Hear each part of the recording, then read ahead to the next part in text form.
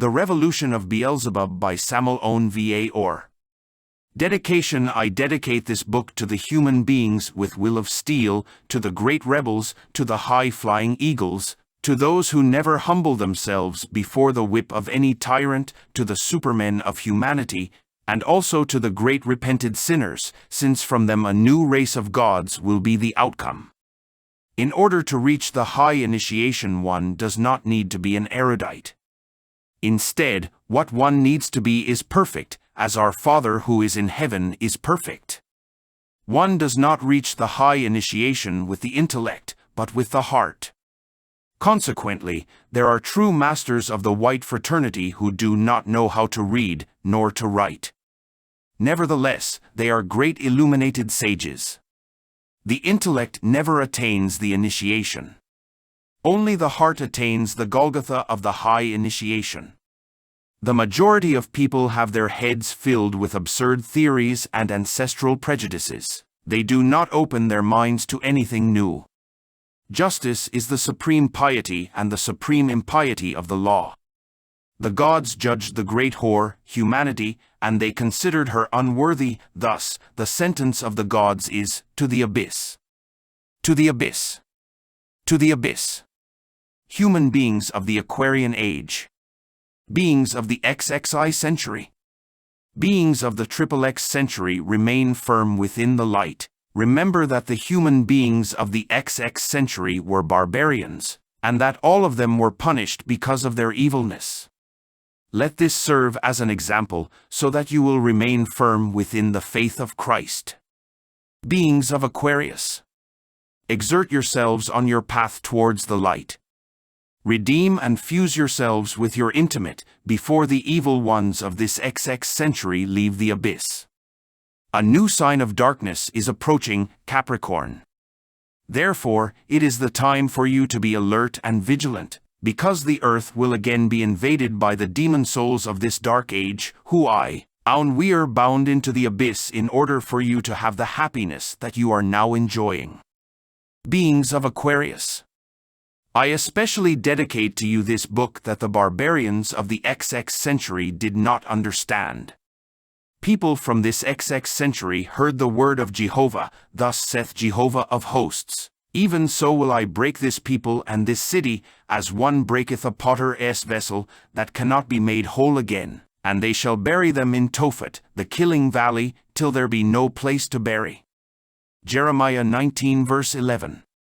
Samael Aun Weor. Chapter 1. The Revolution of Beelzebub. Sing unto the majesty of fire, O goddess of wisdom. Let us raise our cups and let us toast to the hierarchies of the flames. Let us ignite our amphoras of gold and let us drink the wine of light until becoming inebriated. O Demosthenes, how fast were your feet in Chaeronea! Mesmer, Cagliostro, Agrippa, Raymond Lully, I knew all of you, I saw all of you, and they called you madmen. From where did you get your wisdom? Why were your lips sealed with death? What did happen to your knowledge? On this night, I will drink the wine of wisdom within the chalice of your august craniums, and in a gesture of omnipotent rebellion, I will revolt against the ancient tomb. I will break all the chains of the world, and I will declare myself immortal even if they believe me to be crazy. I will grasp the sword of Damocles so as to make the inopportune guest to flee. Thus, mute skull, you will not succeed against me, since I am eternal. Igneous Christ, blazing Christ, I raise my cup and make a toast to the gods, but you baptize me with fire. From where did this manifold creation spring from? From where did these immense planetary boulders spring from that seem to emerge as millenarian monsters from the jaws of an abyss, in order to fall into yet another abyss more terrible and dreadful than the first? I lift my eyes up high, and upon the igneous head of the most exalted among all the sacrificed ones, I read this word, INRI ignis natura renovator integra. The fire renews nature incessantly. Yes, beloved disciples, the entire universe is nothing else but the granulations of the Fohat, fire. Oh, the hierarchies of the fires! Oh, the hierarchies of the flames! Ardent, ardent roses, igneous serpents, hiss, hiss eternally upon the waters of life, in order for the worlds to emerge. Hiss, hiss, hiss eternally, with the hiss of the Fohat, O holy flames. Blessed be the luminous fiat, the spermatic fiat of the eternal living God, who placed this universe into existence. Divine fire, you are the divine noumen of all infinite existences, and when the subterranean flame shall burst its prison and devour the framework, bumming the foundations of the world, you shall still be as you were before, without suffering any change. O, divine and eternal fire!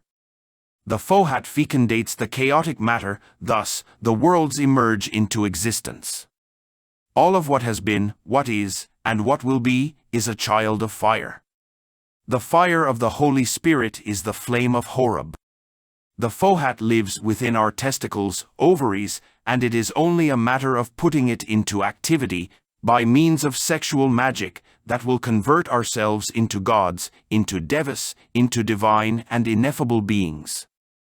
The fire of chastity is the fire of the Holy Spirit, it is the fire of Pentecost, it is the fire of Kundalini. It is the fire which Prometheus plundered from heaven.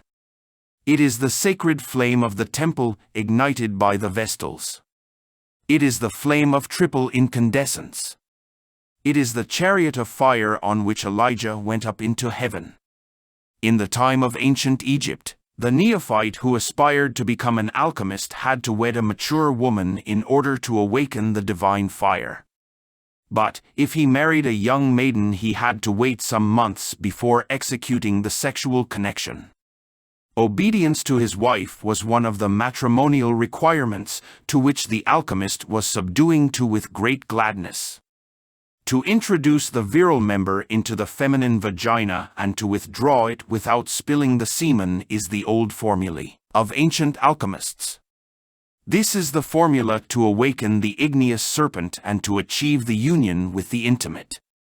According to Moses, the intimate is the real being, the Ruach Elohim, who was sowing the waters in the beginning of the world. This is how we convert ourselves into the Sun King, into the triumphant Magi of the snake. We become omnipotent gods, and with the sword of Damocles we defeat death. All of nature kneels before us, and the tempests serve as carpets for our feet. Fohat is the elixir of long life. We can preserve the body for millions of years with this elixir. The woman is the vestal of the temple, the woman lights the flame of our sounding arquin, which vibrates within the cosmic spaces with the tremendous solemn and ineffable euphoria of the vast heavens of Urania. Woman, I love thee. It has been many nights that I weep dearly, dearly, but at the end of the journey I hear thy songs, and the dreaming stars tremble with love. Then, the celestial muses kiss themselves with thy chants. Thou art a sealed book of 7 seals. I do not know if thou art joy or venom. I am at the edge of an abyss, which I do not understand. I feel fear of thee and of thy mystery. Woman, I adore thee. I want to drink the mandrake's liquor, I want to kiss thy bosom, I want to feel the chant of thy words, and I want to ignite my fires.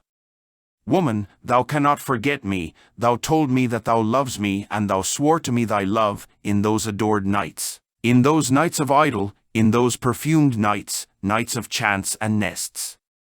Old priestess, ignite my wick, ignite my flame of triple incandescence, noble vestal of a divine temple, deliver to me the fruits of science. By Samael Aun Weor. Chapter 2. The Arcadia. Who is that young man with a grayish tunic, black and profound eyes, hawk nose, tall body and tousled mane?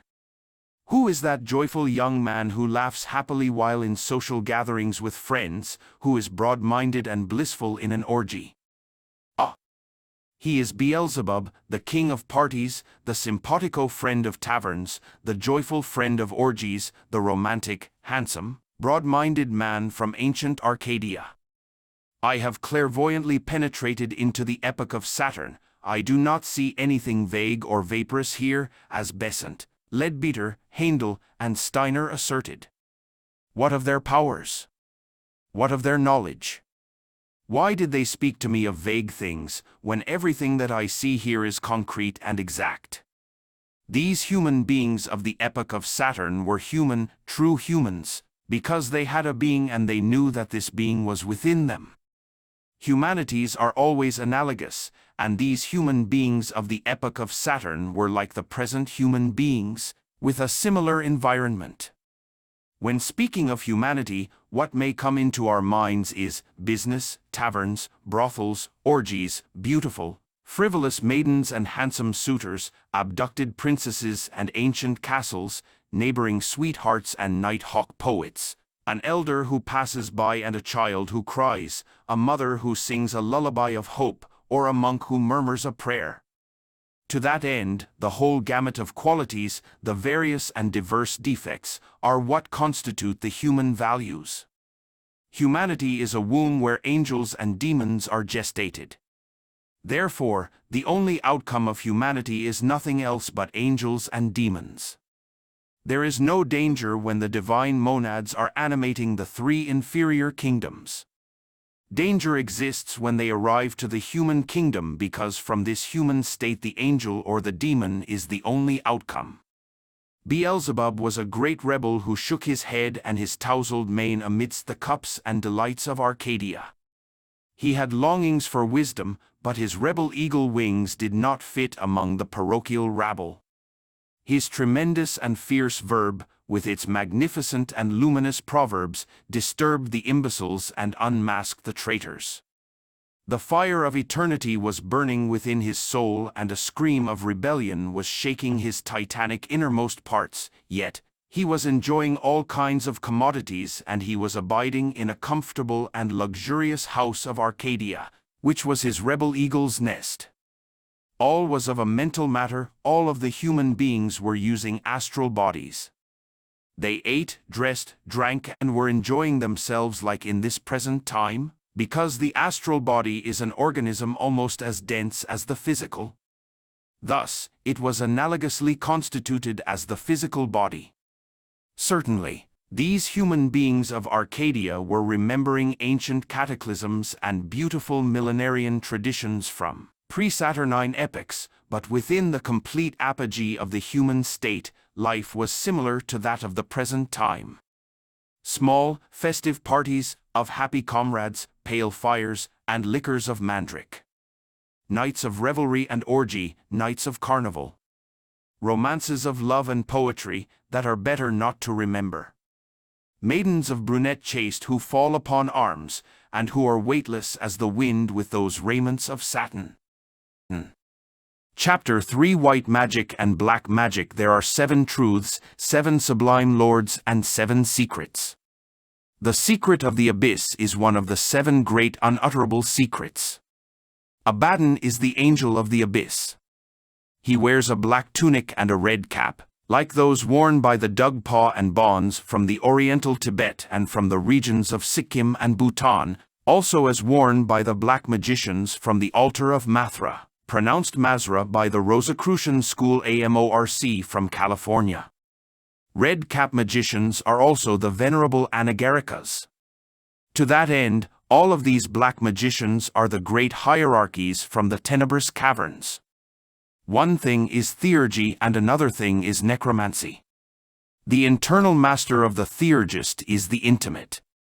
The internal master of the necromancer is his guardian of the threshold, to whom they call the guardian of their consciousness, the guardian of the precinct, the guardian of their chamber, the guardian of their sanctum. The intimate is our divine spirit, our real being, our internal angel. The guardian of the threshold is the internal depth of our animal eye. The intimate is the ardent flame of Horeb. In accordance with Moses, the intimate is the Ruach Elohim who was sowing the waters in the beginning of the world. He is the Sun King, our divine monad, the alter ego of Cicerone. The guardian of the threshold is our Satan, our internal beast, the source of all of our animal passions and brutal appetites. The real being of the theurgist is the intimate. The superior I of the necromancer is the guardian of the threshold. The powers of the intimate are divine. The powers of the guardian of the threshold are diabolic. The theurgist worships the intimate. The necromancer worships the guardian of the threshold. The theurgist avails himself with the power of his intimate in order to perform his great works of practical magic. The necromancer worships the guardian of the threshold for his works of black magic. We have arrived at the omnipotent empire of high and low magic. The astral light is the battlefield between white and black magicians. The astral light is the clue of all empires and the key of all powers. It is the great universal agent of life. All the columns of angels and demons live within the astral light.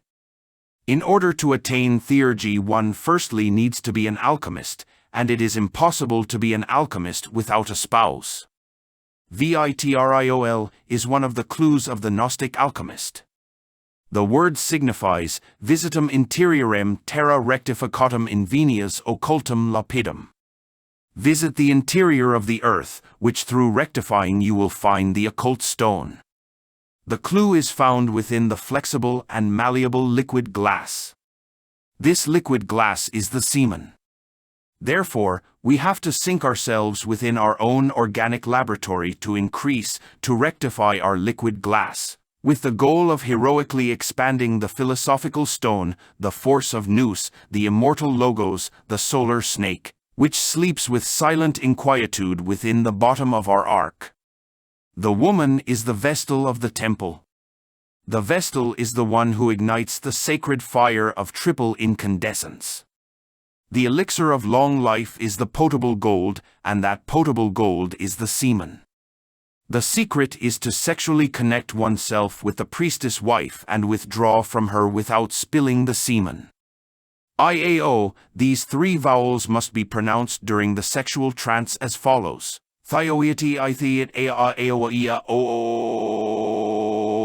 Each letter requires a complete inhalation into our lungs. Chapter 4. The two ways. Behold, I set before you the way of life, and the way of death.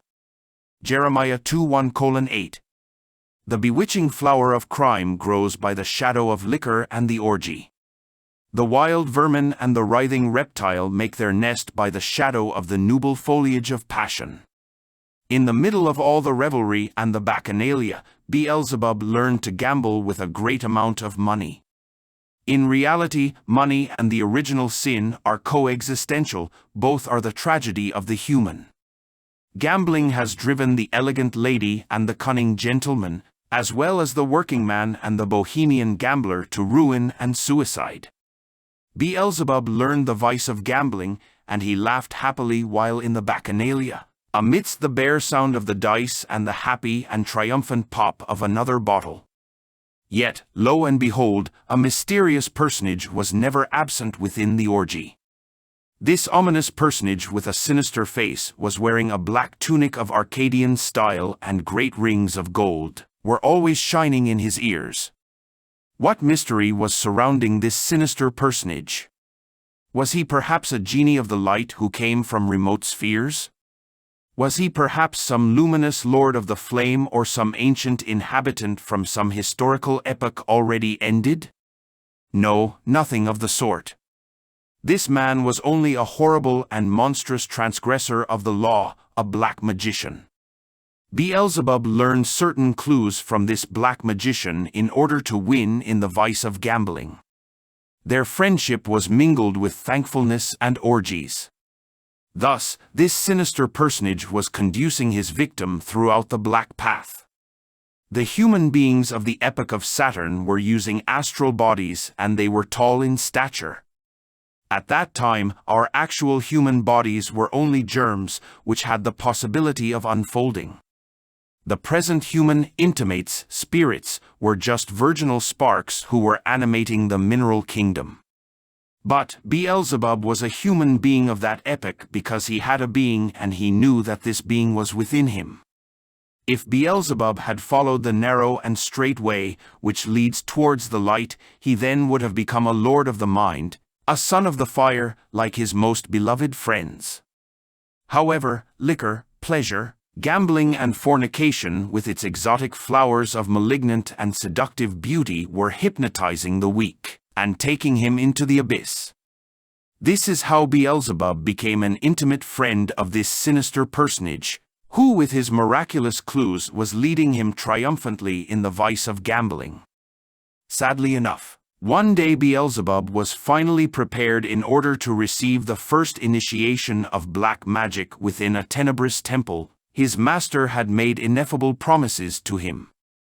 He spoke to him a lot of love and justice, therefore doubting him was impossible, especially when he was always guiding him triumphantly with his marvelous secrets in the vice of gambling. Likewise, in this day and age, how can the students of the school of Sodom doubt the imperator of their sacred order, or of their holy rituals? The one who is going to fall does not see the gap. The ritual of the first tenebrous initiation that the disciple Beelzebub received in the temple is the same first ritual that the students of AMORC perform today in their room in order to receive their first degree.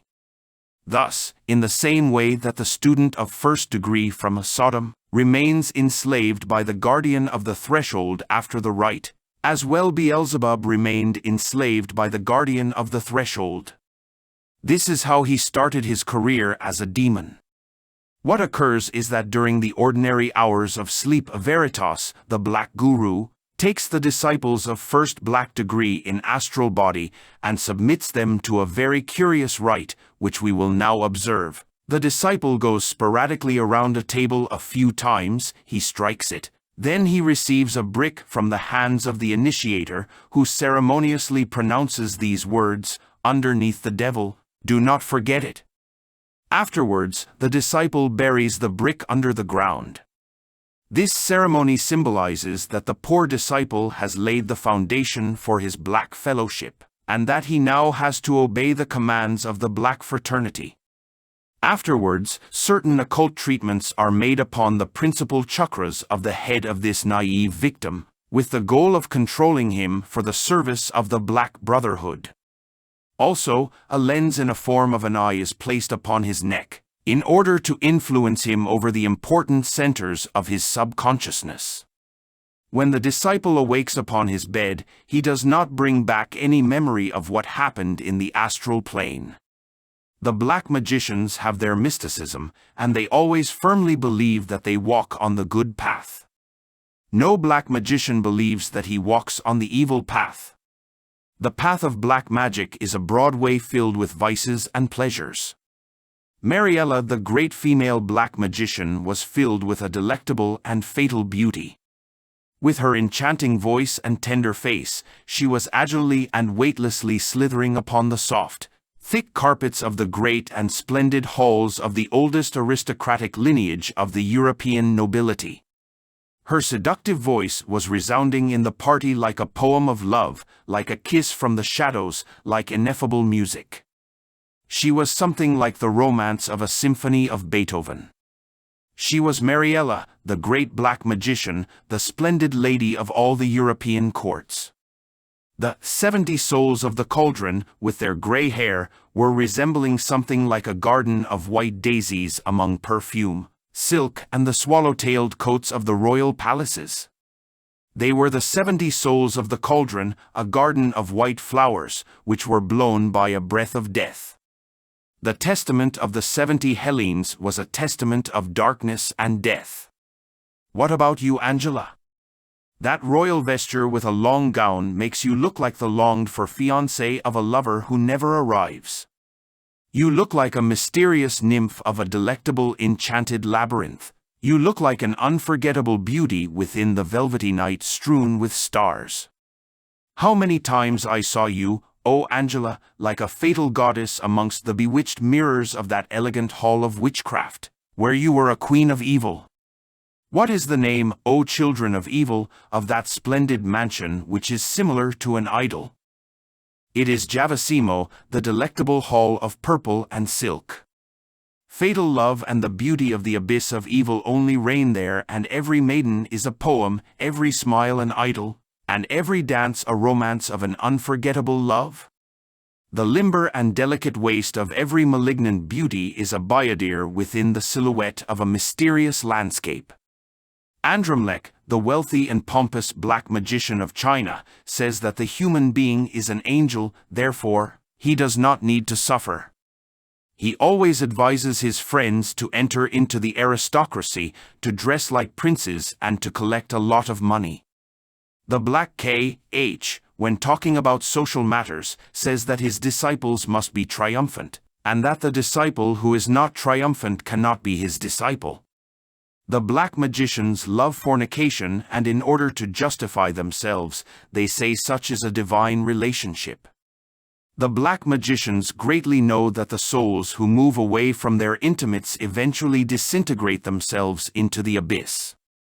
This is why a spokesman from the teachings of the Brothers of the Tenebrous Caverns says that the soul is just a vesture, and that it must be disintegrated because they only have interest in their real being, and that they long for the construction of their hiding place in the Absolute.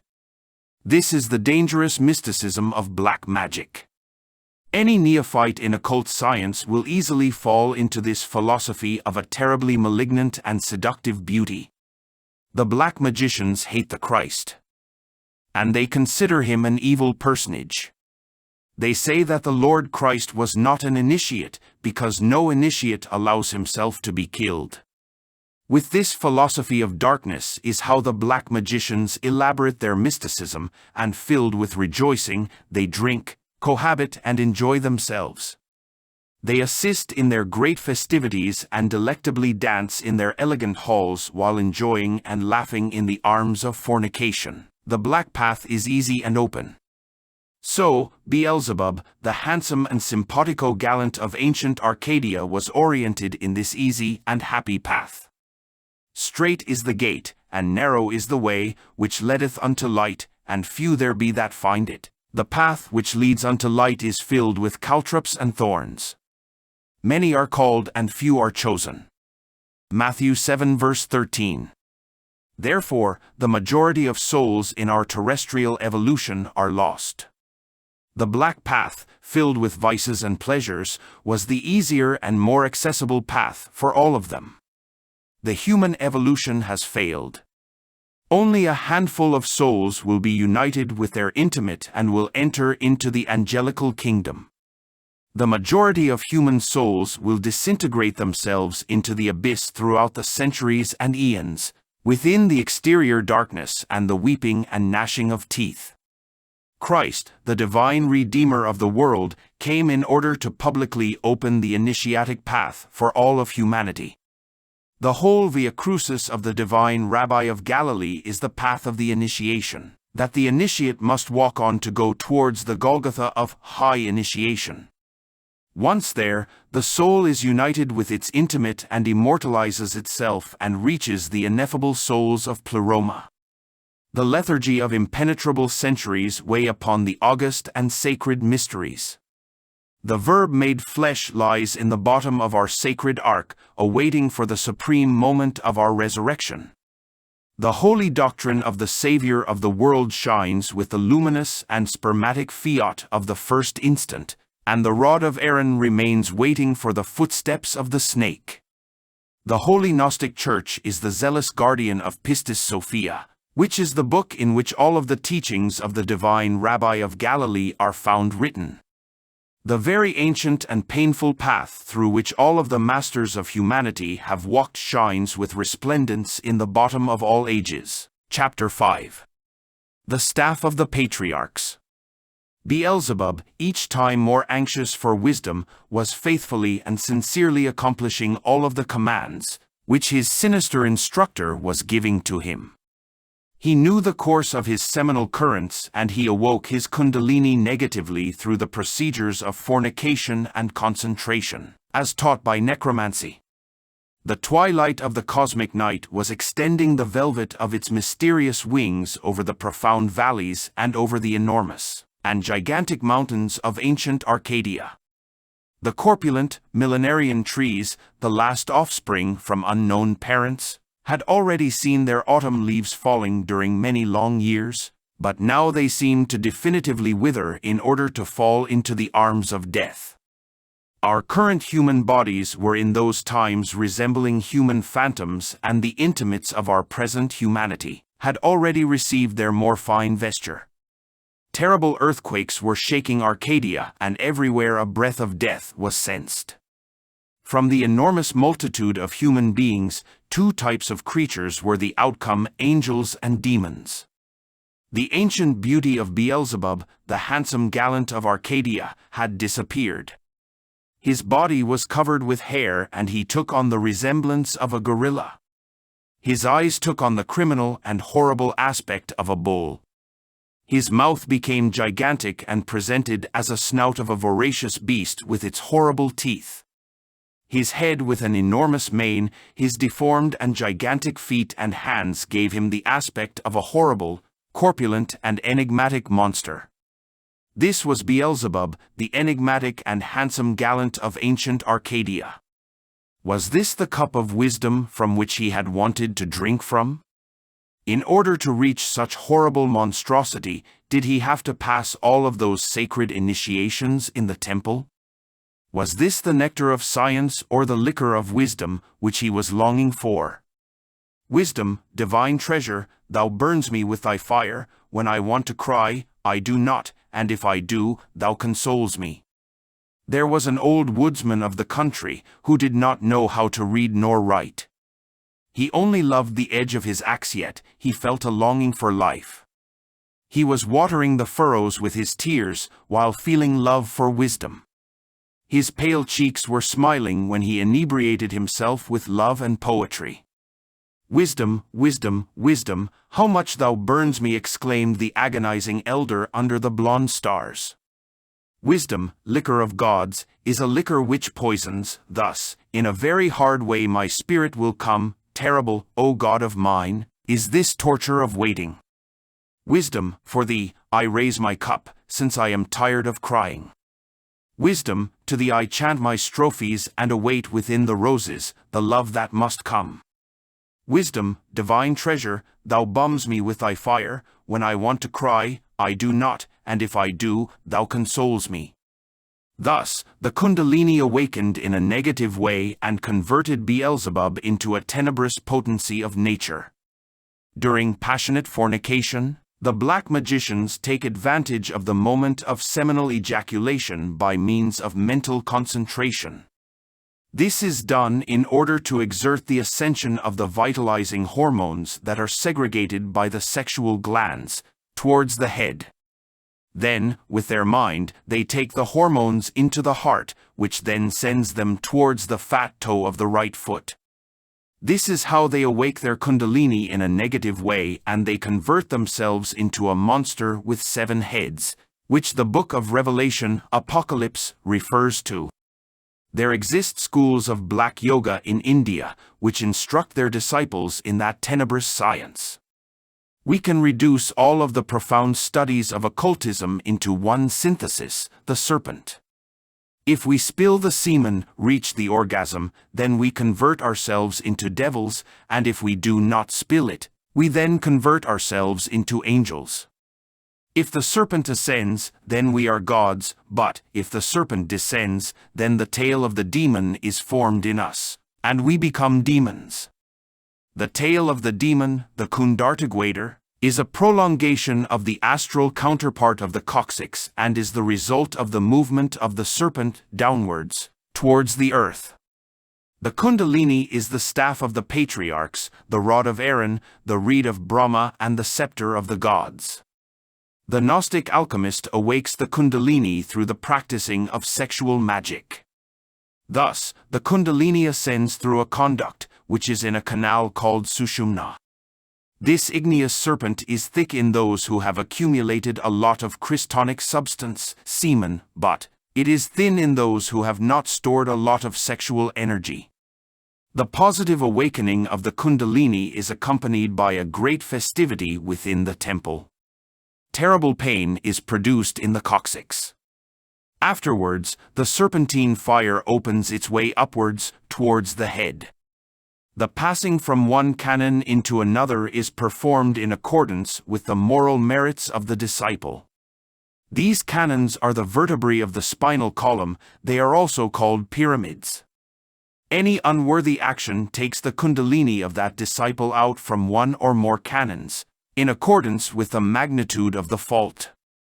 There are 33 canons that we must conquer in order to reach the high initiation, that is, the union with the intimate. These 33 canons belong to the 33rd degree of Masonry. They relate also to the 33 years of the life of Christ.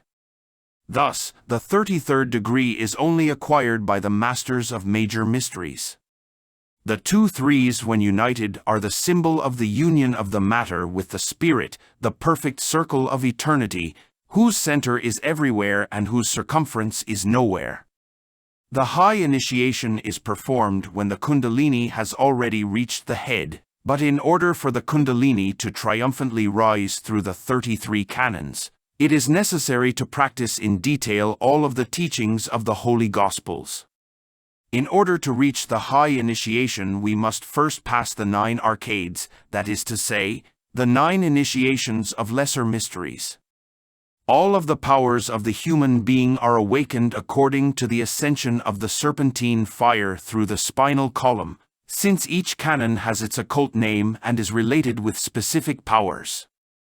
A certain master of major mysteries said that before reaching the high initiation, he had the weakness of falling into a certain fault, therefore his kundalini descended 4 canons.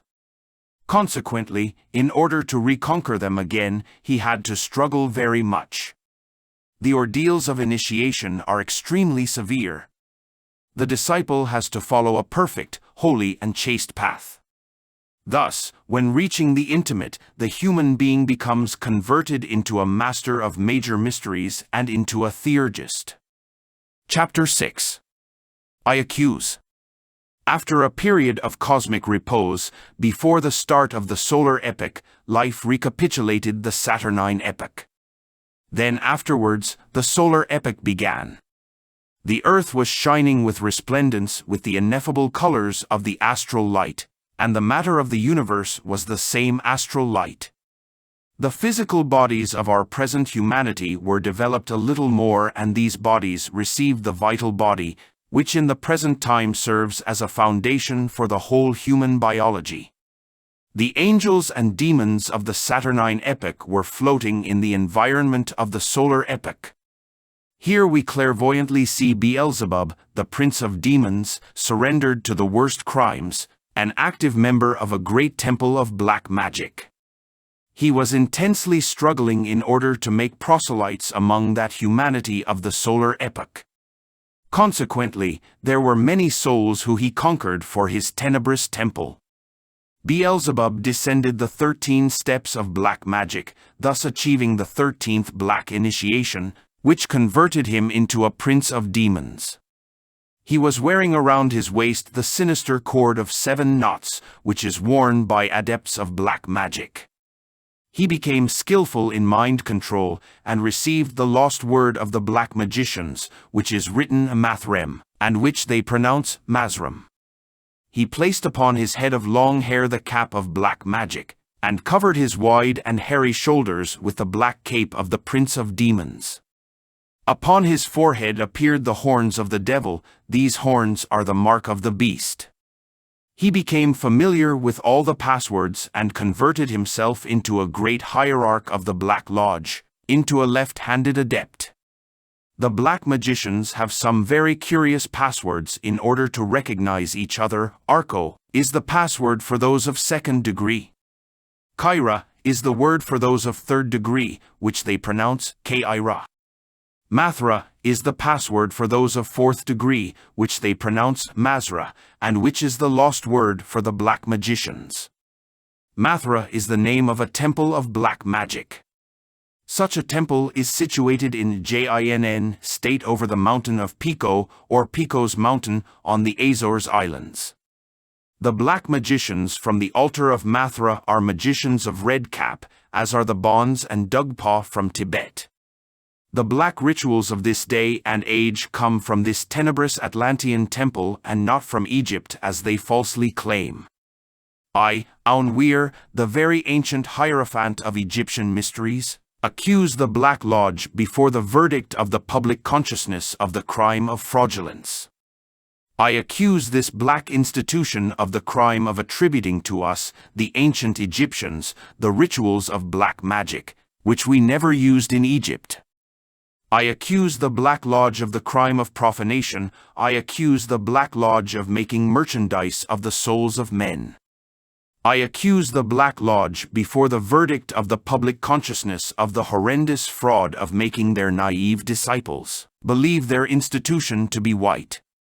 People of America, rise as a single individual in order to once and for all end those dens of corruption which are leading millions of souls into the abyss. Brave people, heroic people, the hour of the great revolution has arrived, and there is no time to waste.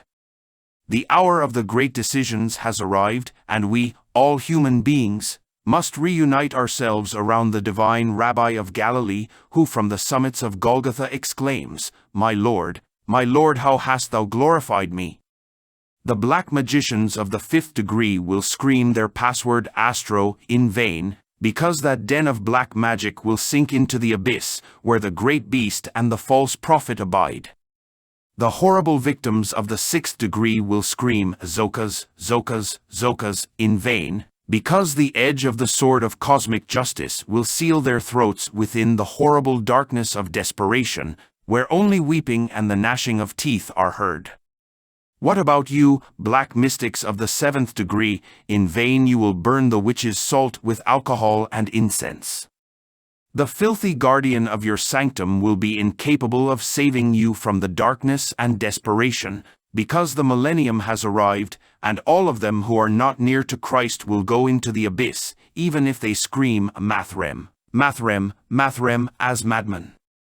Chapter 7. The Atom Noose. Beelzebub, the prince of demons, was expanding the lines of his legions with new proselytes, which he daily recruited among the human beings of the solar epoch. In this way he converted himself into a hierarch of legions.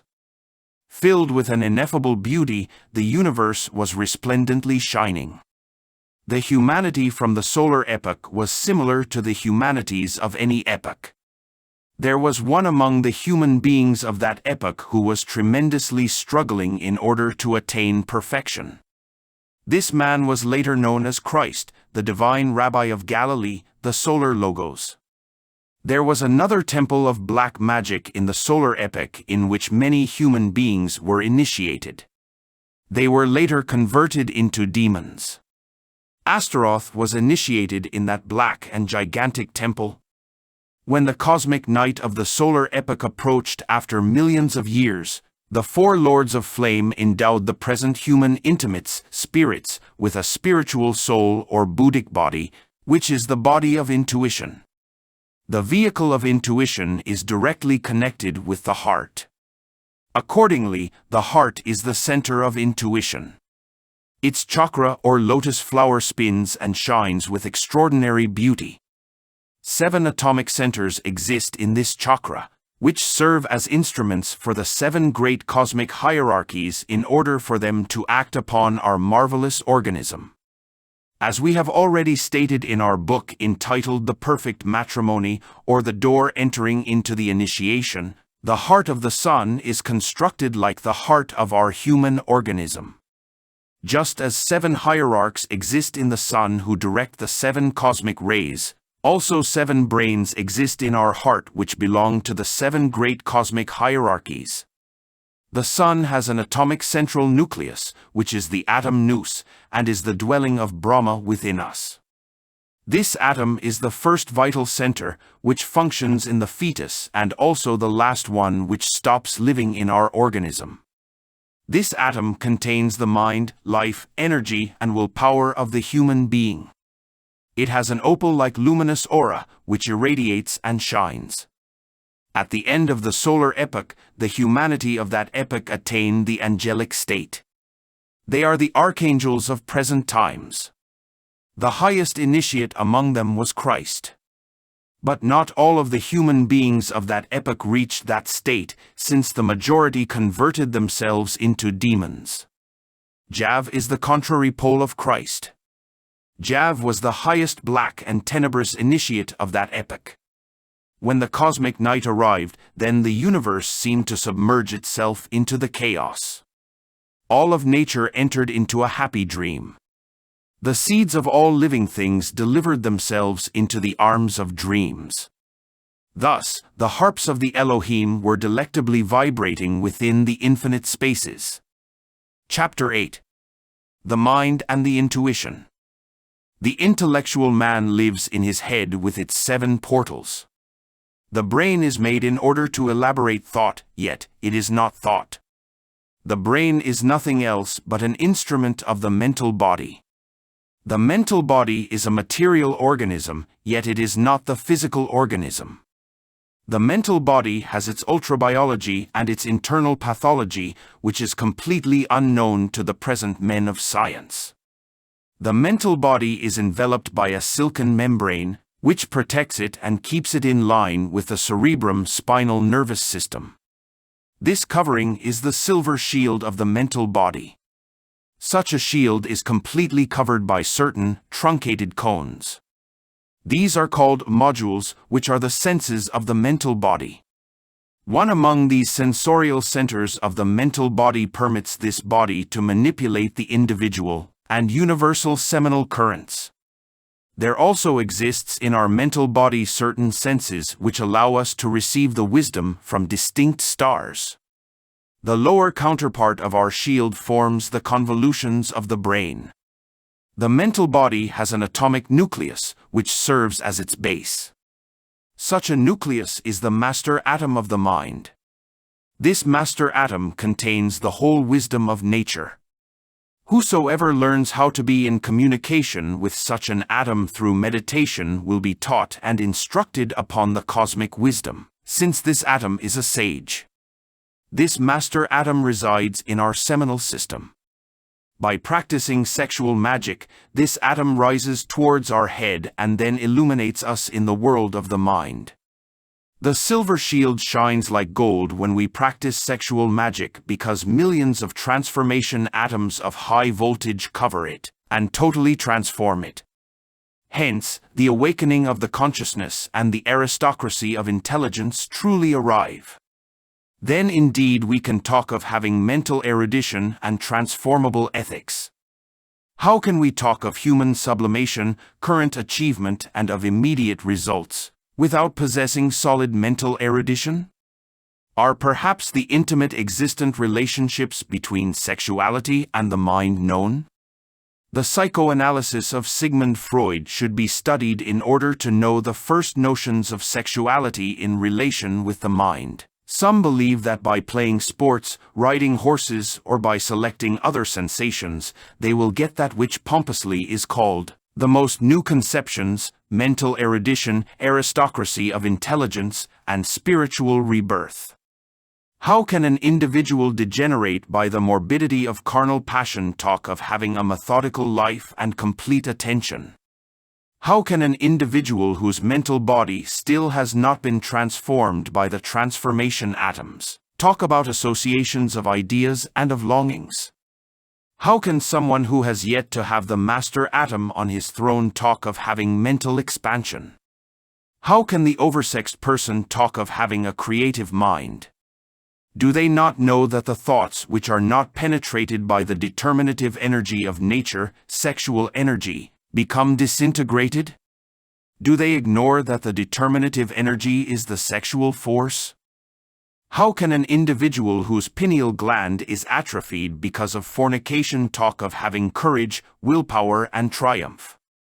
Is it perhaps that the intimate existent relationship between the pineal gland and the sexual glands is unknown, and also because the pineal gland is the messenger of the center of thought? How can an individual whose brain is weakened because of the vice of coitus talk of mental concentration? How can an individual who has not re-encountered himself and who has become far away from his intimate due to black magic talk about personal satisfaction and of being sufficient in oneself. How can a weak soul be sufficient in oneself? Did they not realize that the souls who are far away from the intimate are weak souls? The mind is divided into the concrete mind and the abstract mind. One thing is the critic of practical reasoning and another is the critic of pure reasoning. The contextual concepts which belong to the critic of practical reasoning are based upon experiences of external sensorial perceptions. Yet, the contextual concepts which belong to the critic of pure reasoning are nourished with prompt ideas and intuition. The philosophy of Mr. Immanuel Kant, the great philosopher from Königsberg, is totally ignored. Therefore, the systems of control and of selection of sensations only yearn for enslaving the disciples of the critic of practical reasoning, and the disciples of the inferior mind and concrete mind. Those systems are nothing else but pure and legitimate black magic. The desired outcome of such systems is to convert the disciple into a slave of the exterior sensations and into a black magician. The Brahmavidya is the mind of the intimate. The mind of the intimate becomes the fruit or extract of all of the experiences acquired with the mental body. The Brahmavidya becomes the aureole body of victory mentioned in the book The Dayspring of Youth. One thing is the mind as a mind and another thing is the mind as an instrument. The great cosmic illuminations are the outcome of the momentous unions of Brahmavidya with the mental body. Thus, the soul united with its intimate is submerged within the great soul of the world, within Emerson's supersoul, and perceives all of the macrocosmic marvels. Yet, in order to achieve these marvels, the opening of the eye of Dagma is necessary. This eye is the intuition. The one who is already intuitive is so because he has a specially constructed mental body. The nucleus from such a mind is a circle of a resplendent violet color. Within the book Azag, the mind, which is thus organized, is called a Damiorphia. A Damiorphla person does not bend himself before the potencies of evil, neither is he a slave of Maya, illusion. Whosoever wants to study the book of Oriental wisdom entitled Azag, has first of all to submit himself to great and terrible initiatic ordeals. I received this book from the hands of the authentic master of wisdom Kaut Humi, K.H. So, the system of selecting sensations and piercing the mind with controls and more mind controls every day only achieves to enslave the disciple to his animal mind and to his no less fatalistic intellect. All of this is nothing else but black magic. The only thing which is achieved with these tenebrous teachings is the total separation of the monad and the personality. Hence, the person ends up despising his monad and rendering cult to his guardian of the threshold, to his internal beast. One thing is the reasoning and another thing is the intuition. The reasoning only nourishes itself with the external sensorial perceptions. By means of the senses it perceives or receives the impressions and then produces the sensations. Thus, the reasoning ends up being negative and limited. The reasoning person believes that he can attain the truth through the struggle of antithesis, but this only divides the mind and incapacitates it to comprehend the truth. The intuitive person only knows how to listen to the voice of the silence. Thus, within his serene mind, the eternal truths of life are reflected with splendid beauty. The reasoning person converts his mind into a battlefield filled with prejudices, fears, anxieties, fanaticism, theories, and his conclusions are always favorable to him. Yet, such a turbulent lake can never reflect the sun of truth. The mind of the intuitive one serenely and silently flows very far away from the black struggle of antithesis, and from the storm of exclusivity. The mind of the reasoner is like a ship that only knows how to change from harbors. From these harbors, which are called schools, theories, religions, political parties, etc., he acts and reacts with the already established precepts. A mind like this is a slave of the stagnant energies of life. Therefore, it ends up with complications and pain. The children of intuition, as rebellious, high-flying eagles, soar towards the sun of the great ineffable truths, free from fear, free from the longing of accumulation, free from sex, religions, schools, social prejudices, fanaticism of flags, anxieties, theories, intellectualism, hatred, selfishness, etc. The mind of the intuitive one serenely and silently flows as a delectable, crystalline fountain of resplendent beauty within the august thunder of thought. The mental body of the intuitive one is a marvelous vehicle of the intimate. The mind of such an intuitive one only acts under the direction of the intimate. From this action emerges right exertion, right thinking, and right feeling. The human being who only moves himself under the direction of his intimate in the world is a happy human being, because he is far away from many types of complications and conflicts. In order to reach the ineffable summits of intuition, there is the necessity of integrally living in accordance with the wise teachings brought unto the earth by the divine Rabbi of Galilee. Therefore, the teachings of Christ are the teachings which leads us towards the ineffable summits of intuition.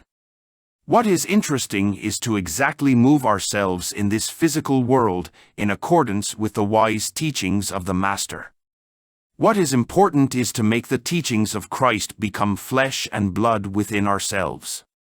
Christ did not come in order to found religions. Christ came in order to unite ourselves with the intimate, our eternal Father.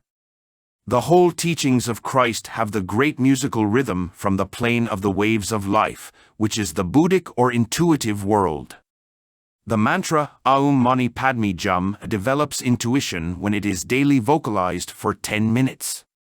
This mantra is vocalized as follows: Meas Sisiaith Padme Yam. This is the mantra of intuition. The practices of the teaching of Christ awake the chakra of the heart within ourselves and put in activity the Buddhic or intuitive body, which leads us towards wisdom and eternal happiness. Sexual magic forms part of the teachings which Christ taught to his 70 disciples in secrecy. While we practice the Christic teachings, the ethereal body becomes totally reorganized and its two superior ethers are increased in volume. Then, a certain center, which is formed within the head, descends into the heart and organizes a center for the intuition. A protector net is formed around the ethereal body when we do not waste our Christic force. This is how this body remains protected from the exterior currents. The physical body becomes more fine and also more strong, and even the face is transformed and gains beauty. The teachings of the solar logos operate upon all of our internal bodies, thus converting them into fine instruments of the intimate. What is important is to live these teachings in our practical life. Sadly, many people confuse the cosmic mind with the cosmic consciousness. One thing is the waves of the mind, and another is the waves of the consciousness. The mind is nourished by the consciousness. The cosmic consciousness reunites the affine waves of the mind. The trident symbolizes the triple set of forces of the transformation atoms of the mind. The mental body is not the I. The mental body is only an instrument of the I. Thus, to pretend to be enslaved by this material instrument is the breaking point of stubbornness. The mind of the intuitive one is an ineffable chalice filled with beauty. The mind of the intuitive one is the chalice of the Holy Grail saturated with the blood of the martyr of Golgotha. The mind of the intuitive one is the sacred cup of Pleroma, the sacred cup of Samadhi, the liquor of the gods. It is the soma, drank by the lords of the mind. It is the liquor of love, the Buddhic liquor, which is the wine of light already transmuted within the igneous vessel of the beautiful Helen. It is the cup of the immortal gods. Helen hail. Hail gods immortals, a toast for ye, in this delectable chalice and a toast for the Virgin of the 7 portals. A toast for Helen of majestic face, and to her I chant my songs under the immortal colonnades of her serene temple. Helen, fill my cup with the wine of intuition. Helen, pour within my glass thy amphora of love. Helen, console my painful heart. I want to drink the liquor of wisdom even if it would add pain. I want to inebriate myself with light and poetry and to awake in the arms of thy love. Beautiful Helen, I love thee, thou art the burin of philosophy, thou art the fire of the arcane, thou art the amphora of wisdom and the longed-for fiancé of the wise. The purple and the gold of ancient Ithaca I place before thy feet. O Helen! I place before thy feet the luxury of Atrida. O noble maiden, I place before thee the Greek vessels. O serene goddess, I place before thy feet all the ancient citadels. O beautiful Helen! Helen, fill my cup with the wine of intuition, pour within my glass thy amphora of love. Chapter 9. The Lunar Period. The dawn of the lunar period began after the passing of the solar period's cosmic night. Then the solar universe condensed itself into ethereal matter and life recapitulated all of the states of the past cosmic periods. The beginning of our ethereal Earth, which is called the Earth-Moon, the lunar period in all of its plenitude, was initiated after those processes of recapitulation. The human beings of the lunar epoch were short in stature, and their bodies were of ethereal matter. They built their houses underground, even though they were placing roofs on their homes that were similar to those which we place on our present houses. They negotiated, worked, and were enjoying themselves the same way as we do. Their urban populations were small and were connected as our own towns are, by avenues and roads. They also had automobiles similar to our cars. Their mountains were transparent like crystal and were of a very beautiful dark blue, which is like the blue color seen when looking at the mountains from a far-off distance, which is the ether. The whole of our ancient Earth was of that beautiful color. Volcanoes were in incessant eruption, and there was more water than in our present epoch. Immense lakes and vast seas were existing everywhere. In this lunar period, we see Beelzebub living in an enormous house which was constructed beneath the ground. Here, within a large room, he was instructing his disciples. He was wearing a tunic of black and red stripes, a turban and a cape of the same color. He was a black magician who had a tall and robust body. All of his black chellists, disciples, were profoundly venerating him. Beelzebub had 2 books, one book which he was reading to his disciples in order to instruct them, and the other that only he was studying in secrecy. There were a lot of proselytes among the human beings of the lunar period, which he conquered for black magic. The flora and fauna of that time was very different to our own. Here we clairvoyantly see plant minerals, that is to say, semi-plants, semi-minerals, semi-animal plants, etc. In other words, the 3 kingdoms of nature were not completely defined as in the present time, since in that epoch one kingdom was integrated with the other. Among the trees there was the marked tendency for the branches and leaves to make a concave shape, which caused them to resemble gigantic umbrellas. Through all existent things, this marked tendency of inclining downwards was nature's living scripture foreseen everywhere. Its process downwards was towards the condensation of our present physical Earth. Nature is a living scripture everywhere, therefore, its designs are written based on this living scripture. On the other hand, we see in our present epoch, in this century, a marked tendency of the human being to build very high buildings, and airplanes each time more and more rapid, etc. The branches of our actual trees do not want to incline downwards, instead they want to elevate themselves upwards to the sun. This is because our Earth has already reached its maximum material condensation, and now it yearns to elevate itself anew, to etherealize itself again. Really, the ether is inundating the air and etherealizing the Earth each time more and more. Thus, at the end of the great Aryan root race, the ether will be totally visible in the air. Then, all the creatures who live in the ether will share all of their activities with the human being. During the lunar period, the physical bodies of our present humanity reached a high degree in their perfection. We acquired the astral body during that period. We, the human beings of present times, were the animals of the lunar period. The angels and demons of ancient periods were floating in the ethereal atmosphere of our Earth moon. They were visible and tangible to the whole of that humanity. Those human beings perceived the archangels, archangeloi, or creatures of fire behind the erupted fire of volcanoes, and the lords of formation behind all of the existent forms. The children of life were regulating the vital functions of every existent thing, and the elemental creatures of the 5 elements of nature were coexisting with the human beings. The lords of wisdom were the ones who endowed us with the astral body. The lords of the personality were the ones who endowed us with personality, which at this present time is looked upon with much despise by the theosophists. The intimates, monad spirits, of this present humanity acquired the body of the human spirit, called the body of willpower, which Krishnamurti despises so much. Willpower is the power with which we can dominate our passions in order to convert ourselves into gods. When the law of the Gnostic alchemist is accomplished, the introduction of the virile member into the feminine vagina and its withdrawal without spilling the semen, then, the fire of passion is transmuted into astral light. This is how the astral body is strengthened and is filled with resplendent light. Therefore, all of the resplendent fruits of this marvelous astral organism are plunged within the body of willpower, which beautifies it.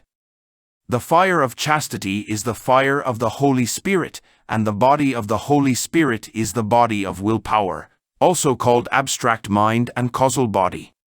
Really, the body of the abstract mind is converted into the fire of Pentecost when inundated with fire by means of sexual magic. It utters ineffable things in all the languages of the world within the speechless human who is inebriated with the Holy Spirit. It is what the Holy Gnostic Bible textually states, and when the day of Pentecost was fully come, they were all with one accord in one place. And suddenly there came a sound from heaven as of a rushing mighty wind, and it filled all the house where they were sitting. And there appeared unto them cloven tongues like as of fire, and it sat upon each of them. And they were all filled with the Holy Ghost, and began to speak with other tongues, as the Spirit gave them utterance. The Acts of the Apostles 2:1-6. Jehovah, the Holy Spirit, guards the body of the Holy Spirit in ourselves. Jehovah was the highest initiate from the lunar epoch. Humanity was divided into angels and Lucifers when that great period ended, since many are called, but few are chosen. Max Heindel and Rudolf Steiner affirm in their books that all of humanity will be saved. This is due to the ignorance of these authors.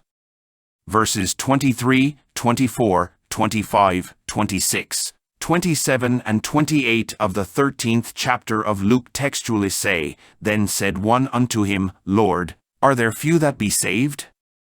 And he said unto them, Strive to enter in at the strait gate, for many, I say unto you, will seek to enter in, and shall not be able. When once the master of the house is risen up, and hath shut to the door, and ye begin to stand without, and to knock at the door, saying, Lord, Lord, open unto us, and he shall answer and say unto you, I know you not whence ye are, then ye shall begin to say, We have eaten and drunk in thy presence, and thou hast taught in our streets. But he shall say, I tell you, I know you not whence ye are, depart from me, all ye workers of iniquity. There shall be weeping and gnashing of teeth, when ye shall see Abraham and Isaac and Jacob and all of the prophets, in the kingdom of God, and you yourselves thrust out. When the cosmic night of the lunar period arrived, Jehovah and his angels, Lucifer and his demons, withdrew themselves from the cosmic scenario. Thus, the whole of nature entered into a profound repose. Chapter 10. The terrestrial period. When the cosmic night of the lunar period had passed, then the universe became condensed into a nebula, which is referred to by Laplace. It was the beginning of this physical-chemical epoch in which we presently live in. Nature recapitulated all of the former cosmic periods, which are allegorically described in Genesis. In the beginning God created the heaven and the earth. And the earth was without form and void, and darkness was upon the face of the deep. And the Spirit of God moved upon the face of the waters. Genesis 1 verses 1-2. These were the times of Laplace's nebula, during which the earth recapitulated the Saturn epoch. And God said, "Let there be light," and there was light. And God saw the light, that it was good, and God divided the light from the darkness. Genesis 1, 3-4. Then the molecules of the dark heat nebula entered into friction under the powerful impulse of the lost word of the Creator, and this nebula ignited and became luminous. This was the Hyperborean epoch, during which the solar atoms from the solar epoch entered into activity. Our earth was an igneous globe filled with the wisdom of the fire, and filled with the light that the same fire produces. Thus, the archangels, who were the human beings of the solar epoch, were the beings who lived within this fiery globe. They expressed themselves with all of the plenitude of their wisdom. And God said, "Let there be a firmament in the midst of the waters, and let it divide the waters from the waters." And God made the firmament, and divided the waters which were under the firmament from the waters which were above the firmament. And it was so. And God called the firmament heaven. And the evening and the morning were the second day. Genesis 1, 5-8. Here the Bible keeps referring to the recapitulation of the solar period. Moisture was generated by the contact of this igneous globe with the surrounding interplanetary regions, which are cold.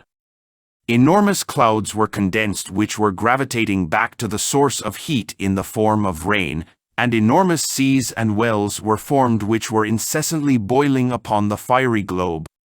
Thus, the clouds separated the waters of heaven from the waters of the fiery globe, and God said, "Let the waters under the heaven be gathered together unto one place, and let the dry land appear," and it was so. And God called the dry land earth, and the gathering together of the waters called he seas, and God saw that it was good. Genesis 1, 9-10. The incessant boiling of the water wells surrounding the fiery core finally caused incrustation, and the dry land appeared upon the surface of the fiery globe. Thus, the word of the Creator was accomplished when he said, "And let the dry land appear," and God called the dry land earth. This is how the first terrestrial crust called Lemuria was formed. During this Lemurian epoch, the earth recapitulated the lunar period because the following law in life exists. Before initiating its new manifestations, nature has to recapitulate all of its former manifestations. Therefore, whosoever wants to objectively know all of the evolving processes of humanity has to observe the human fetus from its very conception. Within the maternal womb, the human fetus recapitulates the whole metamorphosis of the human body from its very ancient origins. The human body is nothing else but the scale of our igneous serpent. Thus, the solar universe is only the scale of the serpent of the solar logos of this solar system. When the serpent abandons the scale is disintegrated. This igneous serpent is the Kundalini, referred to in the chapter entitled The Staff of the Patriarchs. The mountain of Juratina. There exists in Colombia a very high mountain named the Juratina. This mountain is situated in the Vasquez territory, state of Bocaya. It is at the shore of the broad and profound waters of a river named Minero. The peasants say that the mountain is enchanted. They tell the most ancient traditions about it. They say that when it is going to rain they feel the noise of enormous, rocky boulders, which roll towards the abyss, and when they want rain, it is enough for them to light the mountain with fire, in order to have rain in abundance. These peasants do not care a bit about the commentaries of scientists regarding these matters. As Goethe has stated, every theory is grey and only the tree of the golden fruits of life is green. These peasants narrate that the summit of this mountain is accessible through some high steps of rock, which were carved by very ancient hands. One of these peasants was telling the author of this current book how he was stopped by a rain of rocks thrown by invisible hands, when drawing near to these millenary high steps. He was close to perishing under the rolling weight of a gigantic boulder, which almost squashed him. Another peasant explored the base of the mountain while following the course of the broad and profound waters of the river. He happened upon enormous boulders of granite, which were bathed by the boisterous waters of the river, and then he found a gigantic temple inlaid within the living rock. This peasant tried to enter into the temple through the central door, since this gigantic temple had 3 doors, but he found himself surrounded by many serpent skins. Consequently, he flew away terrified. Later on, he returned to this place in order to see the temple, yet he did not find anything. That temple disappeared, as if it had been swallowed by those gigantic rocks. I, Samael Aun Weor, visited that temple in my astral body. The masters who dwell there welcomed me with their open arms. They lead me towards the interior of this monastery, which was illuminated by a 7-armed candelabra of massive gold, similar to the 7-armed candelabra of gold from the Temple of Solomon. I then received from them secret teachings.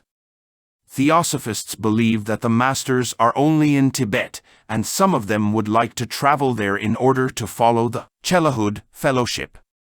Yet, the monasteries of the White Lodge are sprouting all over the world. In the East, the Mahatmas are called Nagas, that is to say, serpents. This is why all of the guardians from the sacred crypts of the Temple of Mysteries have the figure of gigantic serpents, who only allow initiates to enter. The poison of a snake kills, yet we can arrive to the high initiation with this poison, which is a precious arcanum. Listen to me, initiate reader, the hiss of the snake is the base of 4 Fae. This statement is not for all readers, therefore, he that hath an ear, let him hear. The inhabitants of Tierra Leona, state of Zulia, Venezuela, make the serpents flee when they pronounce the following mantras. The vowels of these mantras are I, A, O, which are combined with the tremendous letter S. Here is wisdom. Let him that hath understanding, understand. Even though grammarians do not say so, the letter S is also a vowel. We have to pronounce the 3 vowels I, A, O together with the priestess wife, while connected during sexual magic, because I, A, O is the name of our serpent. To clarify this chapter, we will say, the polar epic corresponds to the mercurial intelligence of the serpent of the Logos, the heat. The Hyperborean epic corresponds to the serpent's solar atoms, the fire. The Lemurian epic corresponds to the lunar atoms of the serpent of the Logos, the humidity. Our Kundalini is also formed from solar and lunar atoms and from a synthesis of omniscient atoms. Hence, the wisdom of 7 eternities is integrated within the serpent. The woman is the vestal of the temple, thus, the fire of the temple is lit by the vestal. In ancient times, the fire was guarded and lit by the vestals. This symbolizes that only the woman has the unique capability of lighting her husband's fire of Kundalini, which is the fire from our body or our temple. The temple of the very high living God is our body, and the fire of this temple is the Kundalini, which our vestal spouse lights by means of the same sexual contact, or sexual magic, as taught in the book The Perfect Matrimony, or the door entering into initiation, and as well within this current book. In this present time, the Roman Catholic Church has totally lost the tradition. That is why we see that in this Roman Church the fire of the temple is lit by acolyte boys, an action that is not only an absurdity, but moreover, a very grave sacrilege and an insult to life itself. Continuing on, we say that the former cosmic periods actually exist within our seminal atoms, and it is merely enough to learn the technique of interior meditation in order to enter into their dominions. The entering door to those powerful atomic civilizations is in our sexual organs. The pralayas and manvantaras are happening within an always eternal instant. Past and future are joined within an eternal now. Time does not exist. It is the mind of the human being that is in charge of dividing the eternal now into 6 past and future. The powerful Saturnine, solar and lunar civilizations still exist in the depth of our seminal system. We can enter into their dominions by means of interior meditation.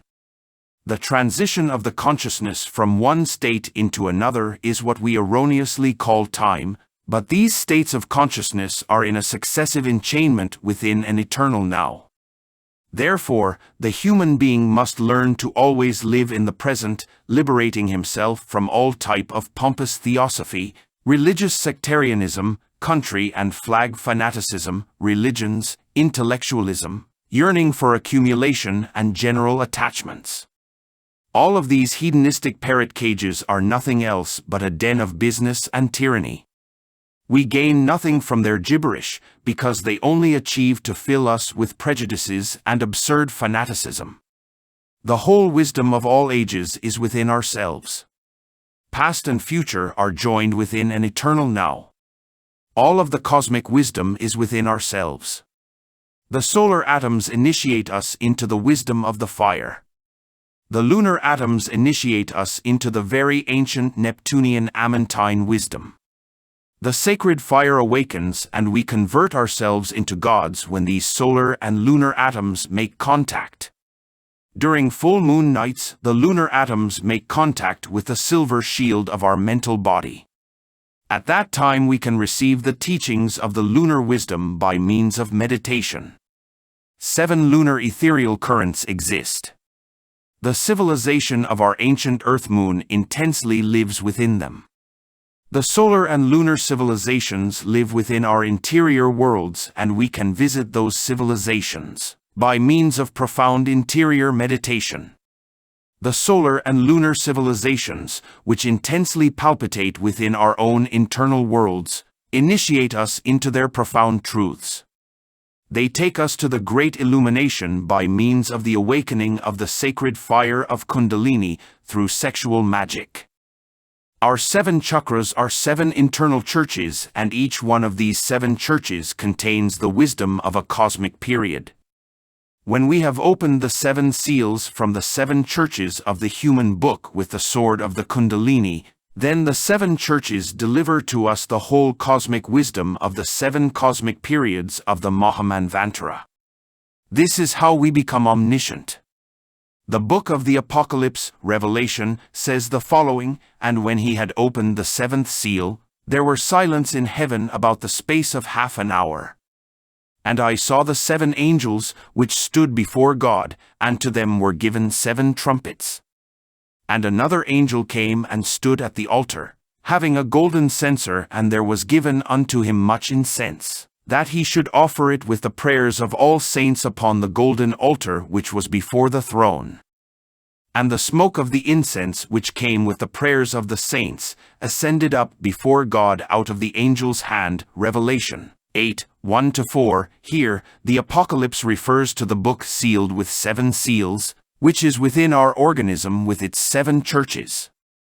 It clearly tells us that only the Lamb can open its 7 seals with the sword of the Kundalini.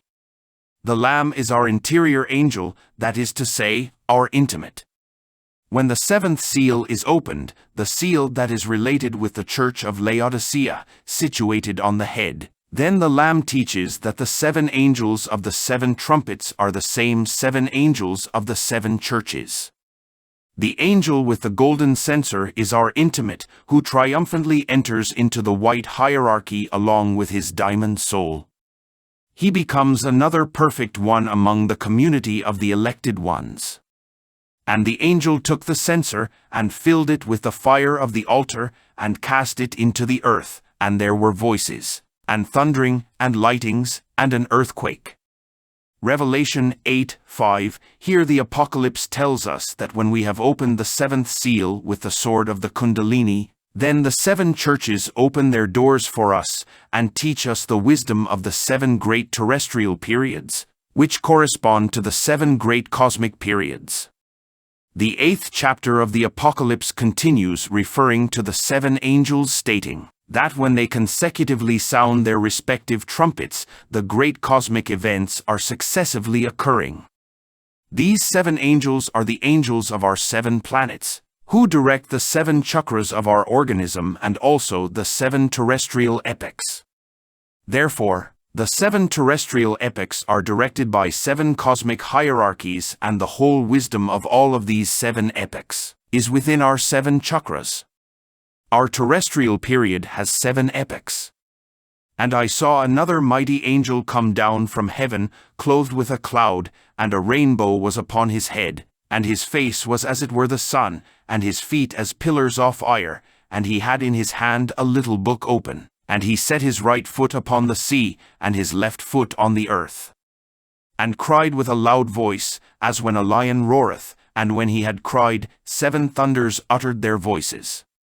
Revelation 10:1-3. This angel is the hierarch of the seventh epoch. The rainbow symbolizes our present terrestrial period, which started with the rainbow, Genesis 9 verses 12-13. This happened in Atlantis because Lemuria was a recapitulation of the lunar period. The little book that the angel had in his hand is the book of human evolution. It is the book sealed with seven seals, yet it is the book already without seals. It is the human organism of the one who has already opened the seven seals. It is the body of the Master. It is the cosmic wisdom of the one who has already reached deep self-realization. And cried with a loud voice, as when a lion roareth. And when he had cried, seven thunders uttered their voices. Revelation 10:3. Here the Apocalypse tells us about the lost word, about the sacred syllable that the seven thunders of the seven chakras uttered with their voices. These voices are the seven notes of the lost word. The sacred syllable opens the seven chakras, and so each chakra has its own key note. He that has an ear, let him hear. Here is wisdom. Let him that has understanding understand. The lost word shall be found in the seventh epoch. And when the seven thunders had uttered their voices, I was about to write, and I heard a voice from heaven saying unto me, Seal up those things which the seven thunders uttered, and write them not. Revelation 10:4. Each note of the lost word encloses tremendous unutterable secrets. Each note of the lost word is the key note of a terrestrial epoch. Thus, the key note of the Egyptian civilization is one note, and another is the key note of the Hindustani civilization, and so forth successively. In the days of the seventh epoch, the lost word shall totally fulfill the mystery of the kingdom of God. The Swedish mystic philosopher Swedenborg said the following when referring to the lost word: search for it in China, and maybe you will find it in the Great Tartar. The black magicians of Sodom use the mantra Mathra, they pronounce it Mazra, for their demonic goals. They assert to their disciples that Mathra is the lost word, yet, in reality, this word is the name of a temple of black magic of ancient Atlantis and at the same time a mantra for black magic. Thus, Mathra is not the lost word. In India, the Arahats were persecuted because they were possessing the sacred syllable. In China, the disciples of Tathagata possess the lost word. In Tibet, the lost word is very well protected, for here is where the Mahachon abides. The lost word shall be found in the seventh epoch. But in the days of the voice of the seventh angel, when he shall begin to sound, the mystery of God should be finished, as he had declared to his servants the prophets. And swear by him that liveth for ever and ever, who created heaven, and the things that therein are, and the earth, and the things that therein are, and the sea, and the things that are therein, that there should be time no longer. Revelation 10:7-6. The initiate who is already united with his intimate is liberated from the illusion of time, because past and future are joined within an eternal now. Each one of the 7 terrestrial epochs finishes with a great cataclysm, which is symbolically described in the Apocalypse in the following way: "And the first angel sounded, and there followed hail and fire mingled with blood, and they were cast upon earth, and the third part of the trees was burnt up, and all green grass was burnt up." Revelation 8:7. This was the first cataclysm of the first epoch. "And the second angel sounded, and as it were a great mountain burning with fire was cast into the sea. And the third part of the sea became blood, and the third part of the creatures which were in the sea, and had life, died, and the third part of the ships were destroyed." Revelation 8:8-9. This was the end of the second epoch. "And the third angel sounded, and there fell a great star from heaven, burning as it were a lamp, and it fell upon the third part of the rivers, and upon the fountains of waters. And the name of the star is called Wormwood, and the third part of the waters became wormwood, and many men died of the waters, because they were made bitter." Revelation 8:10-11. This was the end of the third epoch.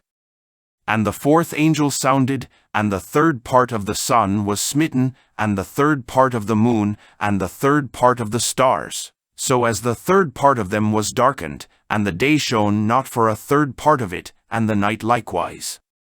Revelation 8:12. This was the end of the fourth epoch. "And the fifth angel sounded, and I saw a star fall from heaven unto the earth, and to him was given the key of the bottomless pit. And he opened the bottomless pit, and there arose a smoke out of the pit, as the smoke of a great furnace. And the sun and the air were darkened by reason of the smoke of the pit." Revelation 9:1-2. The abyss is the Avicii, which is a submerged plane of consciousness, where only the weeping and gnashing of teeth are heard. Here is where the souls who have horns on their forehead enter. The horns on the forehead are the mark of the beast. In this present times, the abyss is open and millions of demonic souls are entering into the abyss. "And they had a king over them, which is the angel of the bottomless pit, whose name in the Hebrew tongue is Abaddon, but in the Greek tongue hath his name Apollyon." Revelation 9:11. We are in the epoch of wars because they are necessary, since war produces millions of dead. Thus, the souls who have horns on their forehead enter into the abyss. Any clairvoyant can see the demonic souls. "And the sixth angel sounded, and I heard a voice from the 4 horns of the golden altar, which is before God, saying to the sixth angel, which had the trumpet, Loose the 4 angels which are bound in the great river Euphrates. And the 4 angels were loosed, which were prepared for an hour, and a day, and a month, and a year, for to slay the third part of men." Revelation 9:13-15. This will be the 6th epoch.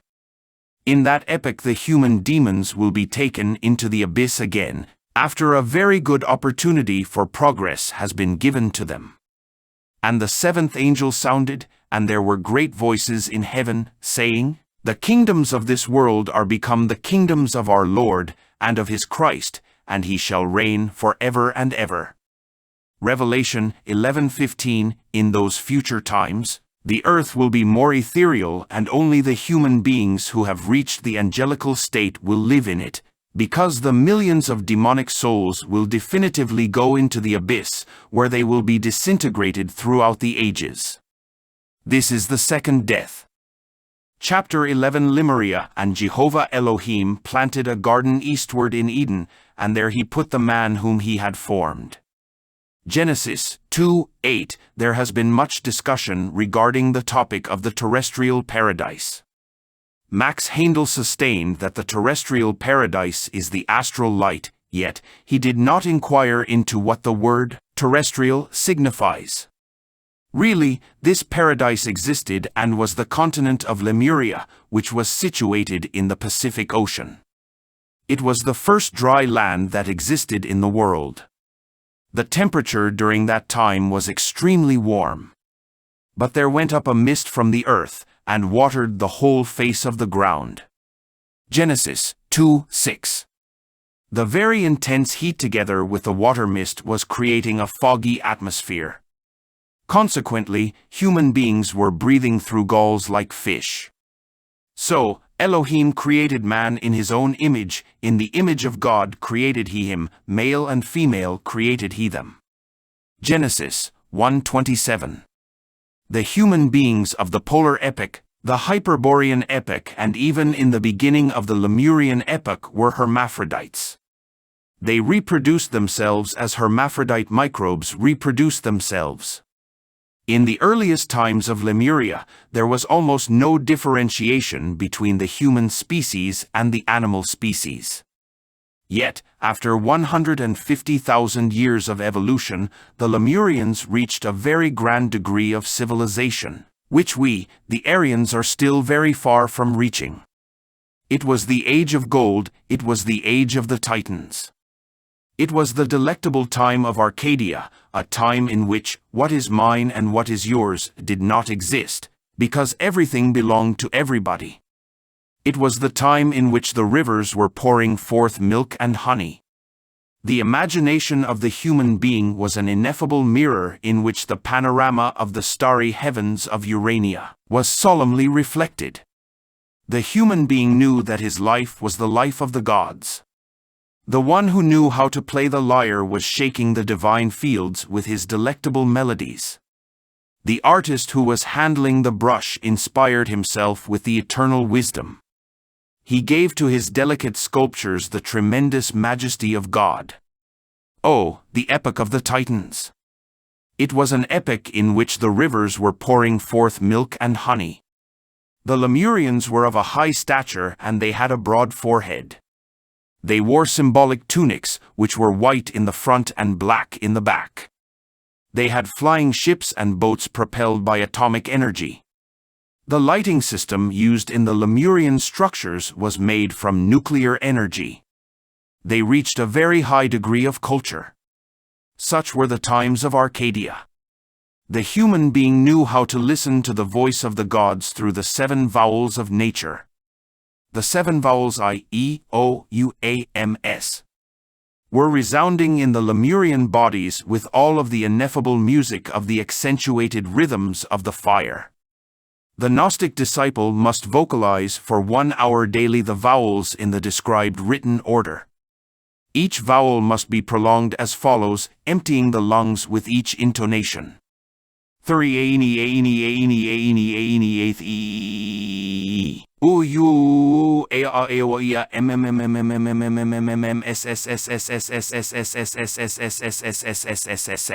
The letter I makes the pituitary and the pineal glands to vibrate, thus, the human being becomes clairvoyant.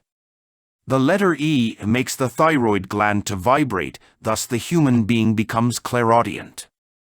The letter O makes the chakra of the heart to vibrate, thus the human being becomes intuitive.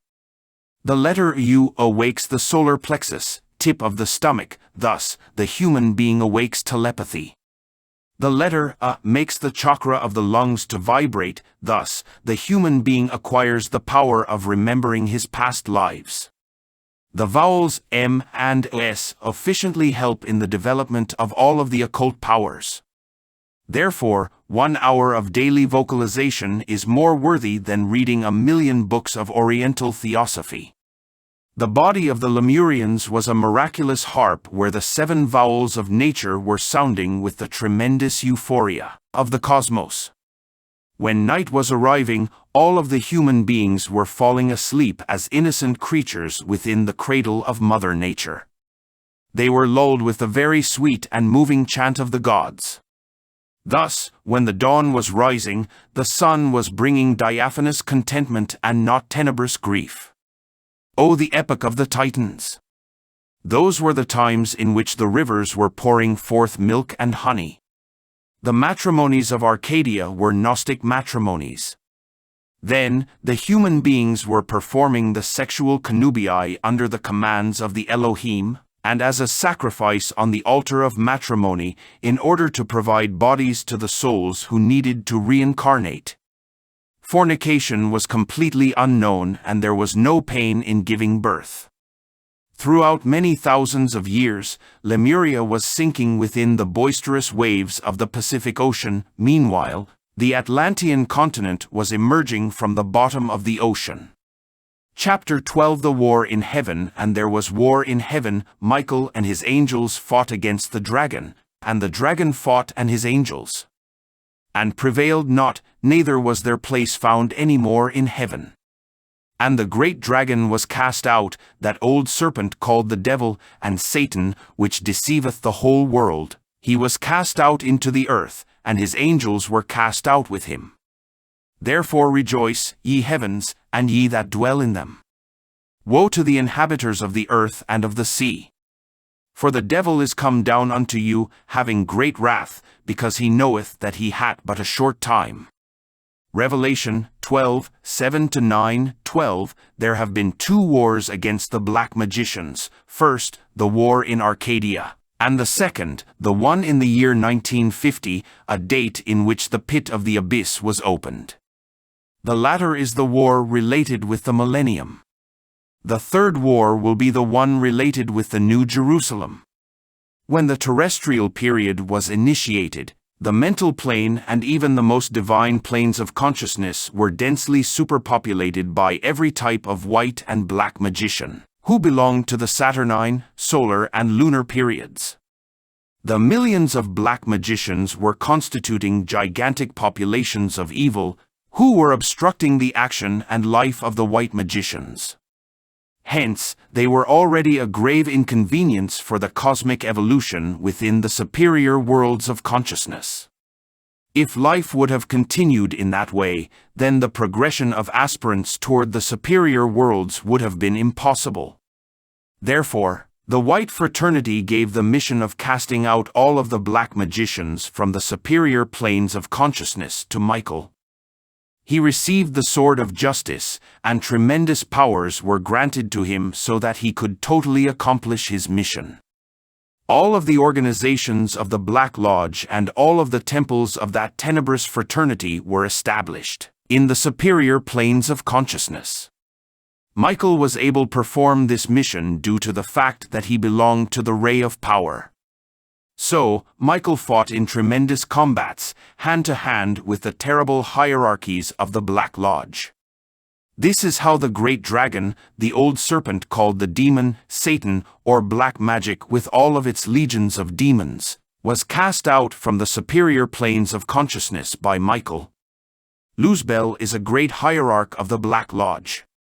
He wears a red cape and a tunic of the same color. His tail or kundartiguator is extremely long, and he carries at the end of it a coiled papyrus on which is written the science of evil.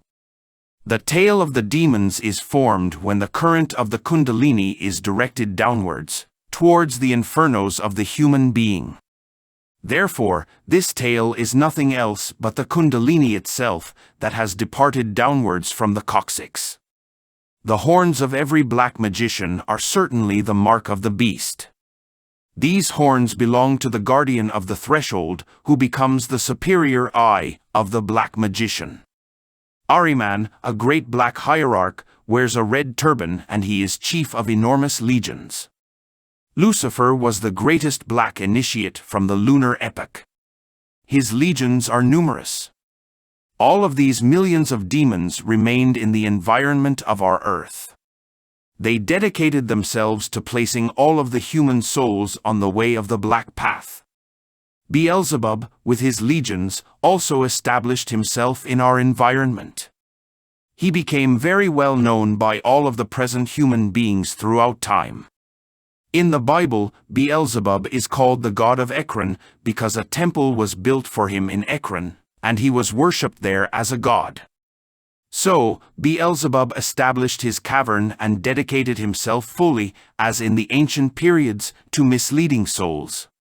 The Bible refers to Beelzebub in Matthew, chapter 12, verses 24-27, as follows. But when the Pharisees heard it, they said, This fellow doth not cast out devils, but by Beelzebub the prince of the devils.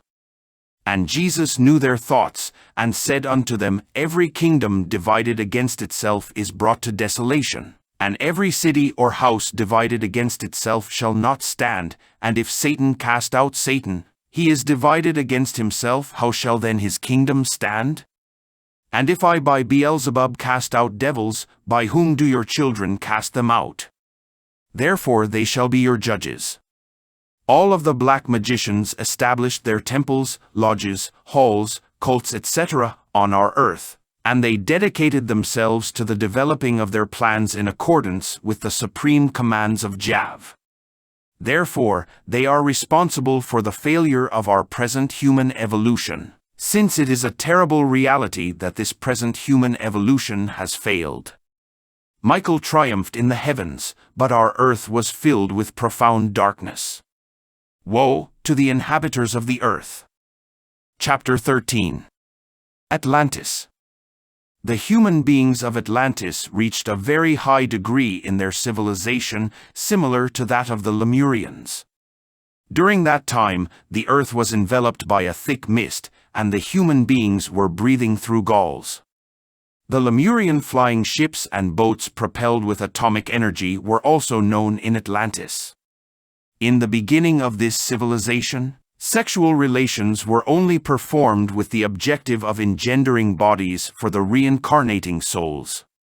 The proper day and hour was chosen by the angels, and for this reason childbearing was painless.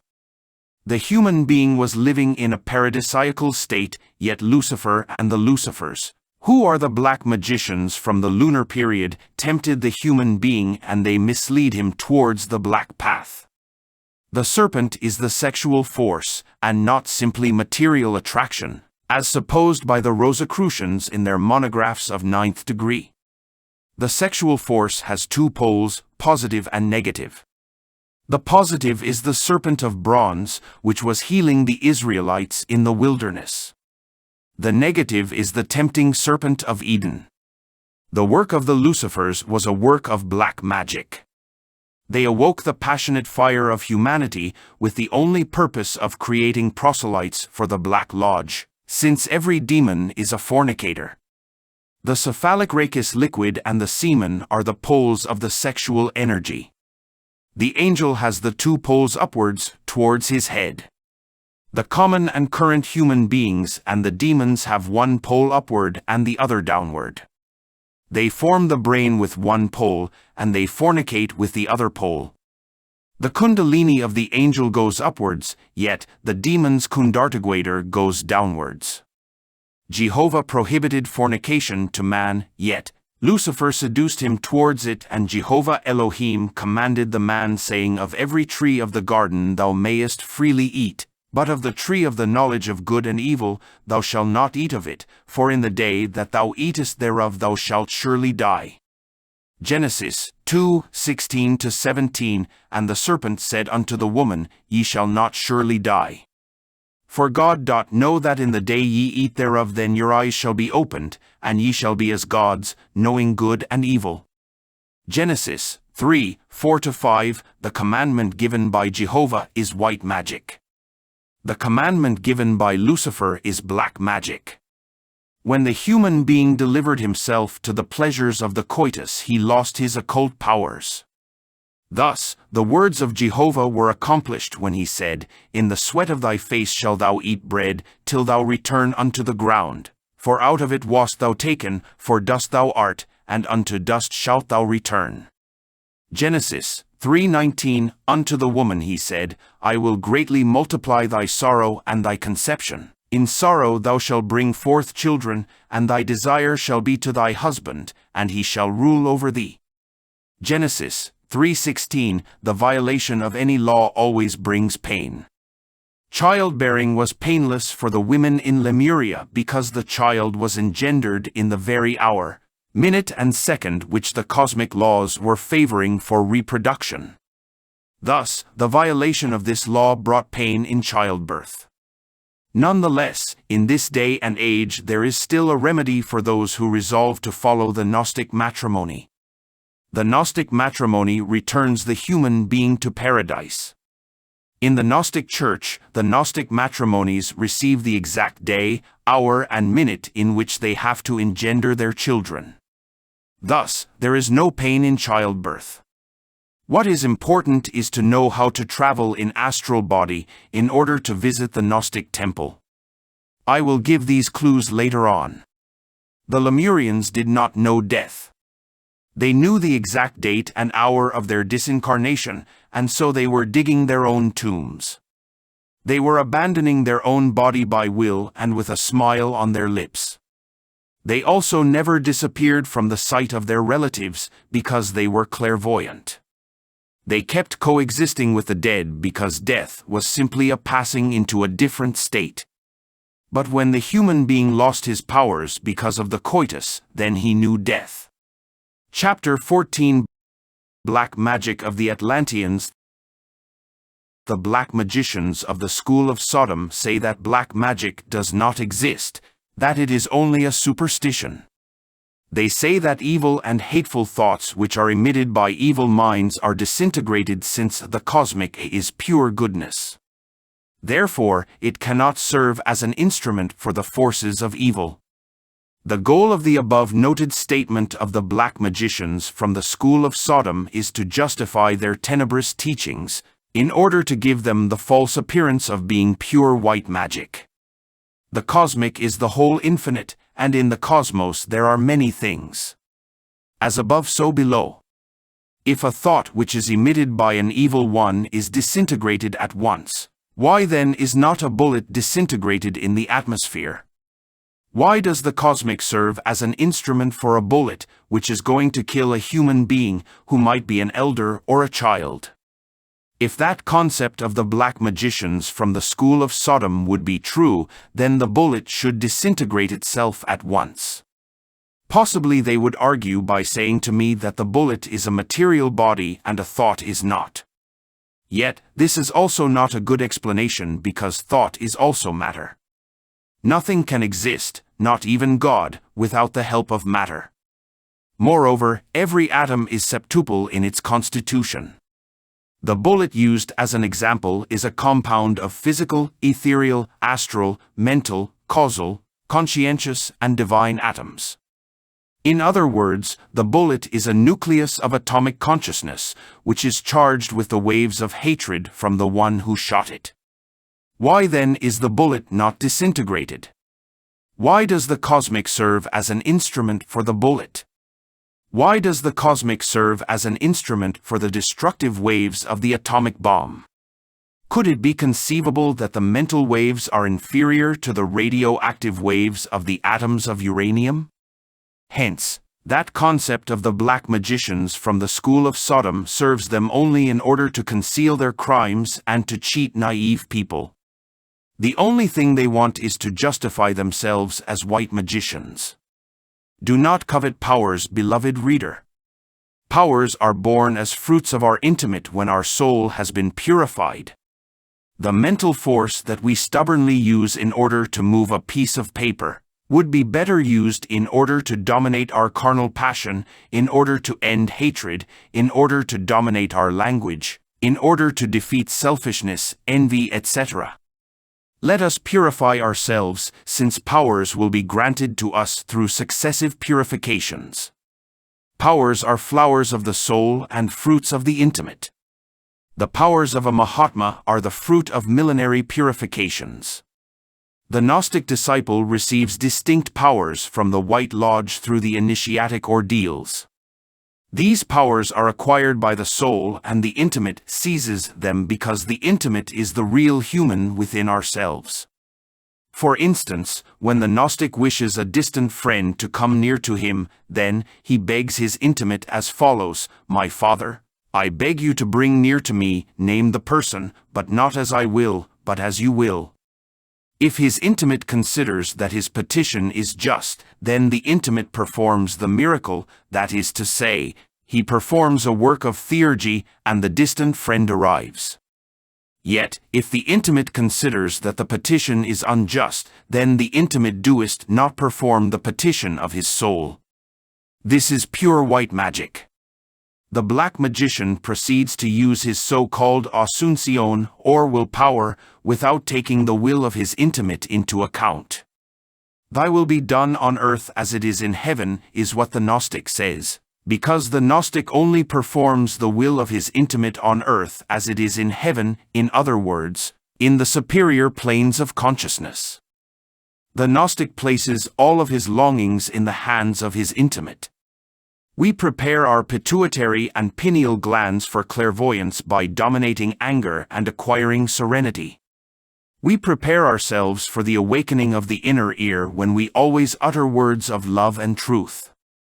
Sexual magic, daily vocalization and incessant purification take us towards the summits of the high initiation. To not covet powers does not signify that we, the Gnostics, take on a passive attitude, as do the Theosophists. We have to prepare ourselves when practicing sexual magic, when vocalizing, and when we expel all of the rubbish from ourselves. The Gnostics transmute their sexual secretions and patiently await in order to be worthy of receiving their occult powers, that sprout as flowers of the soul when they have already purified themselves. The Gnostics do not covet powers, on the contrary, they prepare themselves in order to acquire them. The preparation of the Gnostic is to purify himself and to practice sexual magic daily.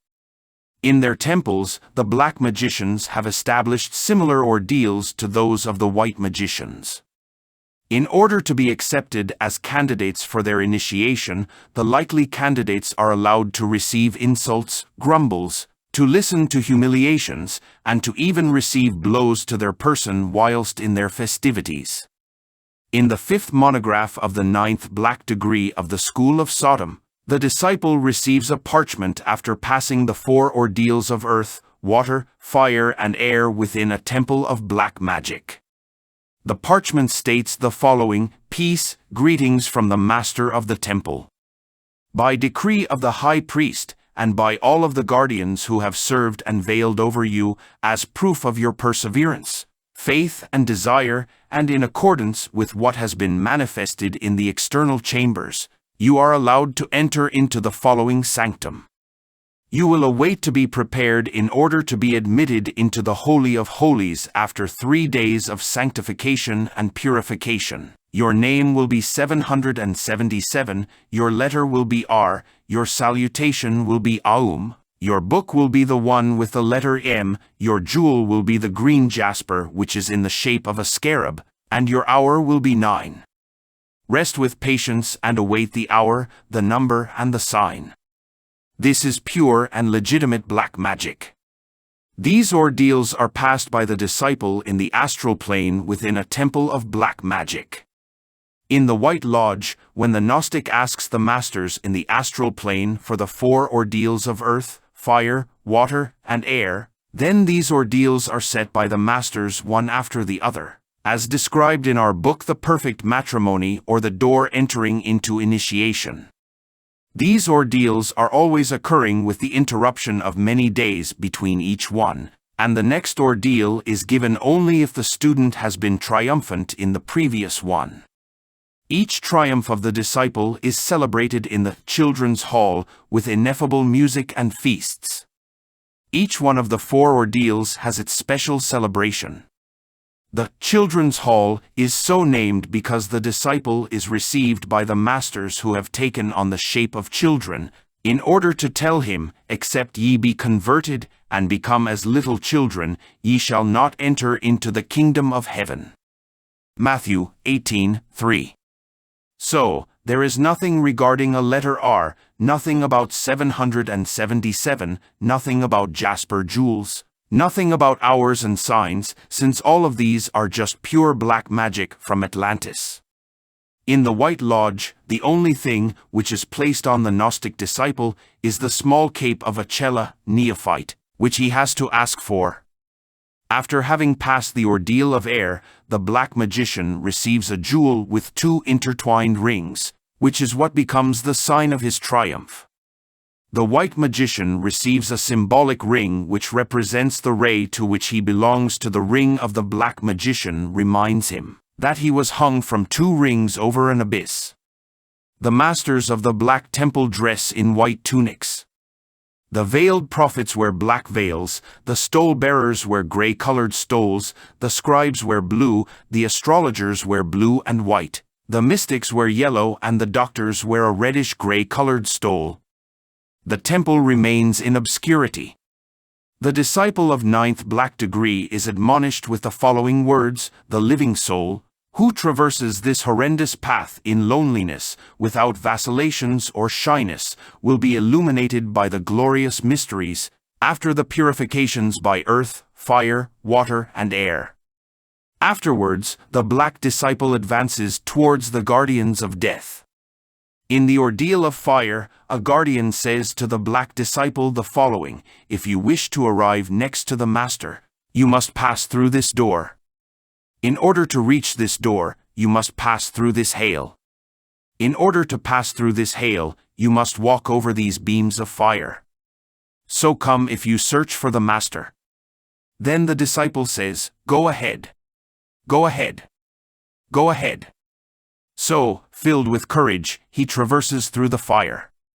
In the ordeal of water, a black guardian says, if you want to see the master and to enter into the holy temple, you must reach that door and pass through it, and in order to pass that door, you must pass through the lake. Everything here described between quotations refers to the ninth black degree of the fraternity from the school of Sodom. Everything is pure and legitimate black magic.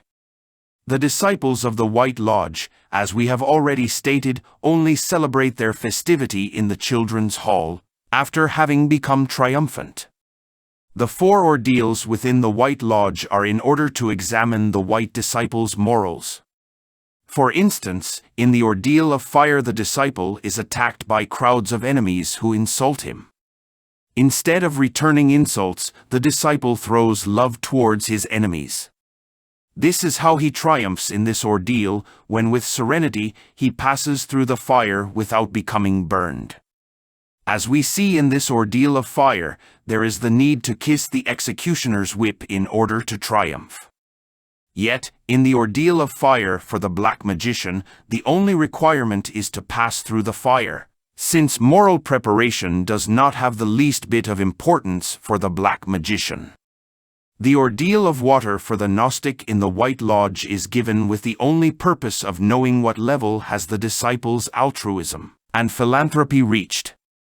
The White Lodge's ordeal of air is only given with the purpose of knowing the disciple's capacity for resistance against great adversities, and for detachment from material things. It is logical that a disciple who commits suicide because of a loss of fortune cannot pass through the ordeal of air. By simply not being capable of morally resisting a failure, it is clear that one does not pass the ordeal of air. Whosoever succumbs to the grave inconveniences of life fails in the ordeal of earth. There are many persons who have passed these ordeals within the very struggle of life, within the daily battle of obtaining their daily bread. Sometimes in life there have been human beings who have traced a great plan for the benefit of humanity, and they have accomplished it with exact fullness, in spite of all misfortunes, sufferings, and tears. These people have passed the 4 ordeals in the body of flesh and bones. Therefore, the 4 ordeals of earth, fire, water, and air are presented simply for the moral examination of the disciple. All of our defects and moral faults are precisely the negative aspect of the 4 elements of nature, and we have to convert ourselves into kings and queens of it. In the White Lodge, the 4 ordeals are accompanied by a verbal test, in order to know what level of purification the disciple has reached. All of these ordeals occur in the astral plane. The prepared disciple, that is to say, the disciple who has spiritual maturity, brings the memory of all of this to the physical plane, just as if he would have had a dream. On the other hand, what only matters in the Black Lodge is to have the courage of a brutal beast in order to become triumphant in the ordeals. The 6th monograph from the 9th black degree describes to us how their dreadful disciples, after having triumphantly passed their 4 ordeals, have the right to receive, they say, the sacred initiation.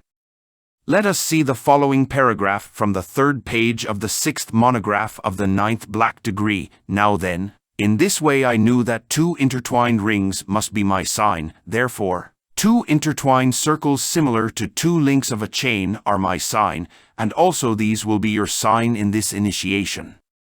As soon as this was understood by me, they asked me to sign my name and to leave the digital mark of my thumb over a sheet of special paper, which was attached to a piece of wood, that also was attached to other pieces.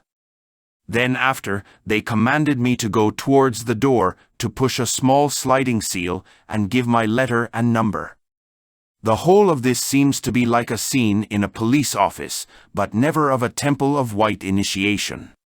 No one signs his personal name within any temple of white initiation, neither is anyone registered, because in the white lodges and in the karmic records, the human being is depicted with the name of his intimate and never with profane names. Many of the black students lose their profane name when they enroll in their spiritual universities. Then, when they conquer their anagarichood, they are assigned with a capricious name as a substitution of their own profane name. As a reward for their success while forming a chain, they exclaim in their sanctum, "Ae, ae, ae." The disciple's conductor wears a tunic and hood of a black color because he is an authentic black magician. Among the masters of the White Lodge, not one wears a black hood. The Master Zenoni, White Master, dresses in a black tunic and wears a distinguished mantle of the same color, but never a black hood. This is because the black hood is only for black magicians. Thus, having again reached the bottom of the temple, I am led towards the center of the temple. Then, an official places a great cross over my head while I kneel, and 3 bell strokes resound in some other part of the temple. From the east of the temple, a master with a purple tunic who carries a great Egyptian cross approaches me. He holds this cross over my head instead of the other cross, while other officials who are standing next to me say, "Under the cross of immortality and eternal life, you are blessed." Within the halls of the authentic white Gnostic initiation, a master never wears a purple or red tunic, since these colors are only used by the hierarchies of the Black Lodge. In the white initiation, the disciple throws upon his shoulders an enormous and heavy cross of wood. This signifies that the disciple has already started his own via crucis through the 9 arcades. The weight of the cross differs very much, as this weight depends upon the karma of each person. Sometimes the disciple cannot bear the weight of his cross, then the Cyrenean has to help him. The vowels E, U grants the disciple the power of bearing his cross when it is very heavy. Thus, the cross over the shoulders is white magic. Yet, the cross over the head is black magic. Christ did not bear his cross over his head, but over his shoulders. The cross symbolizes matter. Hence, to bear the cross over the head signifies to resolve oneself to live under matter, under the world. This is why the black magician says, "Under the cross of immortality and eternal life, you are blessed." The white magician says, "Over the cross I am." The cross over the head is carried by the pontiffs on their mitres. No white magician carries the cross over his head, but over his shoulders, as was demonstrated by the divine Redeemer. Thus, we, the Gnostics, are not under the cross, but over the cross. The Gnostic has to bite a certain figure in the first initiation. Before entering into this first initiation, he has already received the authentic lost word, which has never been written. The verbal tests are very strict in order to receive the initiation. The black magician does not care for morality. Once the Chela, white neophyte, triumphantly passes the white initiation, a celebration occurs. In the black ceremony, the disciple receives from a black magician, who is dressed in yellow, a series of teachings that are utilized in order to become invisible and to make others invisible. We will talk about this in the next chapter, Nirvana. As we have already stated, all of these teachings came from Atlantis. In Atlantis, the human beings were utilizing the sexual forces in order to inflict grave damage. This is how Orhuarpa, a black magician, was forming monsters with his mind that later he physically materialized. He fed them blood to keep them alive, and he was casting these monsters upon his defenseless victims whenever he wished to do so. The Atlantean humanity was clairvoyant, and they marvelously managed to handle the cosmic forces. A very important sanctuary existed in that epoch. This sanctuary was named the Sanctuary of Vulcan. The guardians of this sanctuary had Ahriman, another black magician, and his legions under their control, so these black magicians could not freely work on our planet. The atoms of Ahriman eventually damaged the clairvoyance of the human being. This is how our humanity remains enslaved by the illusion of this physical world. Nevertheless, there was in Atlantis a great college of initiates. When the black magicians were attempting damage against them, then the evil ones were killed by the sword of justice. The lords of Mercury gave the mind to the human being in order for him to think, and not for him to use it for destructive purposes, as did Orhuarpa. When Orhuarpa saw that people were worshipping him as a god, he armed a powerful army and marched against Tallinn, the city of the 7 gates of massive gold, where the white magicians from Atlantis reigned. During the day, Orhuarpa was fighting dressed in steel, with shield, helmet, casque, and sword. Yet, during the night, he was unleashing his beasts with his witchcraft. They were in the form of wolves, and they were destroying his enemies. This is how he captured Tallinn, the city with the 7 gates of massive gold. He became Emperor of Atlantis, thus establishing the cult of the Tenebrous Sun. This is how events occurred then. The Master Mona reincarnated. He reunited an army of soldiers and marched against Orhuarpa. Orhuarpa cast his ferocious beasts against the Master Mona, but the Master was dissolving them with his luminous powers. Master Moria, with the edge of his sword, captured Tallinn, the city with the 7 gates of massive gold, and all of the soldiers of Orhuarpa fell under the sword of the forces of light. When Orhuarpa saw that he had lost, he enclosed himself within a tower and died burning in it, because Master Mona's soldiers set fire to that tower. Unfortunately, events did not end here. Orhuarpa immediately reincarnated again, and when he was old enough, he reunited his army of warriors and sorcerers and marched against Tallinn, but he could not capture the city again. So, he established his own throne against the other throne.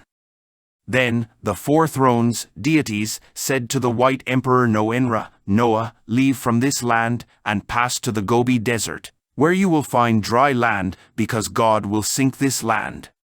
Noah obeyed and departed with all his people towards the Gobi Desert.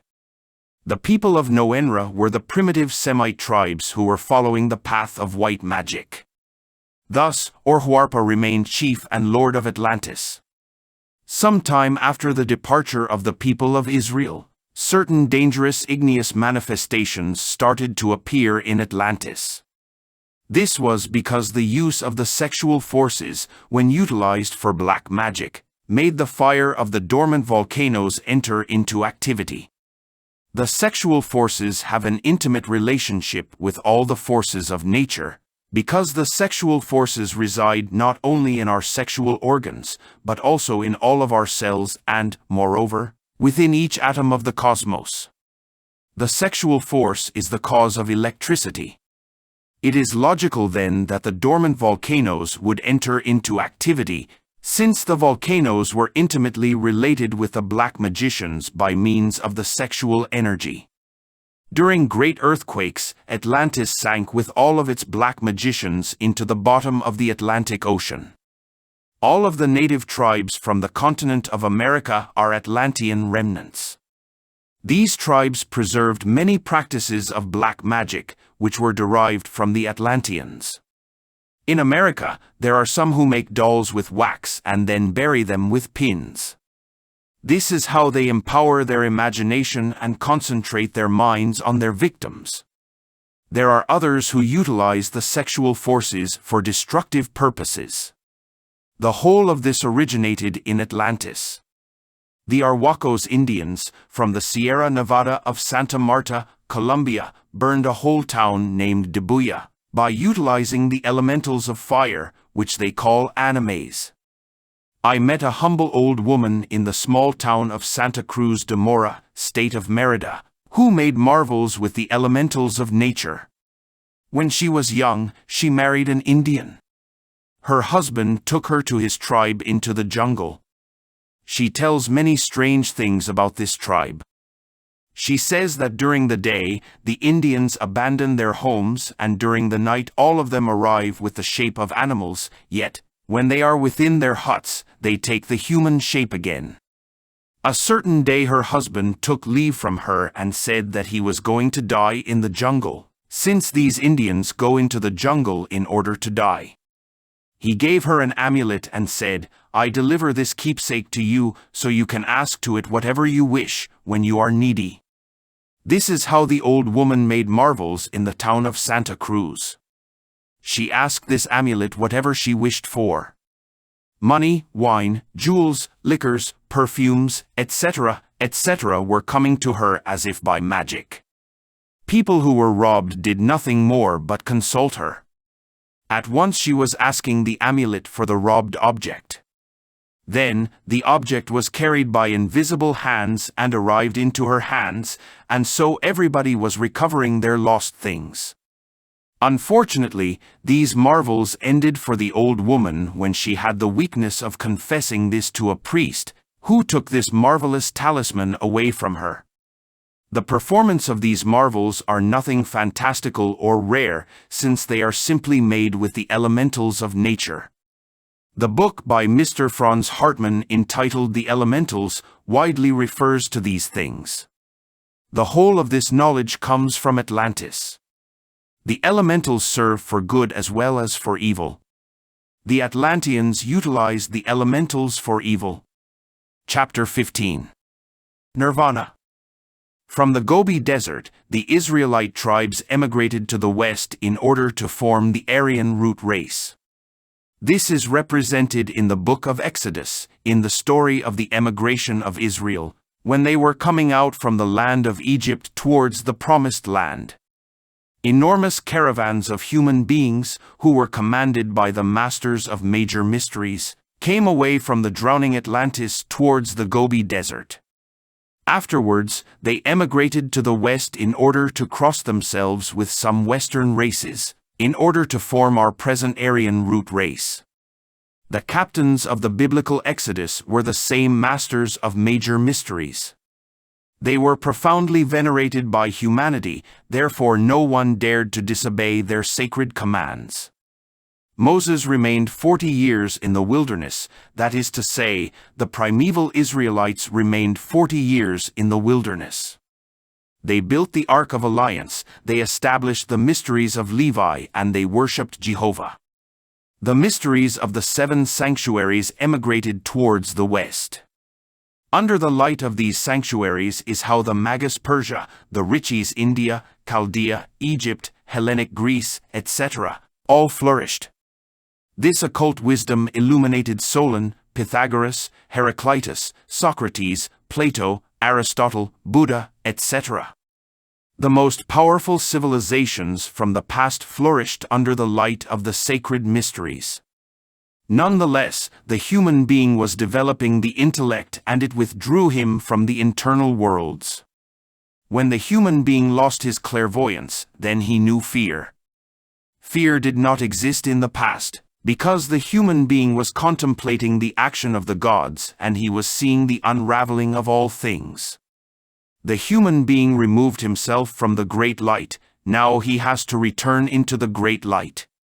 The Buddhists tell us that when the human being is liberated from the wheel of birth and death, then he enters into the ineffable joy of nirvana. We, the Gnostics, know that Christ is a Nirmanakya, a being who renounced nirvana in order to come to save this humanity. The Book of the Dead says, "I am the sacred crocodile Sebek.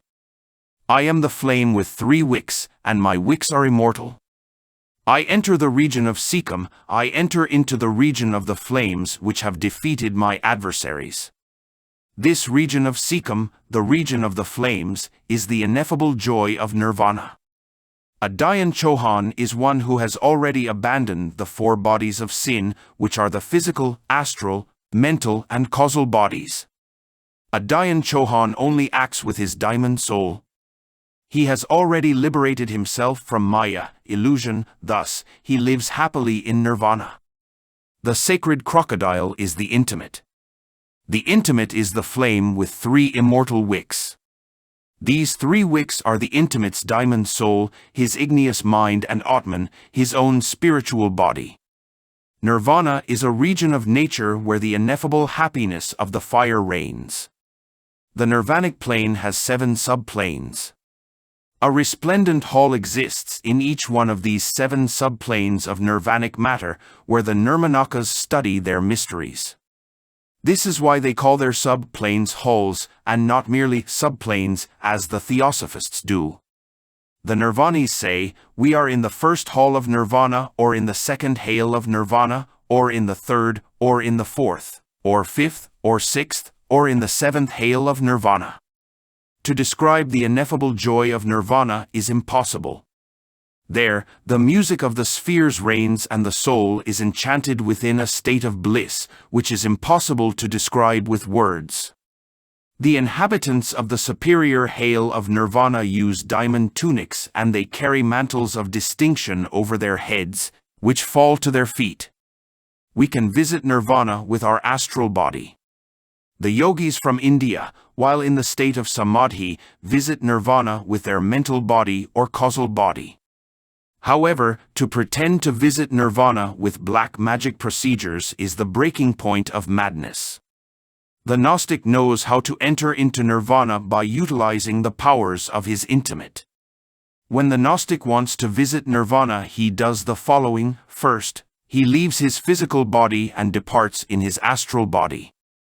Second, when he is already out of his physical body, then he prays to his intimate as follows, Father of mine, take me to nirvana. Then, the intimate transports the soul of the Gnostic towards the ineffable joys of nirvana. The Gnostic procedure in order to depart in the astral body is very simple. The Gnostic takes advantage of the natural state of transition between vigil and dream in order to leave his physical body. This is done with much naturalness as when one is walking out of his home. The individual simply pronounces the mantra Rusty, and in the moment when he is getting drowsy, he gets out of his bed, not with the mind, nor the imagination, but as if he is really doing it with his body of flesh and bones. Hence, the physical body remains within the bed. The mantra is pronounced many times like this. RRRRRUUUUUSSSSSSSSSTI. The Gnostics know very well that they must always save their sexual force, because the Kundalini awakens with the sexual force. The mantra RA helps in the awakening of the Kundalini, but it is necessary to know how. This is ignored by the black magicians of the school of Sodom. These black magicians believe that by pronouncing RAMA, while standing on their feet every morning and while taking various inhalations of air, they will purify themselves. What they only demonstrate with this is their complete ignorance regarding the wisdom of the Egyptians. We, the ancient Egyptians, pronounce the mantra RA while in the Egyptian position, which is as follows. Our knees are on the ground, the palms of our hands are on the ground and touching each other by the thumbs. Then, our head rests upon the back of our hands. In this position, one pronounces many times the mantra like this. RRRRRRAAAAA. As we have already stated in the previous chapter, in the black ceremony, the ancient black magicians, while enveloped within a cloud, were physically invisible and were transporting themselves to wherever they wished. Christ, the divine Rabbi of Galilee, taught us the secret in order to travel with the physical body within the astral plane. Let us see verses 24 to 32 of the 14th chapter of Matthew. But the ship was now in the midst of the sea, tossed with waves, for the wind was contrary. And in the 4th watch of the night Jesus went unto them, walking on the sea. And when the disciples saw him walking on the sea, they were troubled, saying, It is a spirit, and they cried out for fear. But straightway Jesus spake unto them, saying, Be of good cheer, it is I, be not afraid. And Peter answered him and said, Lord, if it be thou, bid me come unto thee on the water. And he said, Come. And when Peter was come down out of the ship, he walked on the water, to go to Jesus. But when he saw the wind boisterous, he was afraid, and beginning to sink, he cried, saying, Lord, save me. And immediately Jesus stretched forth his hand, and caught him, and said unto him, Zero, thou of little faith, wherefore didst thou doubt? And when they were come into the ship, the wind ceased. This is the Gnostic secret in order to enter within the astral plane with the body of flesh and bones. Peter walked upon the waters because his physical body, by means of the force of faith, submerged itself within the astral plane. In the moment when he doubted, he went out of the astral plane, and he was close to sinking. The forces of the astral plane were holding Peter when he was upon the waters. Therefore, the astral plane was the force which was holding Christ when he was upon the waters. When we, the Gnostics, want to go to the astral plane with the body of flesh and bones, then we utilize the clue which the Master taught us. We proceed in the following way, in the precise moment when we awake from our natural sleep, without giving time to any analysis, doubt or vacillation, and filled with a very intense faith, we get up from our bed, we leave our room, then we float within the atmosphere. Only our faith is what holds us while performing this. Consequently, any analysis, doubt or vacillation damages the experiment. We can also take advantage of the instant in which we are getting sleepy, or simply, in the instant in which the mind is in a profound repose, as a tranquil lake. The physical body floats simply by means of faith. We abandon the force of gravity and the physical plane. So, we penetrate with our physical body into the astral plane, where the laws of levitation reign. Our disciples also know how to walk upon the waters in the same way as our Master did. Therefore, we are authentic Christians. The black magicians from the school of Sodom also utilize the procedure of the cloud in order to envelop themselves within it, and become invisible. They do not forget about mimicry with this, since if they are within a jungle, they have to make the cloud green. If they are within a room of white walls, they have to make the cloud white. In this way they will become invisible. We, the white magicians, utilize the power of our intimate in order to become invisible, yet, this power is delivered to us only when we have deserved it. The black magicians from the school of Sodom believe that with their black experiments they can penetrate into nirvana, yet, they are mistaken. They penetrate into the astral plane, but not into nirvana. We, the Gnostics, can visit nirvana even with our body of flesh and bones. Obviously, modern theosophists will laugh at us because they know not about these things. The unique thing that they have in their heads is an arsenal of theories. But in practicality, they are nothing else but eunuchs of understanding, morbid mystics, and fornicating sybarites. I still remember a theosophist who was a member of a black lodge. How terrified he flew away from a park in Cartagena, South America, when I told him that he was consciously working in the astral plane. This is the breaking point of negativity from theosophists. They horrify themselves simply with thinking in awakening the consciousness. They are only interested in having their heads filled with cockroaches and in living their life asleep.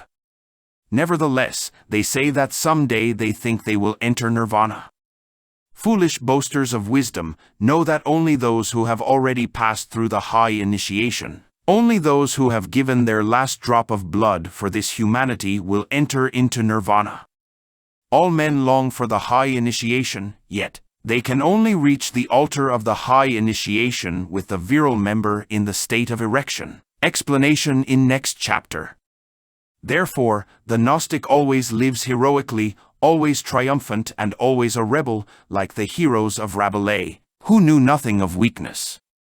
The Gnostics yearn for nirvana, but they know very well that they carry nirvana within their sexual glands. Thus, they want to self-realize it within themselves by means of courage.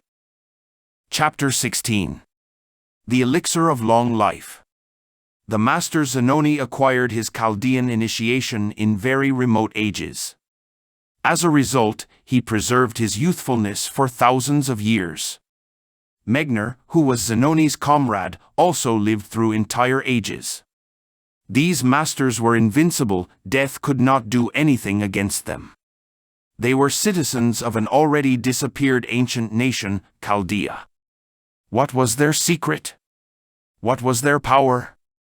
When arriving to the present chapter of this book, many uneducated surgeons of occult medicine will look at us with condemnation. With compassionate gestures they will mock the elixir of long life, and will consider these teachings senseless, since they feel they are something impossible for them.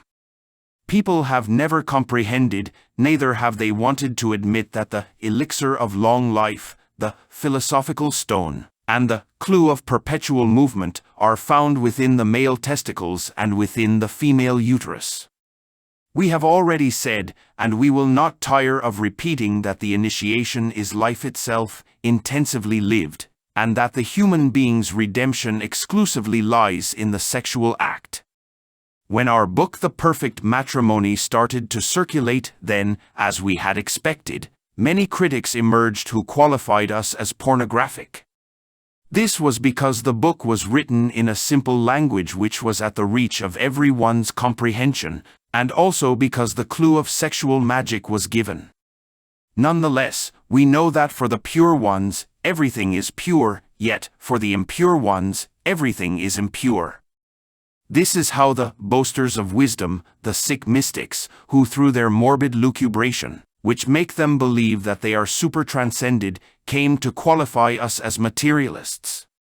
Such individuals totally ignore that nothing can exist, not even God, without the help of matter. Some old rascals, filled with decrepitude and consumed by the passionate coitus, and some sanctimonious, sexually unsatisfied old women threw the book away horrified and qualified it as scandalous and pornographic. This is because humanity does not love good but only evil. There were also some hallucinated mystics who pleaded in favor of an absurd type of chastity which some religious sects preach, but do not practice. They ignore that nature is in rebellion against that harmful abstinence, which causes nocturnal pollutions and the decalcification of the organism through the urethra. Sickness is the consequence. Men were made for women and women for men, because nature is wise in its designs. What man and woman have to learn is to enjoy themselves without hurting each other, and the answer for this is sexual magic. During the act of love, the Gnostic couple transmutes their semen into atomic energy by restraining the sexual act. This energy then rises upwards towards their head through certain spermatic canals. This is how the human being is converted into a god. This is not understood, cannot be understood, neither can it be explained by the pseudo-apostles of modern medicine, simply because they do not know the anatomy of the 7 bodies of the human being. They do not know about the occult chemistry or the ultrabiology of the interior organisms of the human being, which are the fundamental base of the hormonal life and of the endocrine glands. The Hindus gave the name Ida and Pingla to the spermatic canals through which the sexual energy internally rises towards the head. These are nervous cords which are related with the vagus and sympathetic systems. These cords are entwined along the spinal column in the symbolic shape represented by the caduceus of Mercury. The human organism has its canals for the spilling of the semen. However, it also possesses seminal canals through which the semen, when transformed into energy, rises from the seminal glands upwards towards the head. This is because the mass, semen, is always transformed into energy, as was already proven by the wise and great Einstein.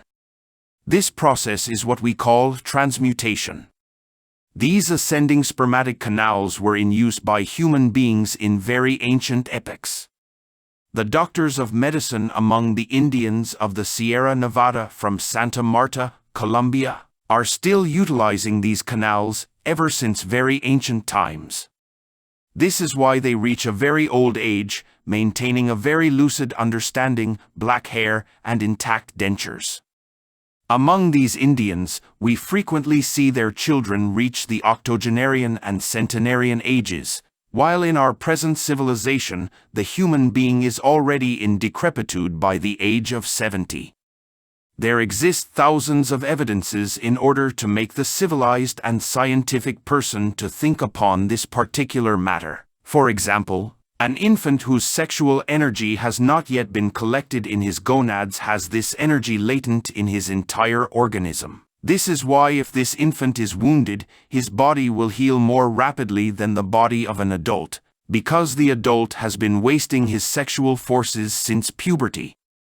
Moreover, the adult does not know how to handle his sexual energies as in the case of the infant. Great is the error which the youth commit and also which their parents commit when they allow their children to squander the sexual force in pleasures and disgusting habits. They need to be taught that the vital principle resides within this great force.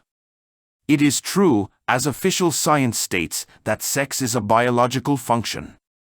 Yet, the Decalogue teaches us with its 6th commandment that we must not squander the sexual force, because this force only accomplishes a constructive or creative function. Therefore, the liberty which the parents give to their children in order for them to freely fulfill their biological functions is not lacking of being a crime committed against the youth. Any woman who wants to awake her kundalini must practice sexual magic with her husband. She must also vocalize the mantra IAO and refrain from the orgasm. Thus, the woman must withdraw herself from her husband before the approaching of the spilling of her feminine semen. This is the way in which women can awake their kundalini in a positive way. The unique difference of the female with the male in relation to the kundalini is that the two ganglionic canals called Ida and Pingala are inverted. The order of these canals in the male is Ida at his right and Pingala at his left. Yet, in the female it is Ida at her left and Pingala at her right. These two ganglionic canals resound with the note Fa of nature. Listen to me, beloved reader, when you feel that you are well prepared. Then ask the masters in the Holy Gnostic Church to submit you to the rigorous ordeals. If you wish special assistance, then invoke me, Samael Aun Weor. I will guide you through the 9 gates, which will give you the right to rise to the Golgotha of the high initiation, with the rough and heavy cross which is delivered to you in the first initiation of lesser mysteries. Remember, good disciple, that the cross weighs the weight of your own karma. Do not allow yourself to fall, because the disciple who allows himself to fall has to suffer and fight very much in order to recuperate the loss. Listen to me, good disciple, the path is hard and filled with cobblestones and thorns. Poverty and infamy will put on their masks in order to hurt you in the middle of your journey. You will sweat blood and your feet will also bleed in the middle of your journey because of the cobblestones on the path. The path of high initiation is the path of Golgotha. It is a path of tears and anguish. Light your candles in the silence of the night, and in that profound silence where you keep vigil, remember your internal God and enter into his cavern. He awaits for you inside, deep inside of yourself, awaiting for the hour of his self-realization. Light your candle, O Cella. In the silence of the night, penetrate very deeply into the sacred city of the serpent. Here inside is where your God is waiting for you. So, light the fire in the night, O Lenu. Close your eyes, withdraw your mind from any type of mundane preoccupations, Become a little sleepy and try to talk with your internal God in mystery through interior meditation. When through profound interior meditation you learn how to enter within your own cavern, then, O disciple, you will converse with your own intimate. Ignite your sacred fire in the profound night where you keep your vigil, thus you will leave the dense obscurity. Your God wants to talk to you within the burning bush of Oreb.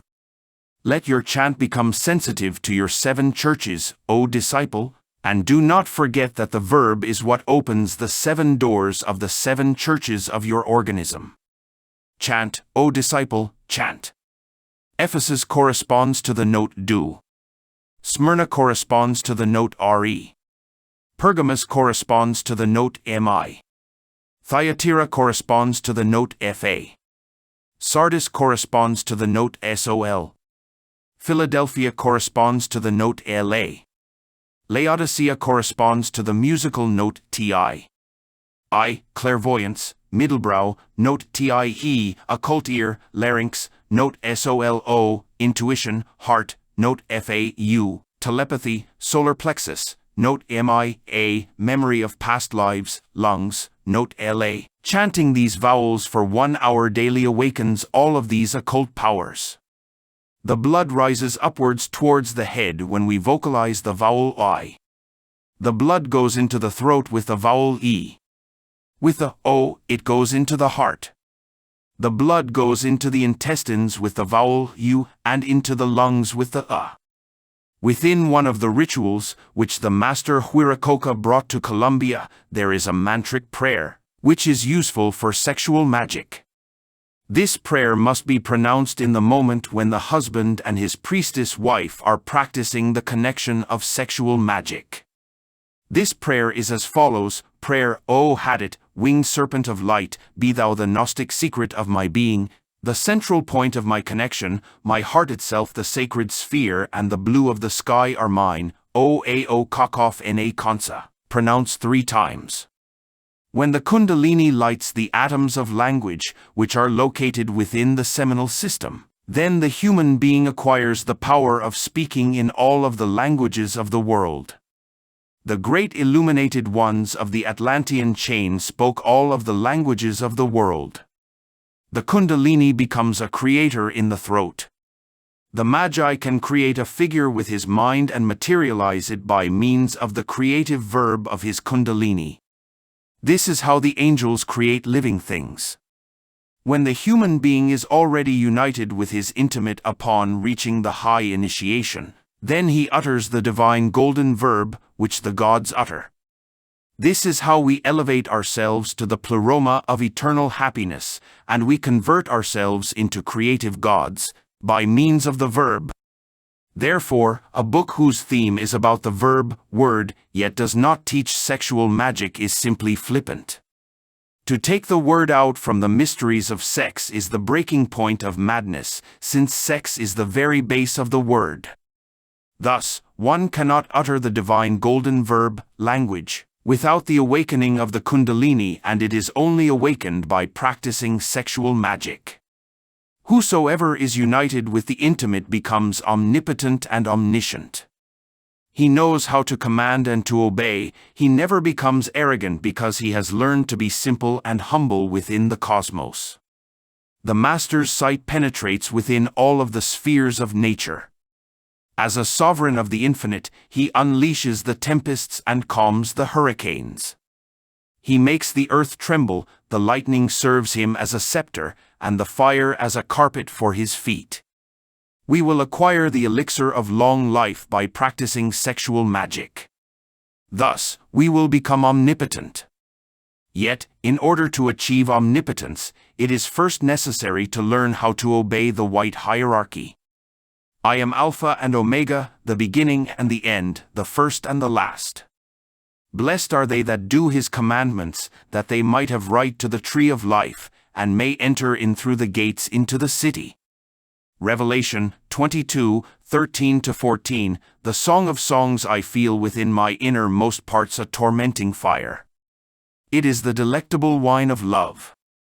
I am the rose of Sharon, and the lily of the valleys. I am the delectable perfume of passion. I live within the cup of the crowned poets. I am the chant of the bacchantes. I am the love of the starry heavens. I am the song of songs. The honey of thy lips agitates my innermost parts. Thus, I feel that I love thee. Thou art the mountain of myrrh, and the hill of frankincense. Thou art the fire of the arcanum. Thou art the erotic Alp, and the delectable smile where love has become undressed. Now, happy with the immortal wine, let us ignite a bonfire and let us chant the Walkyrias with a triumphant chant of flames and poetry.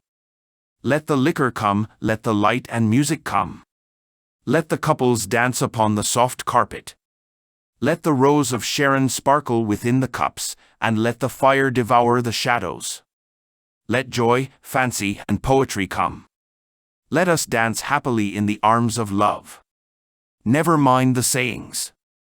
Let us enjoy together in the nuptial chamber, within spikenards and myrrhs, and let us chant our triumphal hymn of light and poetry.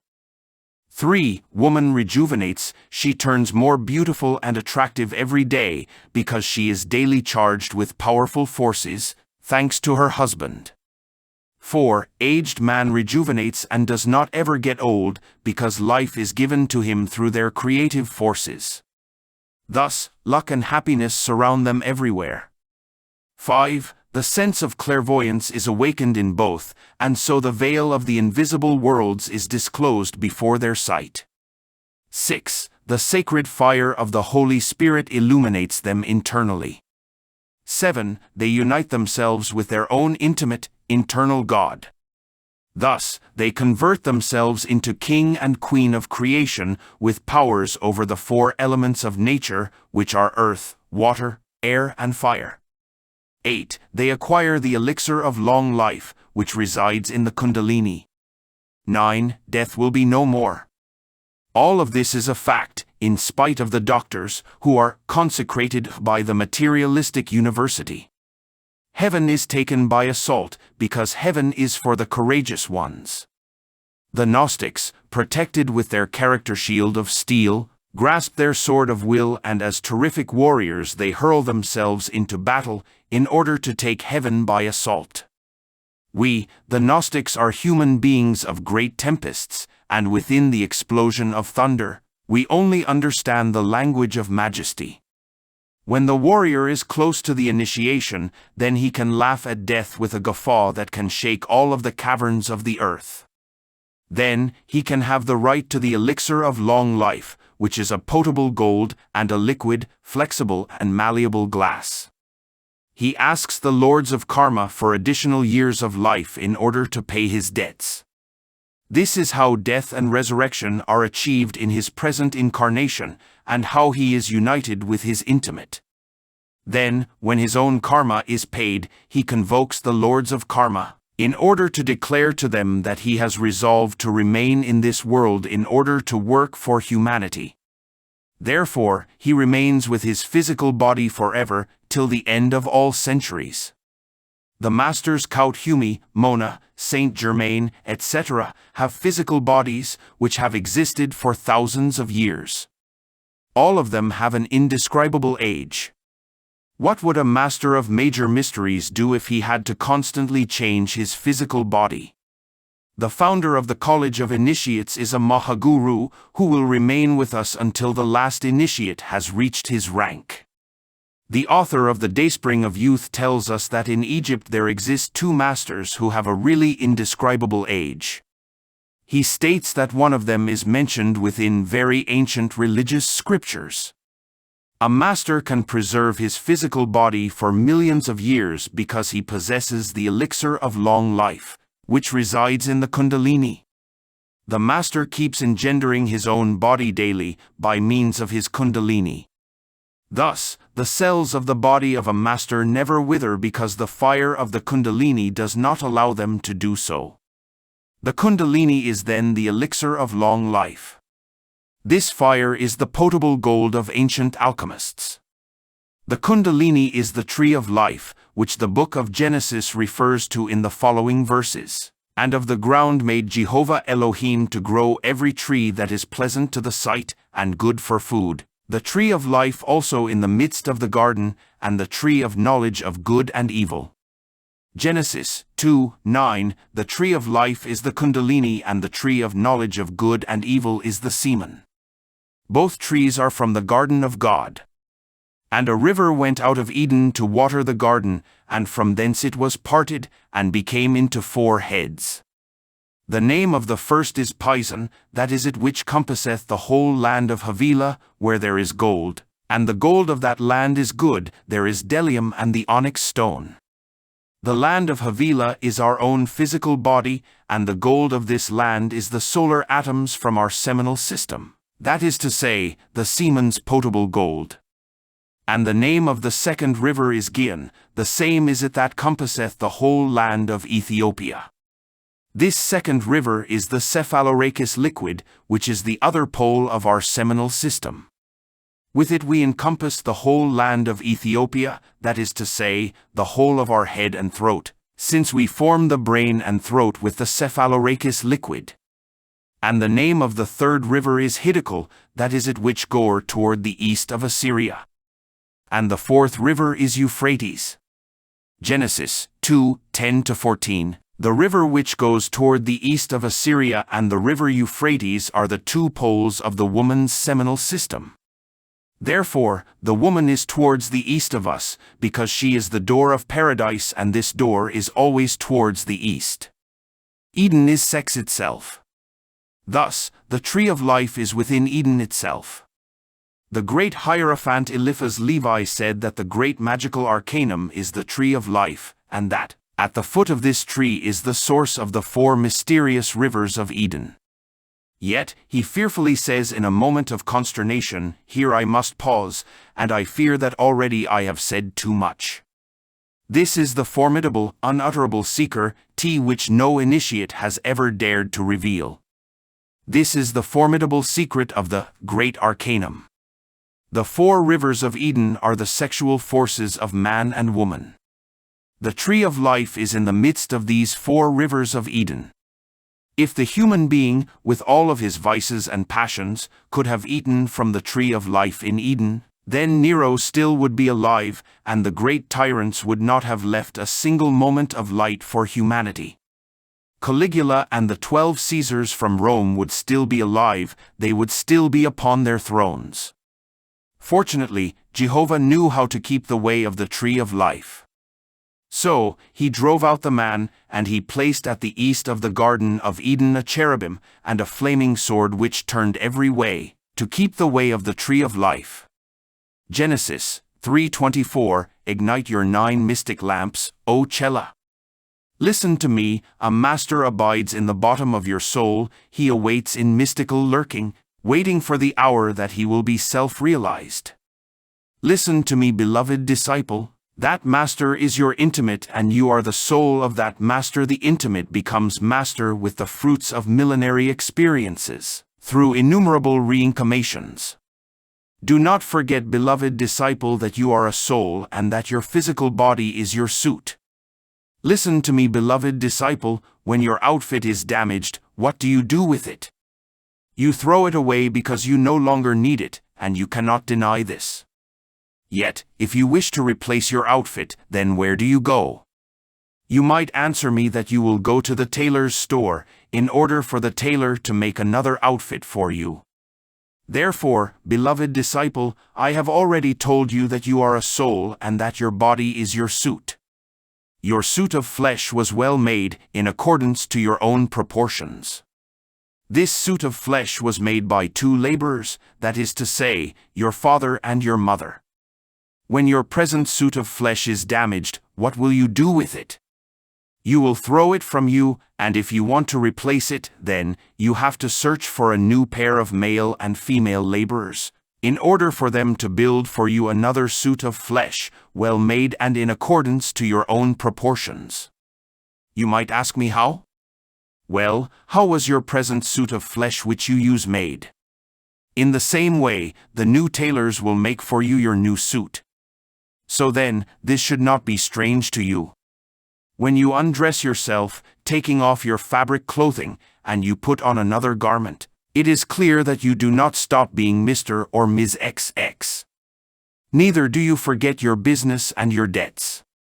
So, whether wearing a suit of cotton or wearing another of wool, you will always pay your debts. The same happens when you, as a soul, redress yourself with a new suit of flesh. You have to pay your old debts, and you have to pay them because there is no other way. Since these debts are your evil actions. Listen to me, beloved reader. There are millions of suits of flesh, which you have taken off since the beginning of the world. If you do not remember, indeed other people do remember. A day will come in which you will remember your millions of deaths and births from the very constitution of the world. Do not forget that Adam is not one man, neither is Eve one woman. Indeed, Adam is all of the millions of men of Lemuria, and Eve is all of the millions of women of Lemuria. The souls that in this day and age you see wearing a suit of flesh and bones are the same souls of Lemuria, who in those times were wearing other suits of flesh and bones. In the dawn of life, the four thrones emanated from their own life source millions of human bodies in an embryonic state. These human bodies were developed through the ages. Now they are our marvelous physical bodies which are made from the mud of the earth. All of this is explained by the Bible. Yet, in order to study the Bible, one needs to have studied occultism, because the Bible is a book of occultism, and cannot be read at face value, as when reading a newspaper. Therefore, the Bible is the book of the Gnostics, and only when one becomes a Gnostic can one understand it. The mystery of life and death. Listen, dear reader, each time that you wear a new suit of flesh, you are a little less of a villain, a little less of an assassin, a little less envious. This is because one truly learns from life's club blows, and the soul is really perfected through suffering. When the wild colt is tamed with a whip, then the day for the soul to be united with its intimate arrives, and the soul is converted into an angel. This is performed through being born and through dying millions of times, yet, it is also very true that we can achieve the union with the intimate in just one very well spent life. It is also very true that we can preserve our youth and not die by means of the elixir of long life. Megner lived with his body of flesh and bones for 7 times 7 centuries. Zanoni also remained young for millions of years. The Count of Saint-Germain presently lives in Tibet with the same body that he had during the 17th, 18th and part of the 19th centuries in Europe. We, the Gnostics, laugh at death. We have the secret in order to mock the mute skull, and as we previously stated in the first chapter, we will make the inopportune guest, death, flee with the sword of Damocles. We feel ourselves omnipotent, and with a gesture of sovereign rebellion, we challenge science. Foolish doctors, ignorant biologists, arrogant physicists, where is your wisdom? Death sweeps away everyone, wealthy and poor, believers and unbelievers. All are defeated by death, except we, the Gnostics. We, the Gnostics, laugh at death, and we place it before our feet, because we are omnipotent. Ignite your 9 mystic lamps, O Lenu, disciple. Remember that each one of the 9 initiations of lesser mysteries has a musical note and an instrument, which produces it. There are 3 conditions that are necessary in order to receive the elixir of long life: sexual magic, perfect sanctity, and to know how to consciously travel in the astral body. Many people can start by traveling with their own physical body within the astral plane, because this is easier.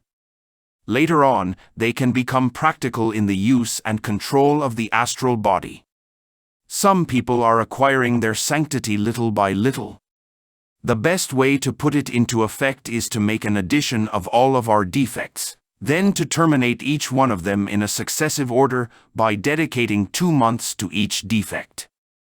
Whosoever wants to terminate various defects in one time is similar to the hunter who wants to hunt 10 hares at the same time. He does not succeed in hunting any one of them. Now, concerning sexual magic, there is the need to accustom the organism little by little to it, for there exist such brutal individuals who would not feel the slightest bit of pain if their own leg was cut during the sexual act. These are human beasts. In the beginning, the couple can practice standing on their feet.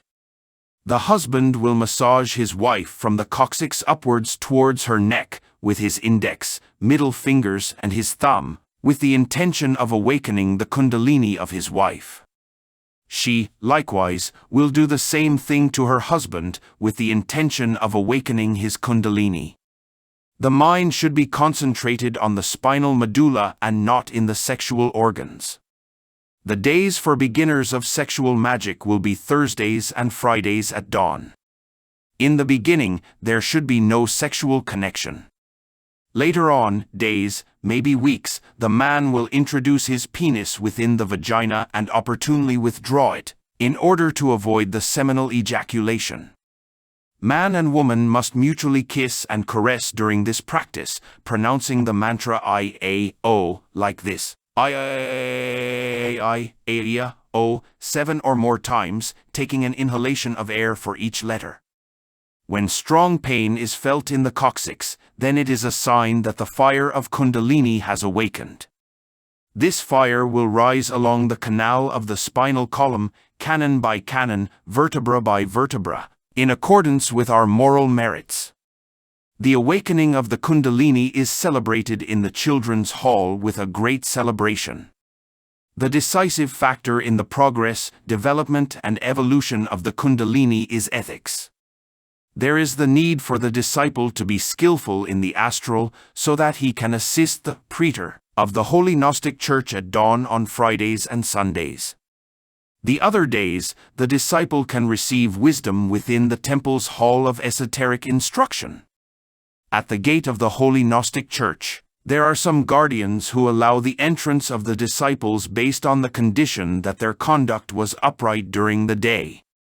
These guardians have certain scales with which they weigh the good and evil deeds that the disciples performed during the day. Also, there exists within the Gnostic Church a lens with which the colors of the disciple can be examined. When the disciple does not carry all of his complete colors, then he cannot bring the memories into his body. Many times, due to daily preoccupations, these colors remain within the physical body. An extremely fine nervous tissue, which is totally unknown by the men of science, exists in our brain.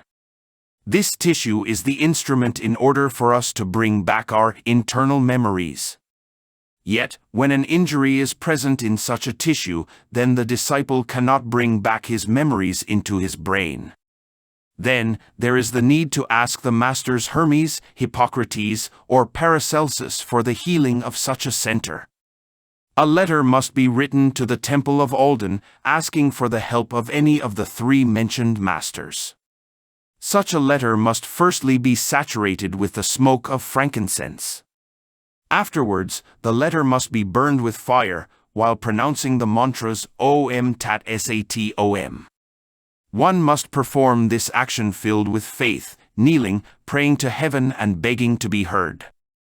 Certainly, the material part of the letter is burned, yet the astral counterpart goes directly to the hands of the master to which the letter is meant for. Thus, the master reads the astral counterpart of the letter, and then proceeds to heal the disciple. The Temple of Alden is the temple of science. The internal bodies also get sick, and are also in need of the assistance of these doctors. These doctors are the masters of science, who are wealthy in wisdom. They heal the internal bodies of the initiates, and also of anyone who asks for help. One of the gravest inconveniences for practicing sexual magic is impotence. The excessive performance of the coitus brings, among other things, impotence. None of the remedies which were invented by allopathic doctors have given any cure for this. Yet, the daily practice of sexual magic heals impotence. Now we are going to give a formula in order for those who suffer that terrible sickness, impotence, to be healed, with the condition that there has not been any injury to the virile member. Very few are the human beings who have stopped to meditate upon the transcendental value of the plant called the aloe. I have seen the aloe plant hung on a wall without pure air, without water, light, and soil.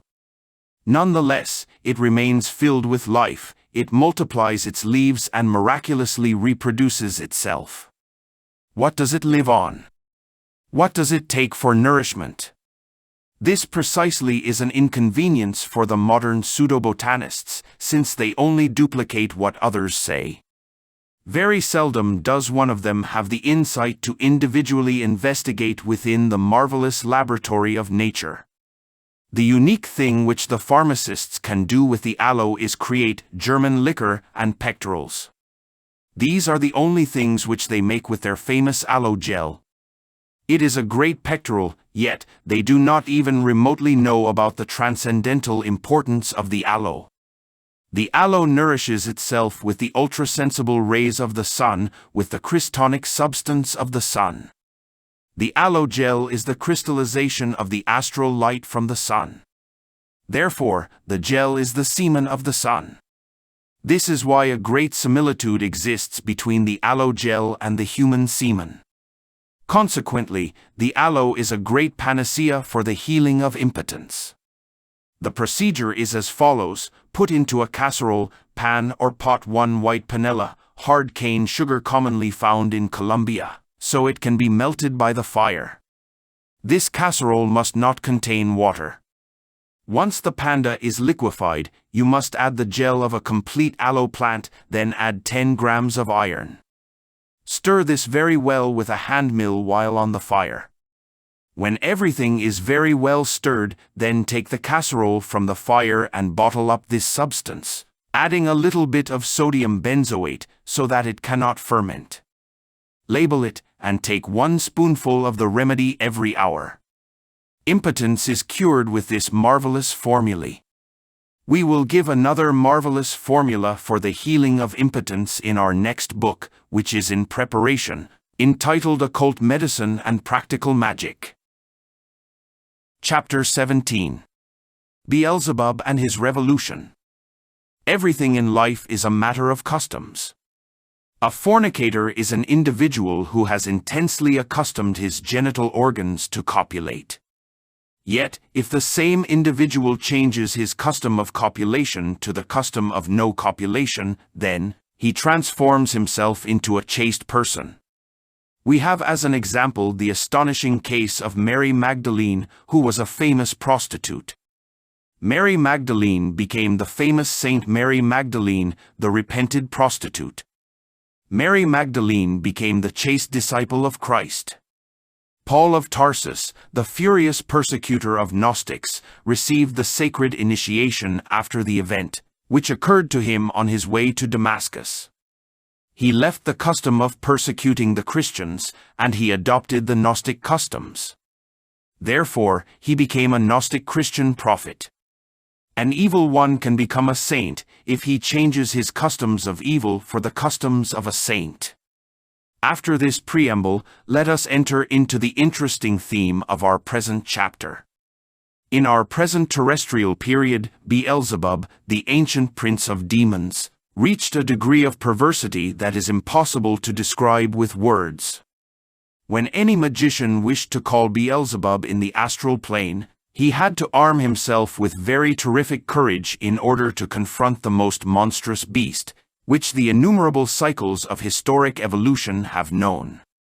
The magician was pronouncing the sinister mantras of tenebrous evocations that are written as follows: Antia Rara Ra. These mantras are pronounced like this: Aeanan Taiyith threat.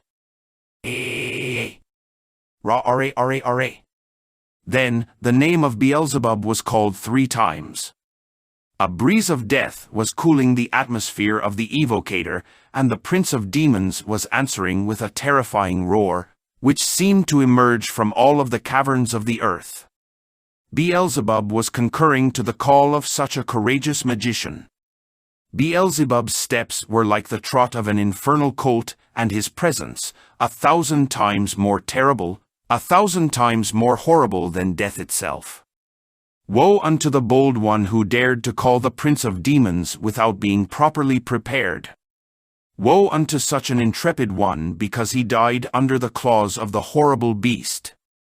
Yet the very well-disciplined magician, firm as a warrior, was extending his right hand towards the prince of demons, and conjuring him with the following words, "In the name of Jupiter, father of all gods, I conjure you, te vigos causalim."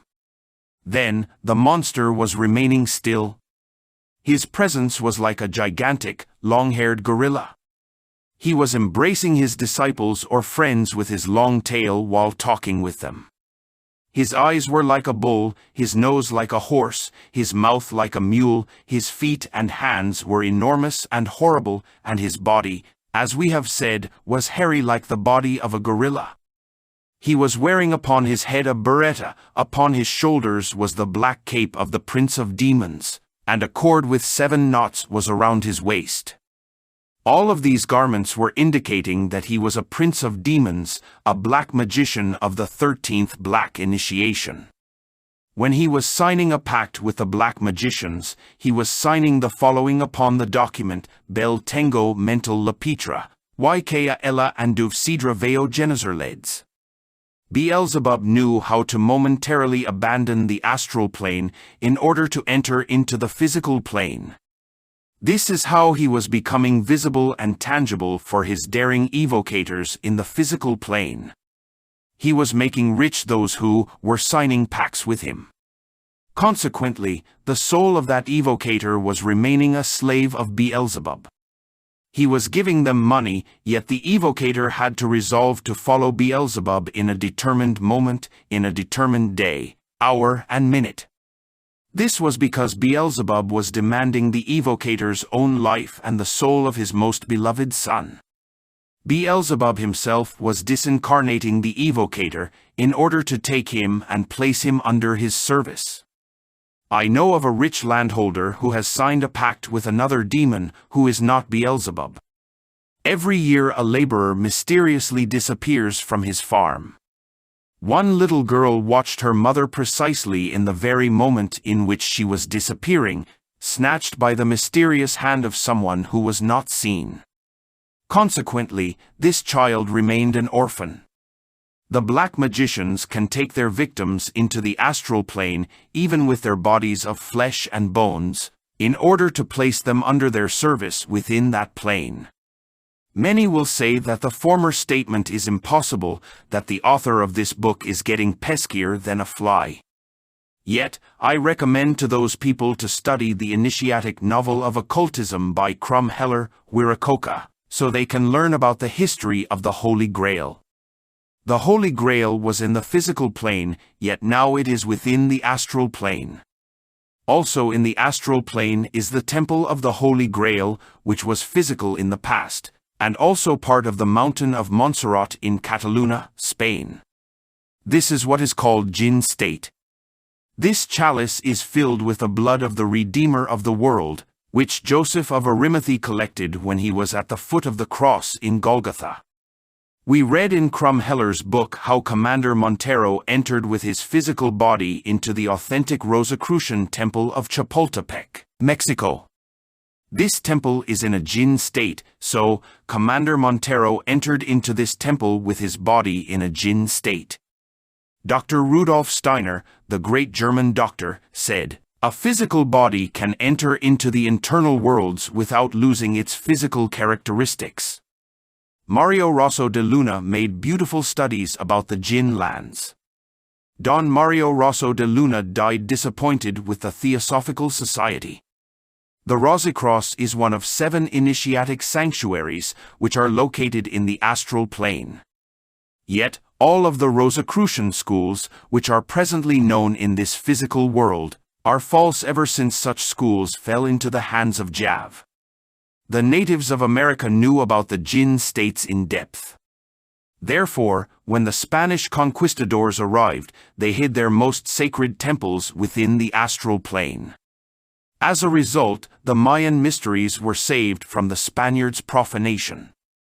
The Sanctuary of Mayan Mysteries is one of the 7 great occult sanctuaries which now remain within the astral plane.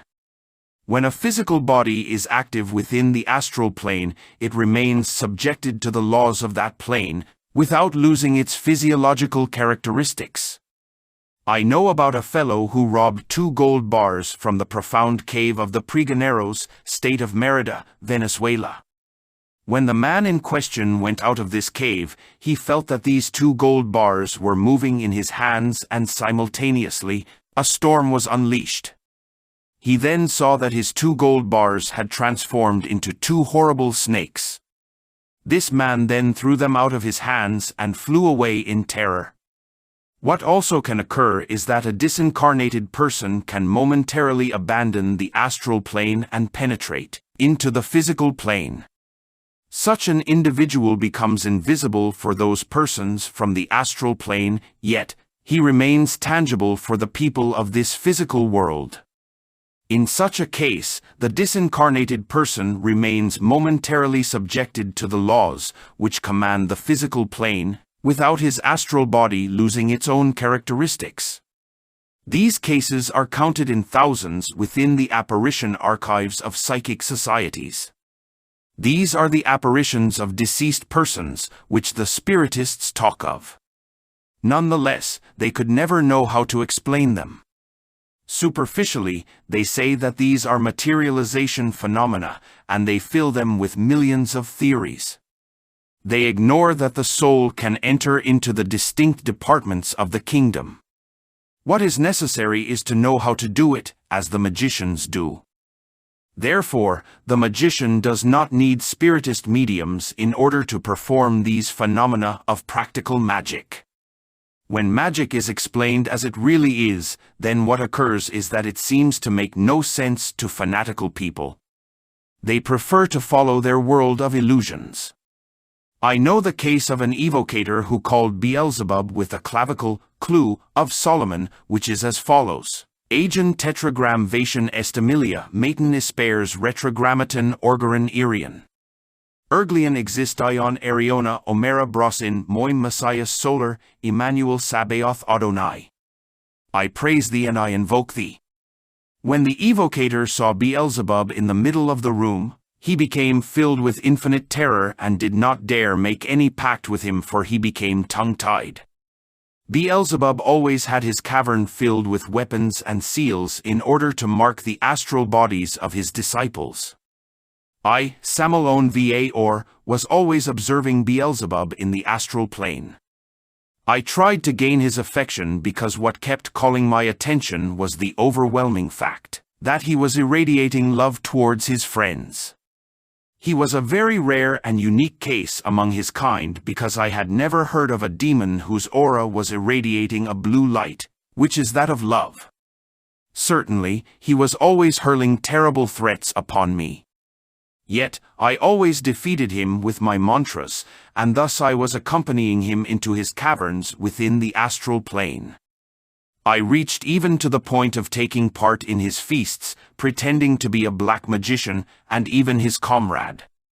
This was in order to more closely study this personage. My intentions in the long run were to perform the greatest task in the cosmos, which was to take Beelzebub out from the Black Lodge, and transform him into a disciple of the White Lodge. My disciples were considering this task to be something truly impossible. Beelzebub did not stop threatening me, nevertheless, in spite of everything, I did not dismay. Finally, there was a curious event which did assure my intentions. One night, I, along with Achella, invoked Beelzebub in the astral plane.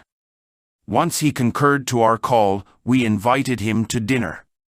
He accepted our invitation, and we went into a restaurant of the astral plane.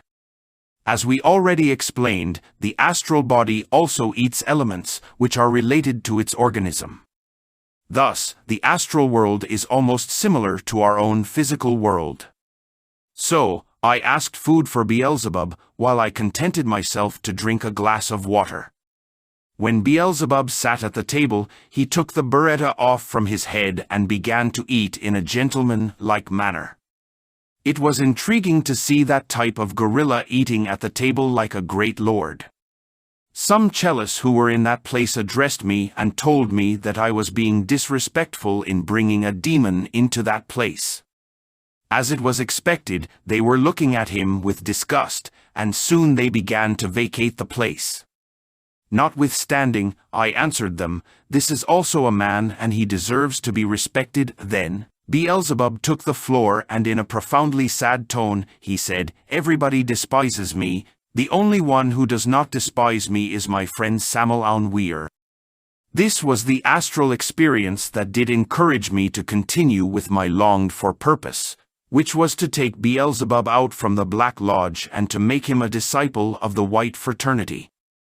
Some people would see the fact that the astral body can eat and drink as something impossible, because their unsound mysticism is always telling them that the astral body is something vague, a vaporous fluid, an intangible and non-material body.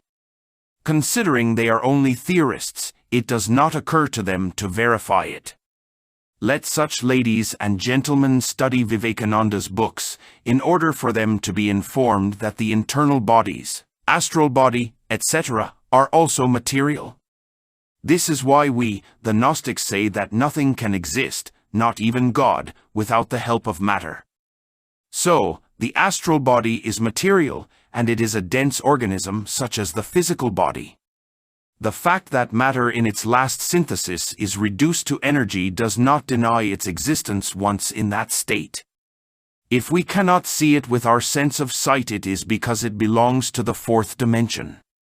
Our physical eyes will not serve for seeing the astral plane until we make them suitable for this purpose, or until we place ourselves into the astral plane with our physical body. Thus, the astral organism is as dense as the physical organism, yet it belongs to another department of the kingdom.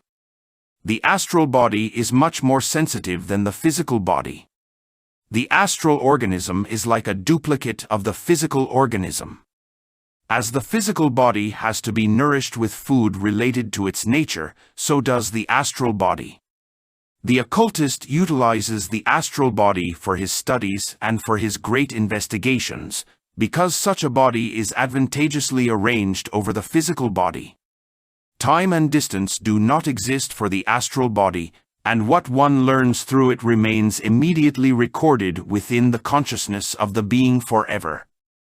Therefore, my dear reader, do not take the fact that I was having dinner with Beelzebub in the astral plane as something strange.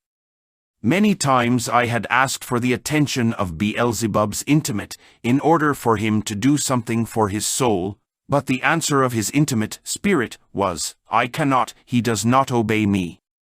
I have fought a lot, yet it is impossible."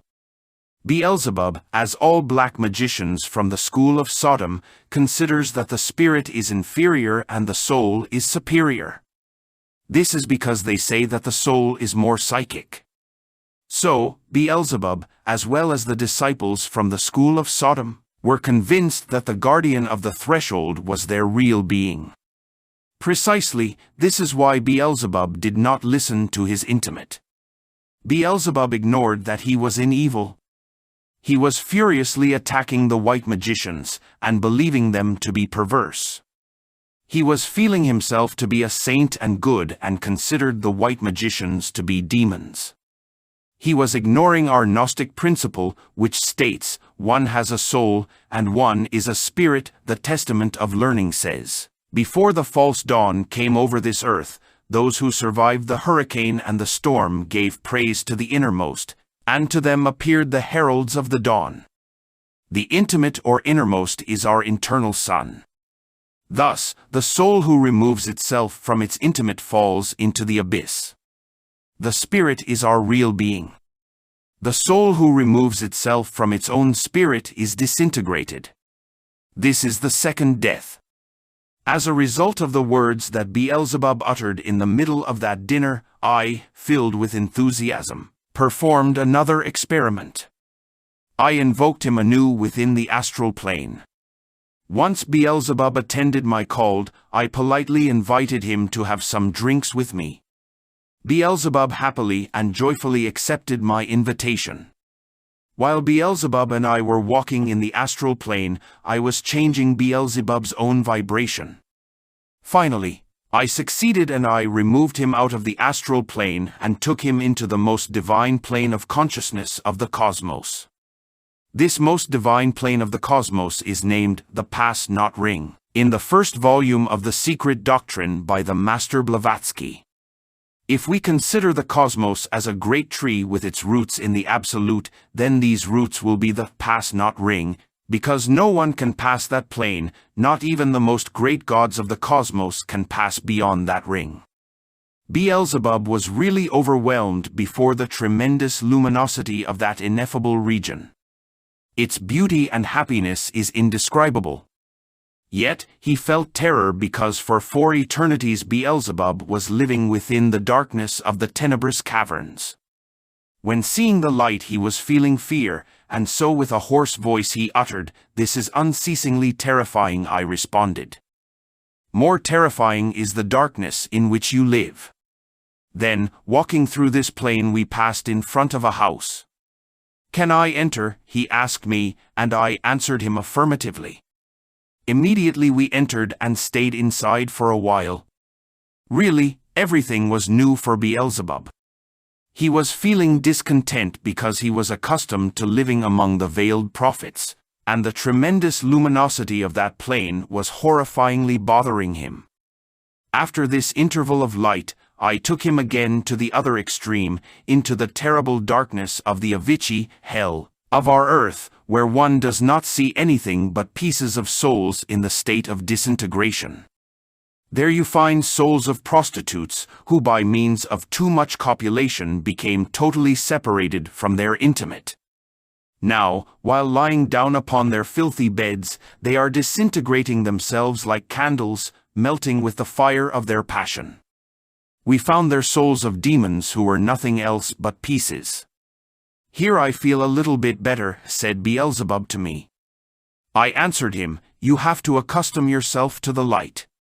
He then stated, "It is very hard to do so because I have been living within the darkness for a very long time." When showing him the pieces of souls, I warned him, "Here is where you will end up if you continue with your evilness." Then after, I took him again into his astral plane. Despite the fact that I was not content with the former ordeal, I did not dismay. I understood that he had the guardian of the threshold within his internal bodies. As a logical fact, in spite of the promising hopes that I was observing in Beelzebub, that guardian, which is so respected by the black magicians, was totally enslaving him. Nevertheless, Beelzebub did not get furious against the light only annoyed him. He was suffering greatly in the astral plane because all the spiritualists were turning up their nose at him, and he was very discouraged with his people. There was always the same despot behind the altar commanding his temple. He was always around the same vices, and those vices had already made of him a gorilla, a filthy beast. I, Samael Aun Weor, understood all of this. Therefore, I did not dismay, especially when he was trying to feel affection for me and was considering me his best friend. Thus, I performed a third experiment. This one was really the decisive one. I took Beelzebub into the Pass-Not Ring for a second time. While there, I invoked for him his best and very ancient friends from the epoch of Saturn. These friends of his are now in this present time luminous lords of the mind, lords of the light. Filled with pain, they hugged Beelzebub. One of them said to him, "I never believed to reach the point of seeing you in this state." Then, Beelzebub answered, "You see how far I went." In that plane, Beelzebub seemed to be something like a gorilla from the African jungle within an elegant hail of Paris. Nevertheless, when Beelzebub recognized his most beloved friends, he was appalled within the depth of his soul and totally comprehended how he went astray. This was Beelzebub, the simpatico and handsome man of Arcadia. If it was not for the taverns, he would not have known the horrifying black magician who misguided him. Then I asked permission to the masters of that luminous plane to leave Beelzebub in that luminous region for some time. The masters joyfully agreed with my petition, with the condition that I constantly visit him. We then together made a chain of love around Beelzebub, inundating him with our love and filling him with our best atoms, saturating him with light and splendor. I was constantly visiting Beelzebub. He was always sad, since he was the only gorilla within that plane of gods. All of the beings of that region were looking at him with curiosity, and his ancient friends of the Saturnine period were advising and helping him. So, Beelzebub was accustoming himself little by little to the light, and he was feeling remorse in the bottom of his soul for the lost time. He felt shame when in front of his best friends, and he longed for personal improvement. Therefore, we helped him by temporarily uniting him with his internal God, with his own intimate, and a supreme effort was made by his Glorian in order to call his soul to the union with his intimate. When reaching this part of our book, it will be rare for the occultists to hear about the Glorian. In reality, the Glorian is nothing else but the ray from where the intimate spirit emanated. Thus, the Glorian is substance, yet it is not spirit, neither matter. The Glorian is the great breath that is profoundly unknowable to itself. It is a breath from the Absolute, one of the many breaths from the Great Breath. The Glorian is the atmic thread of the Hindus. It is the Absolute within us, our own individual ray, the whole of our real being made in glory. The soul aspires for the union with his intimate, and the intimate aspires for the union with his Glorian. The diocese of our Glorian is the Turk chair of our organism. This Turk chair is formed by the cervical vertebrae of our spinal column. Here is where the Glorian has its silver atoms. When Beelzebub became united with his Glorian, the white light of the Glorian was shining with all of its splendor in that part of Beelzebub's astral organism. This momentary fusion of Beelzebub with his intimate took away from him that horrifying appearance of a gorilla. Dressed with the vestures of his intimate, he assumed the shape of that simpatico young man of Arcadia. We must not forget that the atoms of the Glorian are of silver, and that the Holy Grail is of silver and not of gold, as some Rosicrucians suppose. Hence, the chalice, which the initiates of the god Sirius carry over the hood of their forehead, is of silver. Any Chela who visits the transcended church of the star Sirius will convince himself of my affirmation. A great interior revolution was taking place within Beelzebub. So, one night, the most quiet and the most silent night, I made some experiments of theurgy which were really definitive.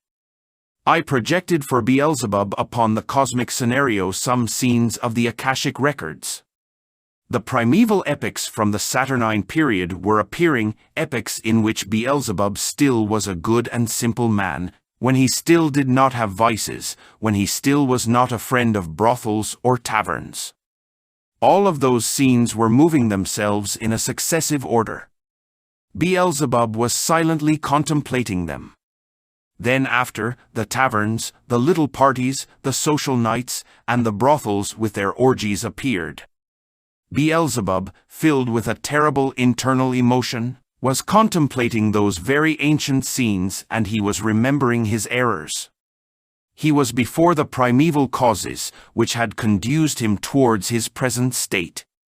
A true revolution of Beelzebub was in activity. Beelzebub was revolutionizing against hatred, against selfishness, against vices, against fornication, against anger, against crime, etc., etc. Suddenly, something dreadful and horrifying emerged from within that scene. It was a being who was an abominable demon, dressed in a black tunic and who was wearing in his ears 2 rings. The eyes of such a demon were protruding outwardly, and an atmosphere of profound darkness was enveloping him. Beelzebub remained astonished when contemplating him, since he was his very ancient master. He was that horrifying black magician who, with his marvelous clues, was always making him triumphant in the vice of gambling. He was that horrifying demon who leads him towards the first black initiation. This demon was the one who enslaved Beelzebub to the guardian of the threshold in that very ancient tenebrous temple, where Beelzebub passed the first ritual. It is the same ritual which in this day and age the black magicians pass through. This sinister personage approached Beelzebub smiling in order to greet him.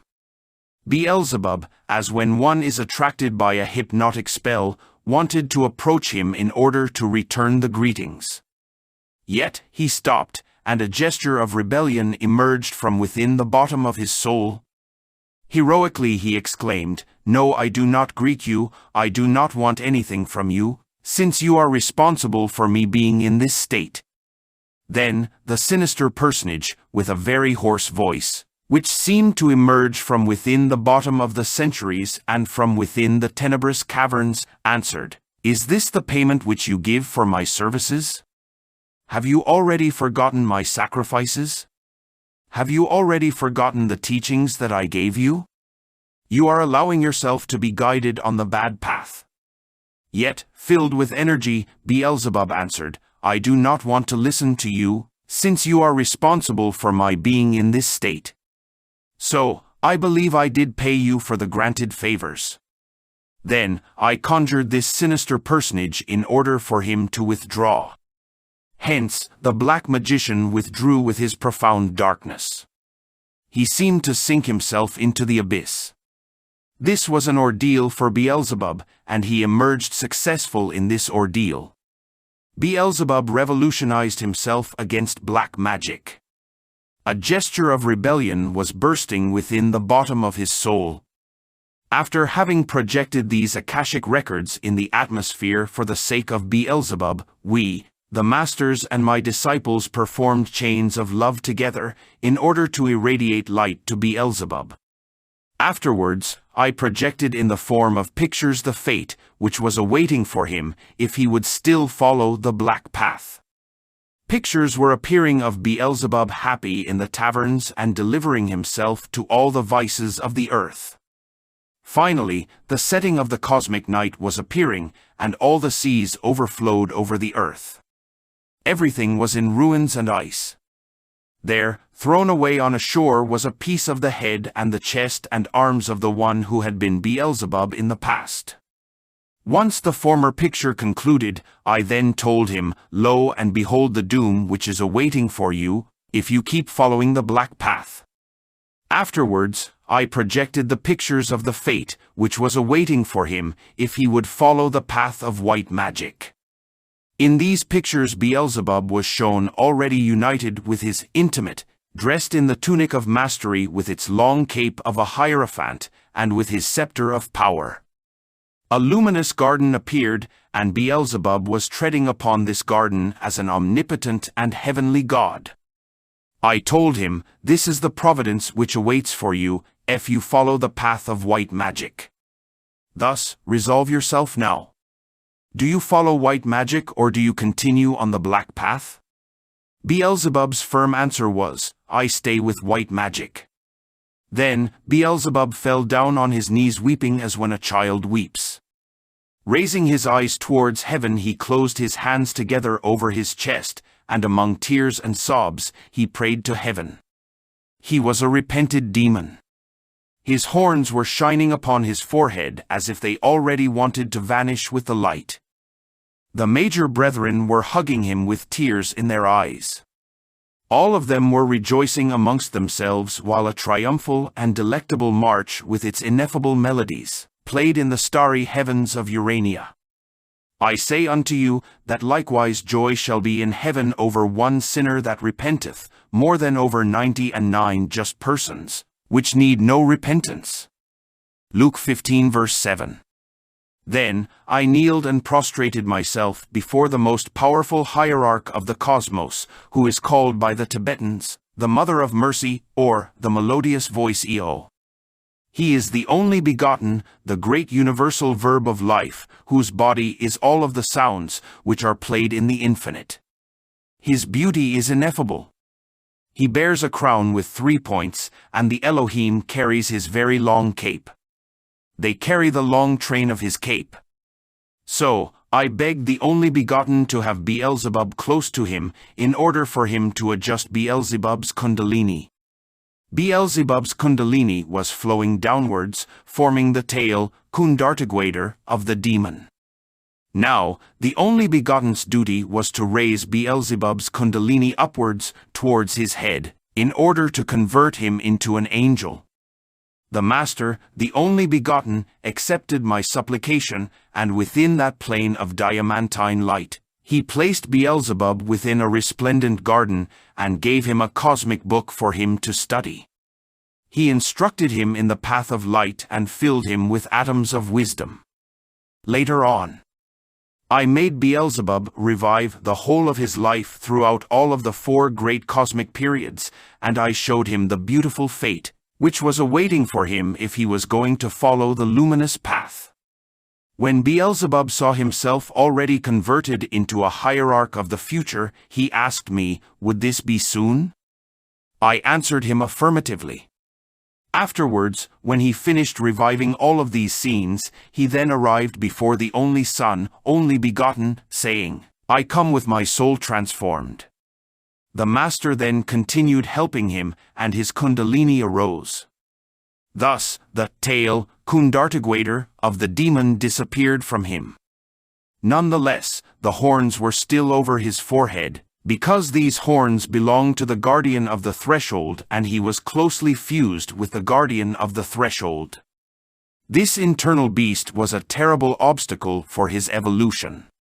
It was necessary to cast this beast out from him in order to liberate him from this internal monster, which held him in bondage for innumerable ages. That internal monster had taken possession of his will, of his thought, of his consciousness, of everything. Therefore, the necessity of expelling him out from his own being, in order to perform a fast internal progress, was peremptory. This then was the moment when I took him into the astral plane in order to submit him to the first initiatic ordeal, through which anyone who wants to reach the initiation has to irremediably pass through. This is the ordeal of the guardian of the threshold. In this ordeal, when we invoke this monster, he comes out from within ourselves and he threateningly thrusts himself against us. Beelzebub had to invoke his own guardian many times. Finally, a horrifying breeze blew everywhere, and then, in a dreadful and threatening way, the specter of the threshold appeared. That creature was a giant, about 3 meters in stature, and his body had 2 meters of thickness. He had the appearance of a monstrous gorilla with a flat and round face, 2 horns, and protruding eyes. Beelzebub had fortified this monster throughout the ages. Now, Beelzebub did not have any other choice but to fight him. Therefore, Beelzebub courageously thrust himself over the monster and subsequently defeated him. This was the monster which gave Beelzebub that horrifying appearance of gorilla. This was the beast of the threshold. Hence, a dry noise resounded within space, which is different than the metallic sound produced in similar cases with our present disciples. This is because Beelzebub is from another world period. Afterwards, Beelzebub was welcomed within the children's hall with a great festivity and delectable music, and so, he remained converted into a disciple of the major brethren. The masters gave him a symbolic cup of silver. After Beelzebub passed through this first ordeal, I then took him again to the only begotten, in order for the only begotten to keep helping him.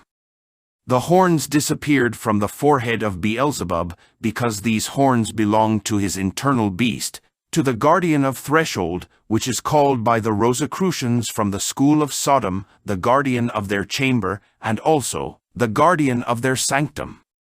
The monstrous figure of the gorilla also disappeared from Beelzebub, because that figure was not his own, but the figure of the guardian of the threshold, which is called by the Rosicrucians from the school of Sodom, the guardian of their consciousness. Beelzebub beautified himself. Nevertheless, he now had to accomplish that saying of the Master, "Render therefore unto Caesar the things which are Caesar's, and unto God the things that are God's." Matthew 22 verse 21. Beelzebub had to return to the black magicians all the articles which he had from them, the biretta, the 7-knotted cord and the cape of the prince of demons. Also, he had to erase his name from the book where it was written. When reaching this part of our present chapter, we have to give some explanations about this matter, because many readers would think it strange that we talk about books within the astral world. And it is because people are accustomed to think that the astral world is a vague, fluid, vaporous, intangible, immaterial, etc. world. We, the Gnostics, are essentially realistic, and we have reached the conclusion that nothing can exist, not even God, without the help of matter, even though what is matter is something absolutely unknown to the so-called materialistic schools. Such schools are nothing else but a theoretical cage of parrots, because in reality these know-it-alls of materialism truly do not know anything else but the most gross states of matter. For example, what do they know about occult chemistry, the anatomy and ultrabiology of the internal bodies of the human being? Materialistic skepticism is the result of a cerebral dementia. This has already been confirmed by the psychiatric doctors of Paris when they were analyzing the brain of an existentialist. In reality, within each normal human being, there exists a true, natural mystic who is without any type of aberration. This is because the materialistic, as well as the spiritualistic theories are equally filled with aberrations and fantasies. Therefore, we, the Gnostics, are not spiritualists, neither materialists, but we are realists. We deeply know about the infinite manifestations of matter and the spirit, and we know that the fundamental base of the being is not spirit neither matter. The glorian is a substance which gives its substance to itself, yet it is not spirit or matter. Therefore, when we affirm that Beelzebub had to erase his name from the book of a temple, we speak with much authority as when we say that we have to erase a name from a physical material book. If material objects exist in this physical plane, likewise material solid objects exist within the astral region, because the astral plane is as material as the physical plane. Moreover, we can visit the astral plane any time we want by penetrating within it with our physical body of flesh and bones, dressed and prepared as if we are going on the street for a walk. Books of astral matter exist within every temple of black magic.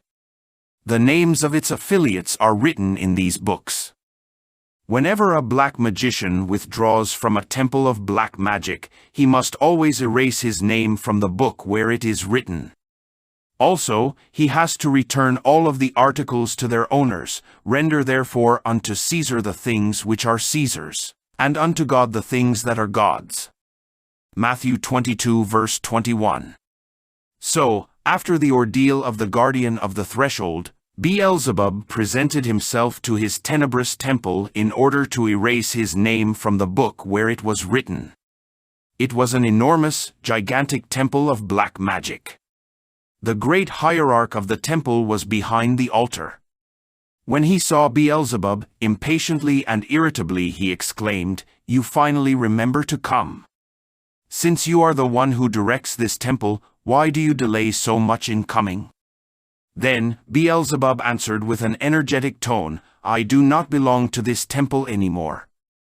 I am now following the path of white magic." Afterwards, he took the biretta from his head and the cord from his waist and thrust them over the altar while saying, "There, I leave these things to you. I do not need them any more, since now I am of the White Lodge." Then he added, "Give me the book so I can erase my name from it." Then the tenebrous priest answered in a despotic way, "Look for the book yourself, I will not give myself that duty." Thus, Beelzebub looked for the book, and then after, he erased his name and departed from the temple with a firm and triumphal step. Subsequently, we directed ourselves to a certain tenebrous cavern where he had to deliver the cape of the prince of demons. When Beelzebub entered into the black cavern, he spoke the following: "I come to deliver this cape that does not belong to me anymore, because I am now a disciple of the White Lodge." And so he thrust the cape towards them. Beelzebub departed from that cavern, while the black magicians from that cavern were insulting him. Once out of that cavern, we directed ourselves to Beelzebub's own cavern. Here, innumerable weapons and seals of black magic were shown. Beelzebub burnt all of these with the salamanders of fire. This is how, my beloved reader, the former prince of demons, Beelzebub, was liberated from black magic. Beelzebub continued abiding within the light of the pass-not ring, and the only Son, begotten, kept teaching him. Some days after, the ordeal of the great guardian of the threshold of the world was presented to him. This is the second ordeal, which every disciple must pass through. Beelzebub courageously confronted the second guardian. Another party was celebrated in another temple, and another symbolic cup of silver was delivered to him. When the second ordeal is passed, then another ordeal comes in order to burn with fire the residue, which remains within the disciple. Beelzebub entered within the hail of fire, and he courageously sustained himself within the flames. This is the third ordeal, and Beelzebub passed it very well. The fire burnt all of the larvae of his astral body, thus he remained clean. Later on, he passed through the 4 ordeals and proved that he was capable, even capable to kiss the whip of the executioner. These ordeals are the ordeal of earth, fire, water, and air. Beelzebub courageously passed through these 4 ordeals. Then, he received the cape of Chela, disciple of the White Lodge, and he dressed himself with a purple tunic. Beelzebub became a disciple of the White Lodge, and he totally sanctified himself. For such a motive, the great brethren celebrated with a grand cosmic party. The divine Rabbi of Galilee received him with open arms, and the divine Rabbi congratulated me, Samael Aun Weor, because of my triumph. This event remains written in the book of the 24 elders, and the cosmos, the whole of it, has been shaken.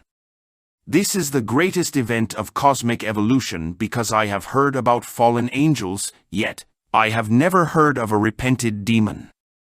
So, Beelzebub delivered himself to healing sick people and to taking them by night in their astral bodies into the temple of Alden for their healing.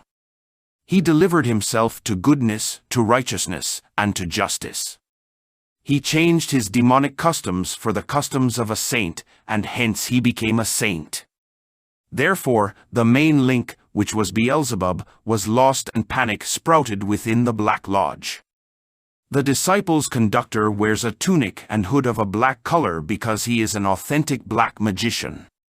Among the masters of the White Lodge, not one wears a black hood. The Master Zanoni, White Master, dresses in a black tunic and wears a distinguished mantle of the same color, but never a black hood. This is because the black hood is only for black magicians. Thus, having again reached the bottom of the temple, I am led towards the center of the temple. Then, an official places a great cross over my head while I kneel, and 3 bell strokes resound in some other part of the temple. From the east of the temple, a master with a purple tunic who carries a great Egyptian cross approaches me. He holds this cross over my head instead of the other cross, while other officials who are standing next to me say, "Under the cross of immortality and eternal life, you are blessed." Within the halls of the authentic white Gnostic initiation, a master never wears a purple or red tunic, since these colors are only used by the hierarchies of the Black Lodge. In the white initiation, the disciple throws upon his shoulders an enormous and heavy cross of wood. This signifies that the disciple has already started his own via crucis through the 9 arcades. The weight of the cross differs very much, as this weight depends upon the karma of each person. Sometimes the disciple cannot bear the weight of his cross, then the Cyrenian has to help him. The vowels e, u grants the disciple the power of bearing his cross when it is very heavy. Thus, the cross over the shoulders is white magic. Yet, the cross over the head is black magic. Christ did not bear his cross over his head, but over his shoulders. The cross symbolizes matter. Hence, to bear the cross over the head signifies to resolve oneself to live under matter, under the world. This is why the black magician says, "Under the cross of immortality and eternal life, you are blessed." The white magician says, "Over the cross I am." The cross over the head is carried by the pontiffs on their mitres. No white magician carries the cross over his head, but over his shoulders, as was demonstrated by the divine Redeemer. Thus, we, the Gnostics, are not under the cross, but over the cross. The Gnostic has to bite a certain figure in the first initiation. Before entering into this first initiation, he has already received the authentic lost word, which has never been written. The verbal tests are very strict in order to receive the initiation. The black magician does not care for morality. Once the Chela, white neophyte, triumphantly passes the white initiation, a celebration occurs.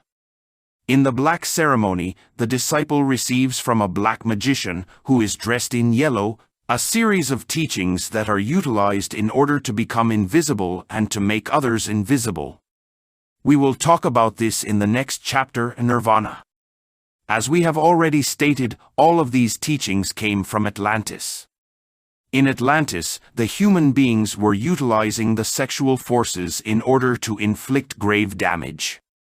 This is how Orhuarpa, a black magician, was forming monsters with his mind that later he physically materialized. He fed them blood to keep them alive, and he was casting these monsters upon his defenseless victims whenever he wished to do so. The Atlantean humanity was clairvoyant, and they marvelously managed to handle the cosmic forces. A very important sanctuary existed in that epoch. This sanctuary was named the Sanctuary of Vulcan. The guardians of this sanctuary had Ahriman, another black magician, and his legions under their control, so these black magicians could not freely work on our planet. The atoms of Ahriman eventually damaged the clairvoyance of the human being. This is how our humanity remains enslaved by the illusion of this physical world. Nevertheless, there was in Atlantis a great college of initiates. When the black magicians were attempting damage against them, then the evil ones were killed by the sword of justice. The lords of Mercury gave the mind to the human being in order for him to think, and not for him to use it for destructive purposes, as did Orhuarpa. When Orhuarpa saw that people were worshipping him as a god, he armed a powerful army and marched against Tallinn, the city of the 7 gates of massive gold, where the white magicians from Atlantis reigned. During the day, Orhuarpa was fighting dressed in steel, with shield, helmet, casque, and sword. Yet, during the night, he was unleashing his beasts with his witchcraft. They were in the form of wolves, and they were destroying his enemies. This is how he captured Tallinn, the city with the 7 gates of massive gold. He became emperor of Atlantis, thus establishing the cult of the tenebrous sun. This is how events occurred then. The Master Mona reincarnated. He reunited an army of soldiers and marched against Orhuarpa. Orhuarpa cast his ferocious beasts against the Master Mona, but the Master was dissolving them with his luminous powers. Master Moria, with the edge of his sword, captured Tallinn, the city with the 7 gates of massive gold, and all of the soldiers of Orhuarpa fell under the sword of the forces of light. When Orhuarpa saw that he had lost, he enclosed himself within a tower and died burning in it, because Master Mona's soldiers set fire to that tower. Unfortunately, events did not end here. Orhuarpa immediately reincarnated again, and when he was old enough, he reunited his army of warriors and sorcerers and marched against Tallinn, but he could not capture the city again. So, he established his own throne against the other throne. Then, the four thrones, deities, said to the white emperor Noah, leave from this land, and pass to the Gobi Desert, where you will find dry land, because God will sink this land. Noah obeyed and departed with all his people towards the Gobi Desert. The people of Noenra were the primitive Semite tribes who were following the path of white magic. Thus, Orhuarpa remained chief and lord of Atlantis. Sometime after the departure of the people of Israel, certain dangerous igneous manifestations started to appear in Atlantis. This was because the use of the sexual forces, when utilized for black magic, made the fire of the dormant volcanoes enter into activity. The sexual forces have an intimate relationship with all the forces of nature, because the sexual forces reside not only in our sexual organs, but also in all of our cells and, moreover, within each atom of the cosmos. The sexual force is the cause of electricity. It is logical then that the dormant volcanoes would enter into activity, since the volcanoes were intimately related with the black magicians by means of the sexual energy. During great earthquakes, Atlantis sank with all of its black magicians into the bottom of the Atlantic Ocean. All of the native tribes from the continent of America are Atlantean remnants. These tribes preserved many practices of black magic, which were derived from the Atlanteans. In America, there are some who make dolls with wax and then bury them with pins. This is how they empower their imagination and concentrate their minds on their victims. There are others who utilize the sexual forces for destructive purposes. The whole of this originated in Atlantis. The Arhuacos Indians, from the Sierra Nevada of Santa Marta, Colombia, burned a whole town named Dibuya, by utilizing the elementals of fire, which they call animes. I met a humble old woman in the small town of Santa Cruz de Mora, state of Merida, who made marvels with the elementals of nature. When she was young, she married an Indian. Her husband took her to his tribe into the jungle. She tells many strange things about this tribe. She says that during the day, the Indians abandon their homes, and during the night all of them arrive with the shape of animals, yet, when they are within their huts, they take the human shape again. A certain day her husband took leave from her and said that he was going to die in the jungle, since these Indians go into the jungle in order to die. He gave her an amulet and said, "I deliver this keepsake to you, so you can ask to it whatever you wish, when you are needy." This is how the old woman made marvels in the town of Santa Cruz. She asked this amulet whatever she wished for. Money, wine, jewels, liquors, perfumes, etc., etc. were coming to her as if by magic. People who were robbed did nothing more but consult her. At once she was asking the amulet for the robbed object. Then, the object was carried by invisible hands and arrived into her hands, and so everybody was recovering their lost things. Unfortunately, these marvels ended for the old woman when she had the weakness of confessing this to a priest, who took this marvelous talisman away from her. The performance of these marvels are nothing fantastical or rare, since they are simply made with the elementals of nature. The book by Mr. Franz Hartmann entitled The Elementals widely refers to these things. The whole of this knowledge comes from Atlantis. The elementals serve for good as well as for evil. The Atlanteans utilized the elementals for evil. Chapter 15. Nirvana. From the Gobi Desert, the Israelite tribes emigrated to the west in order to form the Aryan root race. This is represented in the book of Exodus, in the story of the emigration of Israel, when they were coming out from the land of Egypt towards the Promised Land. Enormous caravans of human beings, who were commanded by the masters of major mysteries, came away from the drowning Atlantis towards the Gobi Desert. Afterwards, they emigrated to the west in order to cross themselves with some Western races, in order to form our present Aryan root race. The captains of the biblical Exodus were the same masters of major mysteries.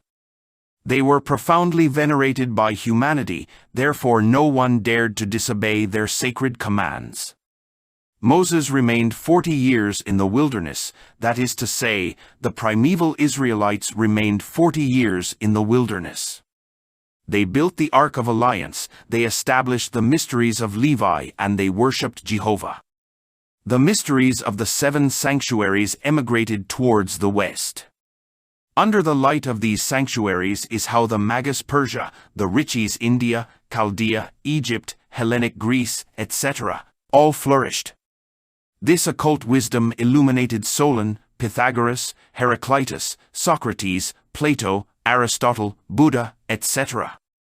The most powerful civilizations from the past flourished under the light of the sacred mysteries. Nonetheless, the human being was developing the intellect and it withdrew him from the internal worlds. When the human being lost his clairvoyance, then he knew fear. Fear did not exist in the past, because the human being was contemplating the action of the gods and he was seeing the unraveling of all things. The human being removed himself from the great light, now he has to return into the great light.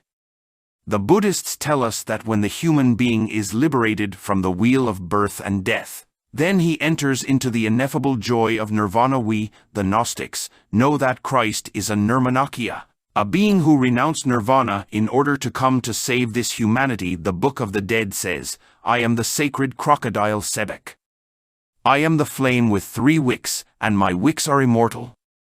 I enter the region of Sikkim, I enter into the region of the flames which have defeated my adversaries. This region of Sikkim, the region of the flames, is the ineffable joy of nirvana. A Dayan Chohan is one who has already abandoned the 4 bodies of sin, which are the physical, astral, mental and causal bodies. A Dayan Chohan only acts with his diamond soul. He has already liberated himself from Maya, illusion, thus, he lives happily in nirvana. The sacred crocodile is the intimate. The intimate is the flame with 3 immortal wicks. These 3 wicks are the intimate's diamond soul, his igneous mind and Atman, his own spiritual body. Nirvana is a region of nature where the ineffable happiness of the fire reigns. The nirvanic plane has 7 subplanes. A resplendent hall exists in each one of these 7 subplanes of nirvanic matter, where the Nirmanakas study their mysteries. This is why they call their subplanes halls, and not merely subplanes, as the Theosophists do. The Nirvanis say, we are in the first hall of nirvana, or in the second hail of nirvana, or in the third, or in the fourth, or fifth, or sixth, or in the 7th hail of nirvana. To describe the ineffable joy of nirvana is impossible.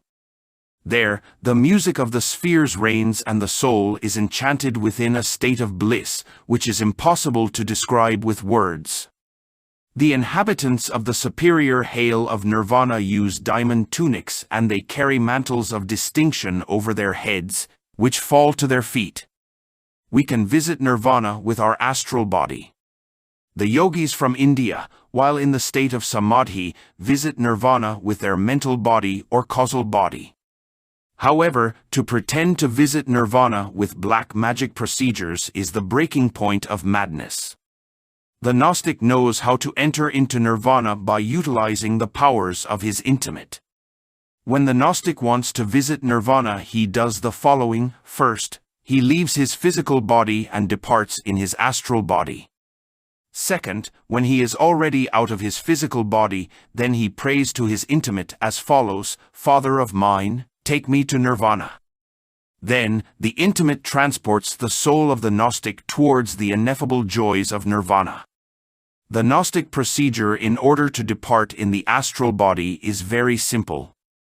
The Gnostic takes advantage of the natural state of transition between vigil and dream in order to leave his physical body. This is done with much naturalness as when one is walking out of his home.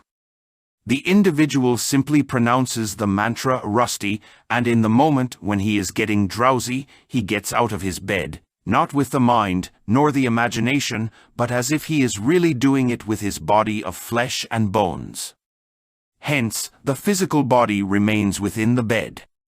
The mantra is pronounced many times like this: RRRRRUUUUUSSSSSSSTI. The Gnostics know very well that they must always save their sexual force, because the Kundalini awakens with the sexual force.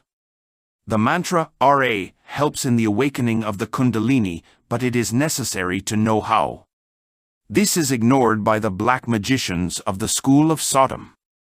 These black magicians believe that by pronouncing RAMA, while standing on their feet every morning and while taking various inhalations of air, they will purify themselves. What they only demonstrate with this is their complete ignorance regarding the wisdom of the Egyptians.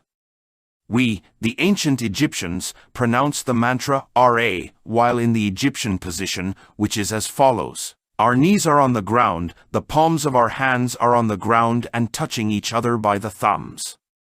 Then, our head rests upon the back of our hands.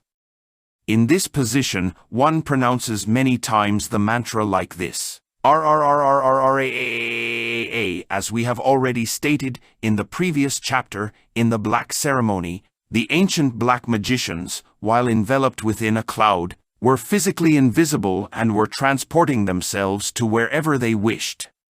Christ, the divine Rabbi of Galilee, taught us the secret in order to travel with the physical body within the astral plane. Let us see verses 24 to 32 of the 14th chapter of Matthew. But the ship was now in the midst of the sea, tossed with waves, for the wind was contrary. And in the 4th watch of the night Jesus went unto them, walking on the sea. And when the disciples saw him walking on the sea, they were troubled, saying, It is a spirit, and they cried out for fear. But straightway Jesus spake unto them, saying, Be of good cheer, it is I, be not afraid. And Peter answered him and said, Lord, if it be thou, bid me come unto thee on the water. And he said, Come.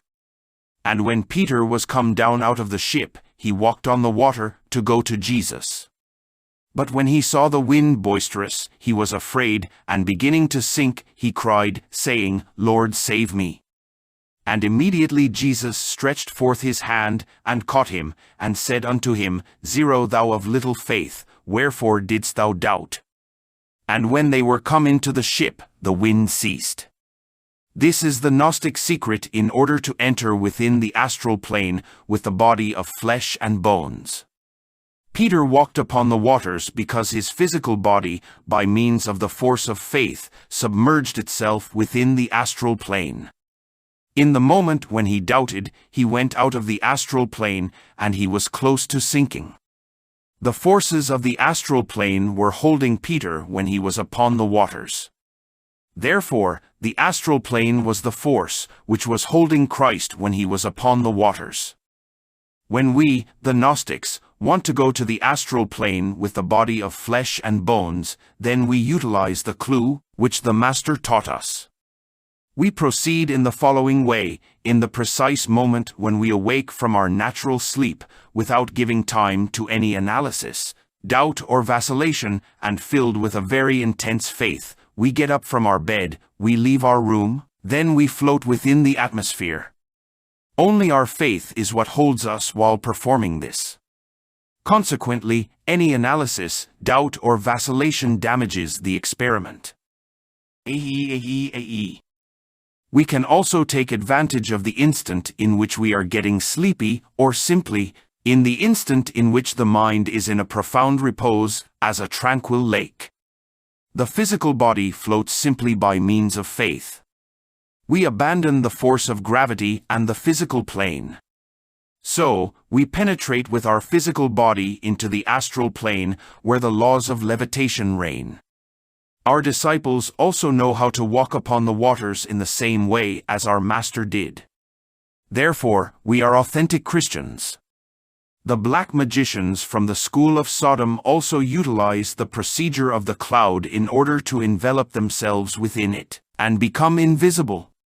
They do not forget about mimicry with this, since if they are within a jungle, they have to make the cloud green. If they are within a room of white walls, they have to make the cloud white.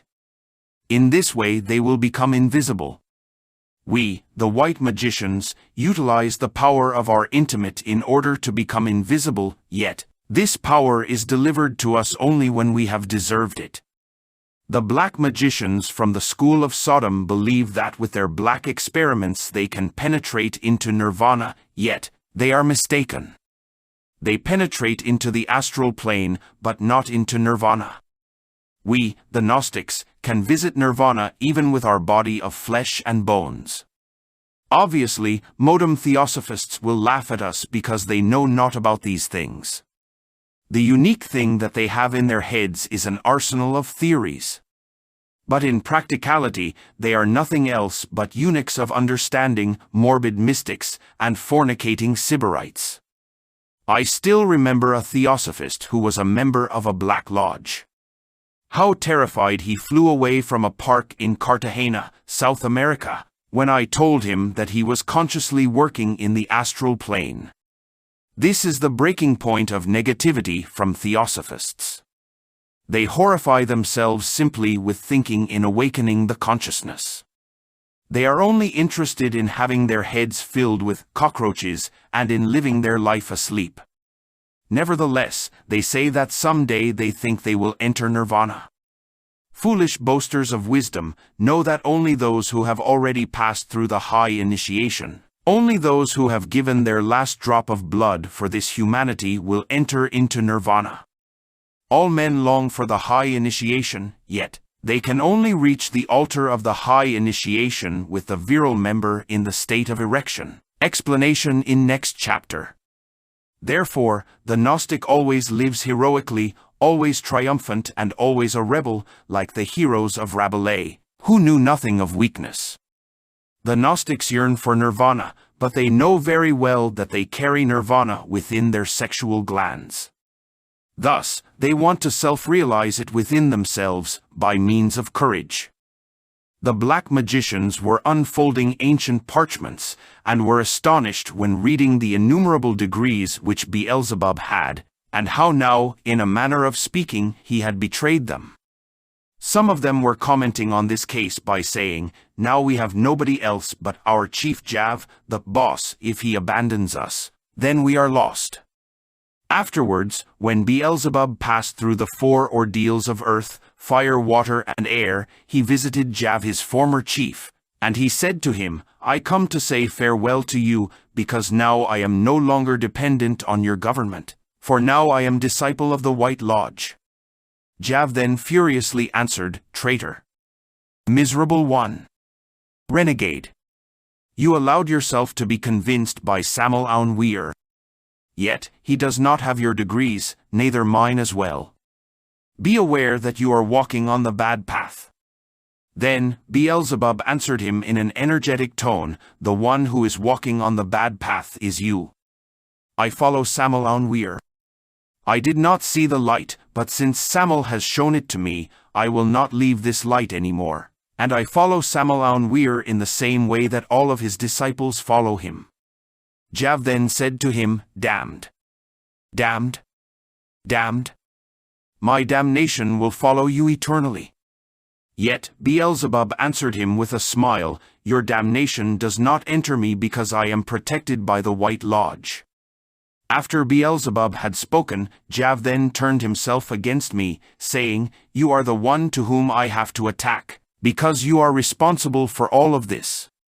Subsequently, he attacked me with all of his sinister occult power, yet I easily conjured him, and I defeated him. Beelzebub kept healing the sick. However, the instant in which he had to ask for a physical body in order to climb up on the path of the initiation, approached with necessity. So, Beelzebub asked for a physical body. His petition was accepted, and he inscribed himself in the 9th karmic office. This is how he entered into our human evolution. The initiate, Garga Kichin, generously offered his cooperation in order for Beelzebub to take physical body within his home, yet This was completely impossible due to health reasons of his wife. She could not endure the tremendous vibration of Beelzebub. However, the major brethren had foreseen everything very well. The Chela Beelzebub incarnated himself in France in a feminine body. Now Beelzebub is a beautiful girl in France who will overwhelm the world because of her sanctity, power, and wisdom. Her parents have a young and beautiful marriage in which only love and comprehension reigns because both are initiates. They are laborers, yet they enjoy a simple and beautiful life. Beelzebub was born with the body of a girl because the feminine body is indispensable for the development of feelings, tenderness, and love. Now, Beelzebub, already with physical body, can rapidly pass the 9 initiations of lesser mysteries, and finally he will unite himself with his intimate. Thus, he will convert himself into a master of major mysteries from the white fraternity. From the great sinners, the great virtuous are born. The sapience of sin wisdom is elaborated with the sapience of sin and the vertigo of the absolute. O defeated Magdala! Thy withered lips due to too many kisses also know how to love. Therefore, I love thee, fallen woman, I die for thee, no matter what they say. I like dancing and thy love. Alas! Woman, do not leave me, for I die for thee. Alas! Woman, do not leave me, for I only love thee. The forbidden fruit makes us gods. Thy delectable words of love and thy grave oaths are like the fire of the roses, and like those delectable moments which no one knows of. The most great angels were always devils from great bacchanahas, they enjoyed the lips of love, they sung the song of songs. Red roses are better than white, because they have the sapience of sin and the vertigo of the absolute, and because they have wept a lot, a sweet Nazarene has forgiven them. Temptation is the mother of sin, and the pain of sin is the sapience. Christ loved she who had wept much, and said to her, Woman, I forgive thee, for thou hast loved much. The most divine gods are those who have been more human, the most divine gods are those who were devils. Chant.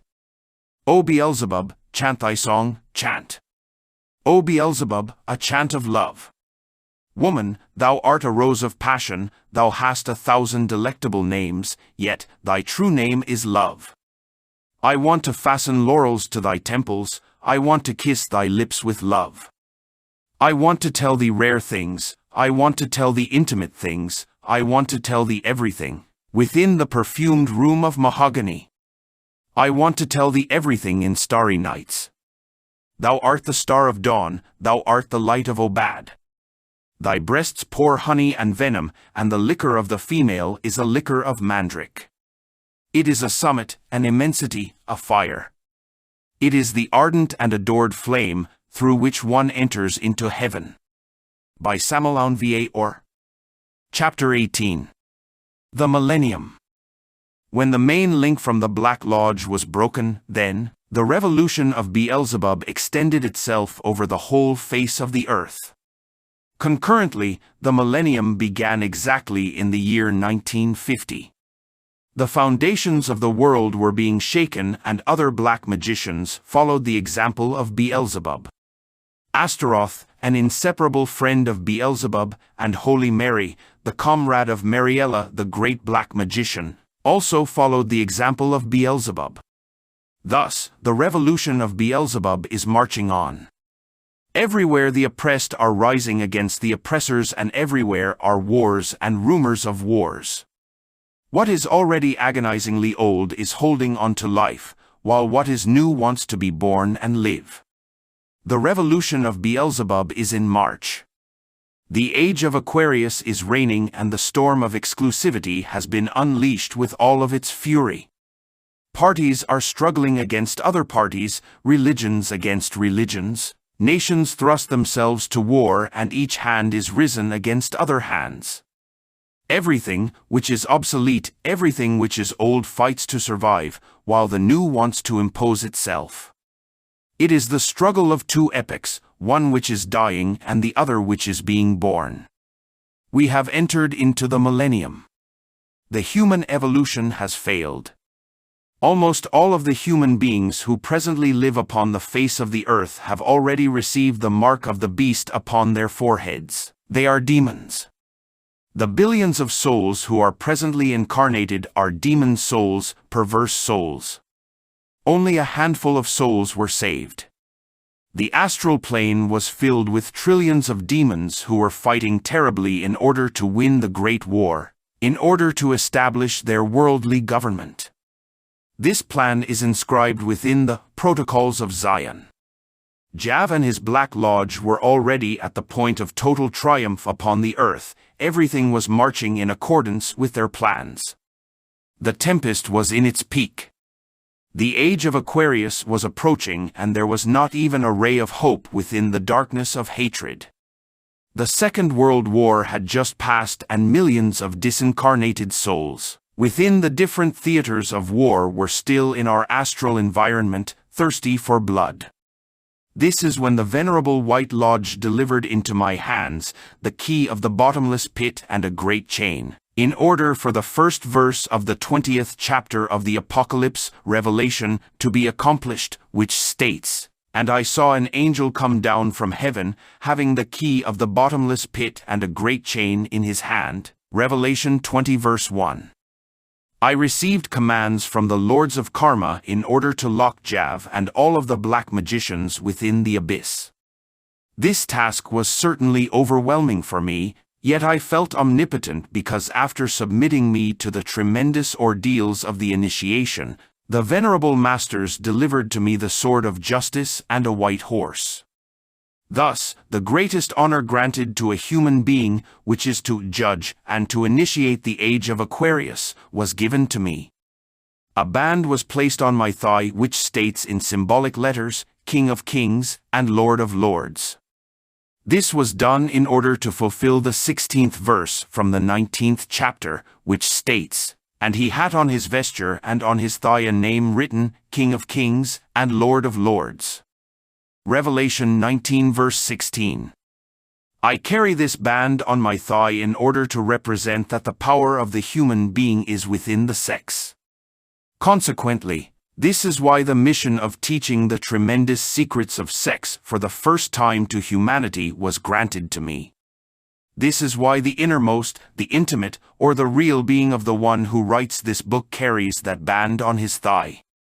This is the way in which my particular mission is symbolized.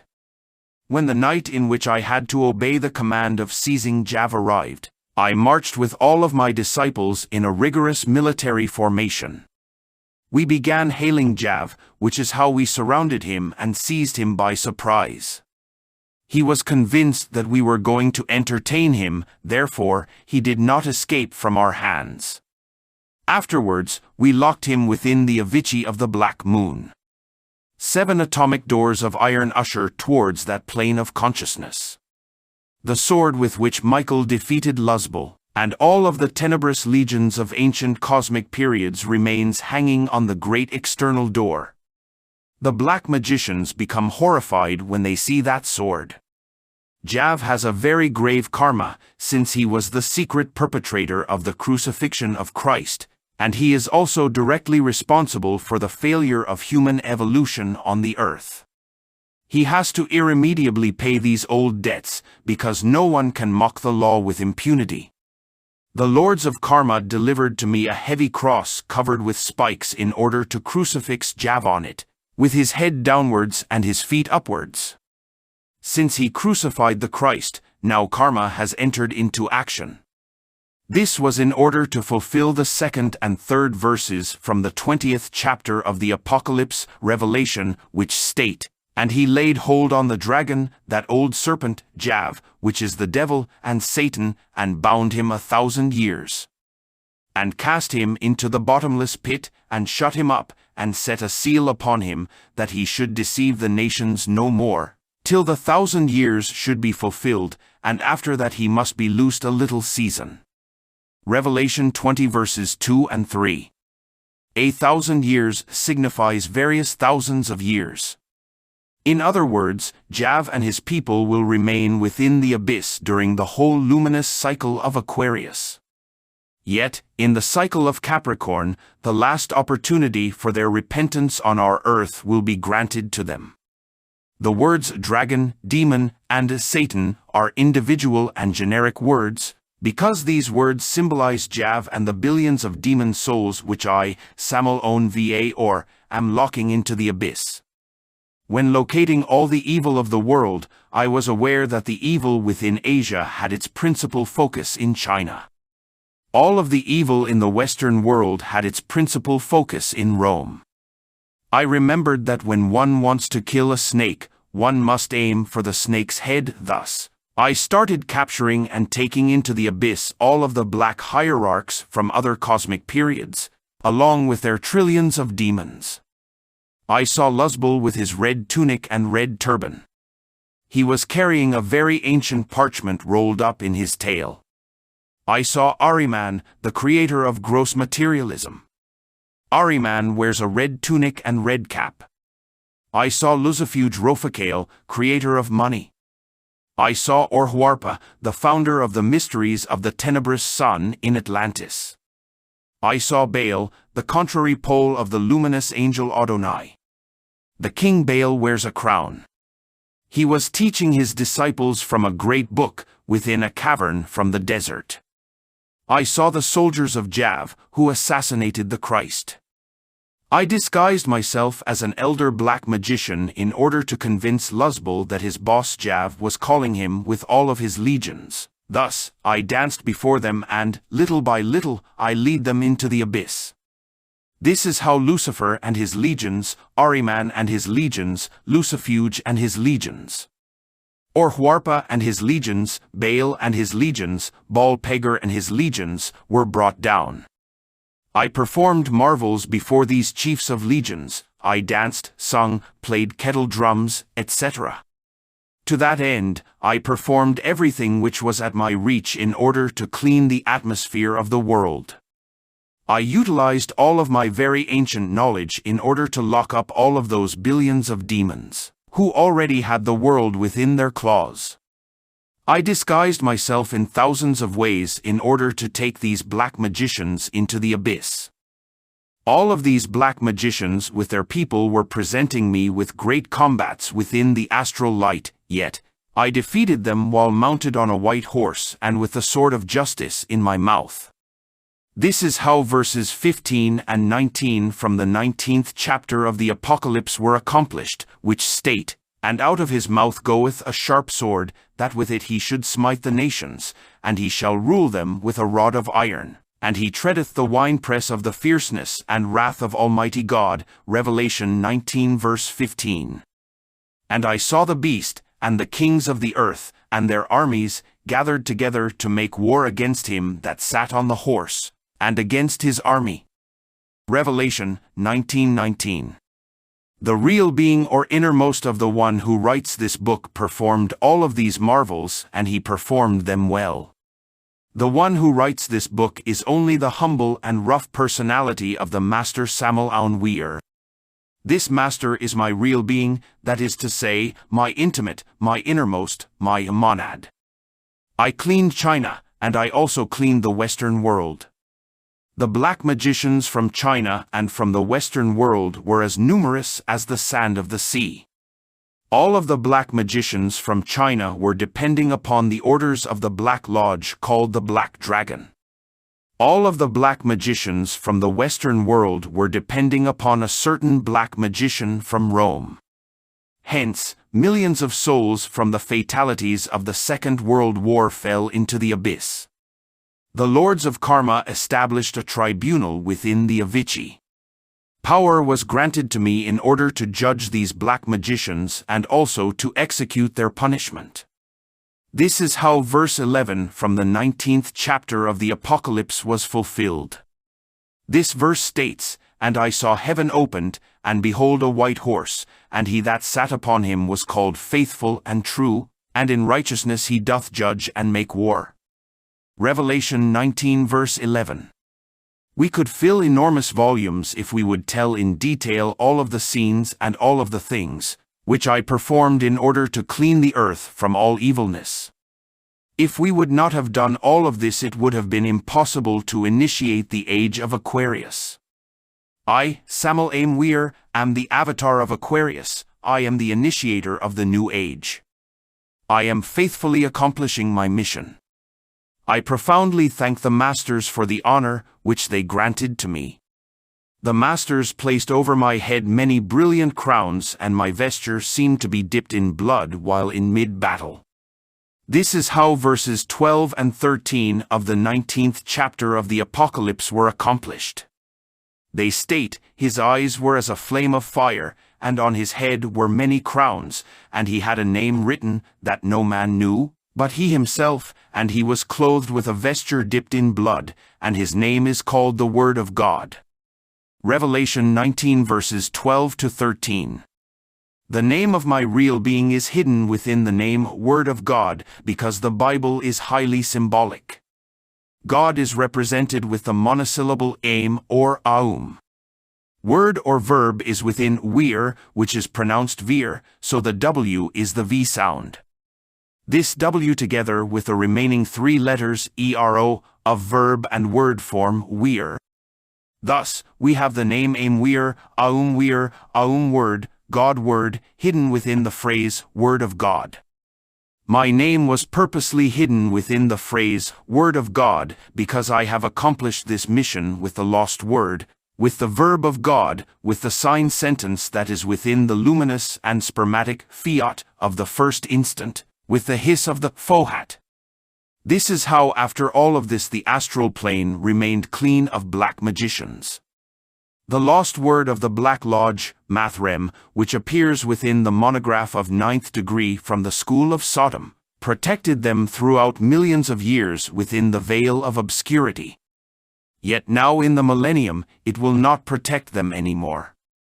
The gods judged the great whore, humanity, with the number 6. Thus, they considered her unworthy. The sentence from the gods was, "To the abyss. To the abyss. To the abyss." The astral plane remained clean as millions of human souls fell into the abyss. Yet, billions of demons remained within the physical plane with bodies of flesh and bones. This is when the gods had to judge the great whore, humanity, in order to cast her into the abyss. The Third World War is already inevitable. People will die by the millions like the sand from the sea. This has to happen in order for verses 17 and 18 from the 19th chapter of the Apocalypse to be fulfilled. These verses state, "And I saw an angel standing in the sun, and he cried with a loud voice, saying to all the fowls that fly in midst of heaven, Come and gather yourselves together unto the supper of the great God. That ye may eat the flesh of kings, and the flesh of captains, and the flesh of mighty men, and flesh of horses, and of them that sit on them, and the flesh of all men, both free and bound, both small and great." Revelation 19 verses 17 to 18. Human beings will die by the millions, like the sand of the sea. The Colossus from the north will pay its karma. There will be war between the east and the west for the good of this humanity, thus said Jehovah of hosts. The demonic souls from the dead of the Third World War will sink into the abyss. From the year 1950 henceforth, the souls who will receive physical bodies will be only those who will have the chance to be properly prepared to live in the age of Aquarius. Eventually, our planet will become almost barren, yet millions of inhabitants from other planets will come in order to illuminate the age of Aquarius. We spoke previously about UFOs in our first edition of the book The Perfect Matrimony.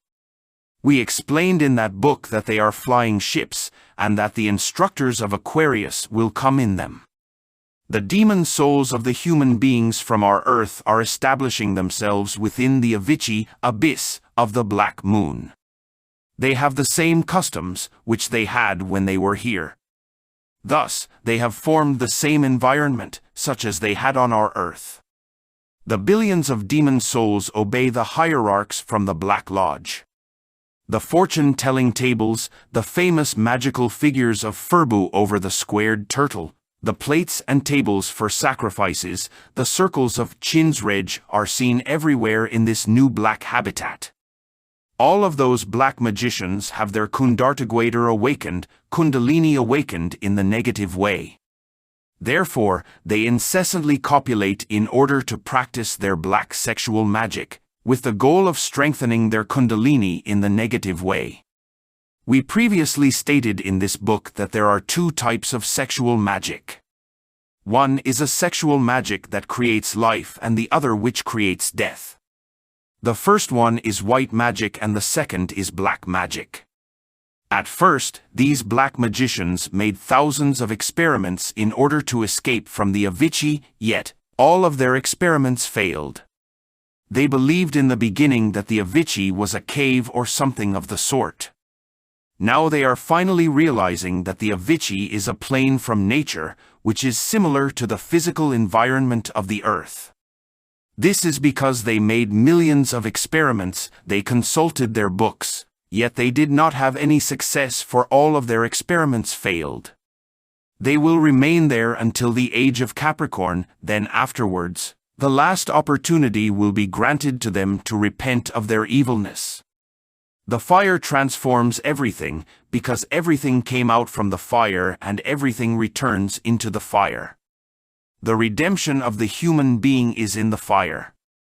Fohat transforms everything, which is, everything which has been and everything which will be. We have defeated death, thus, we are immortal. The sword of Damocles threateningly rises against the mute skull. The world is within the fire of alchemy, hence, all refuse is falling into the abyss. I have finished this book in the middle of the tempest. The cannons are roaring, the earth trembles, the terrible rumble of the thunder is heard, and within the frightful blowing of the hurricane, majestic voices and terrible words are heard. The earth is in flames and the Fohat is incessantly hissing. Thus, within the terrible hissing of the Fohat, the sentence of the gods of fire is heard, to the abyss. To the abyss. To the abyss. Samael Aun Weor. Hymn for the New Era. By the great avatar of Aquarius. To be sung in chorus. Let us break the chains, tyranny has already fallen. O.M. O.M. O.M. Life is in festivity, let us break the chains, O.M. O.M. O.M. Too good Jesus, come, come, come. He does not want slaves. Jav has already fallen, Luzbel has already fallen. 3 Let us break the chains, tyranny has already fallen. O.M. O.M. O.M. Life is in festivity, let us break the chains.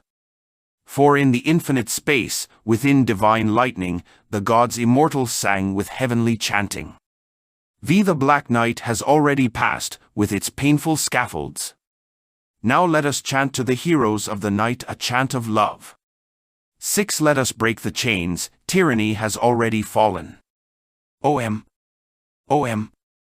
O.M. Life is in festivity, let us break the chains, O.M. O.M. O.M. 6 Good Jesus, come, come, come. He does not want slaves. Jav has already fallen, Luzbel has already fallen. Now we are free, now we are wise, Luzbel has already fallen. 8 Let us break the chains, tyranny has already fallen. O.M. O.M. O.M.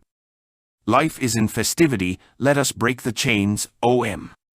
O.M. O.M. Inri. Inri. Inri. The end.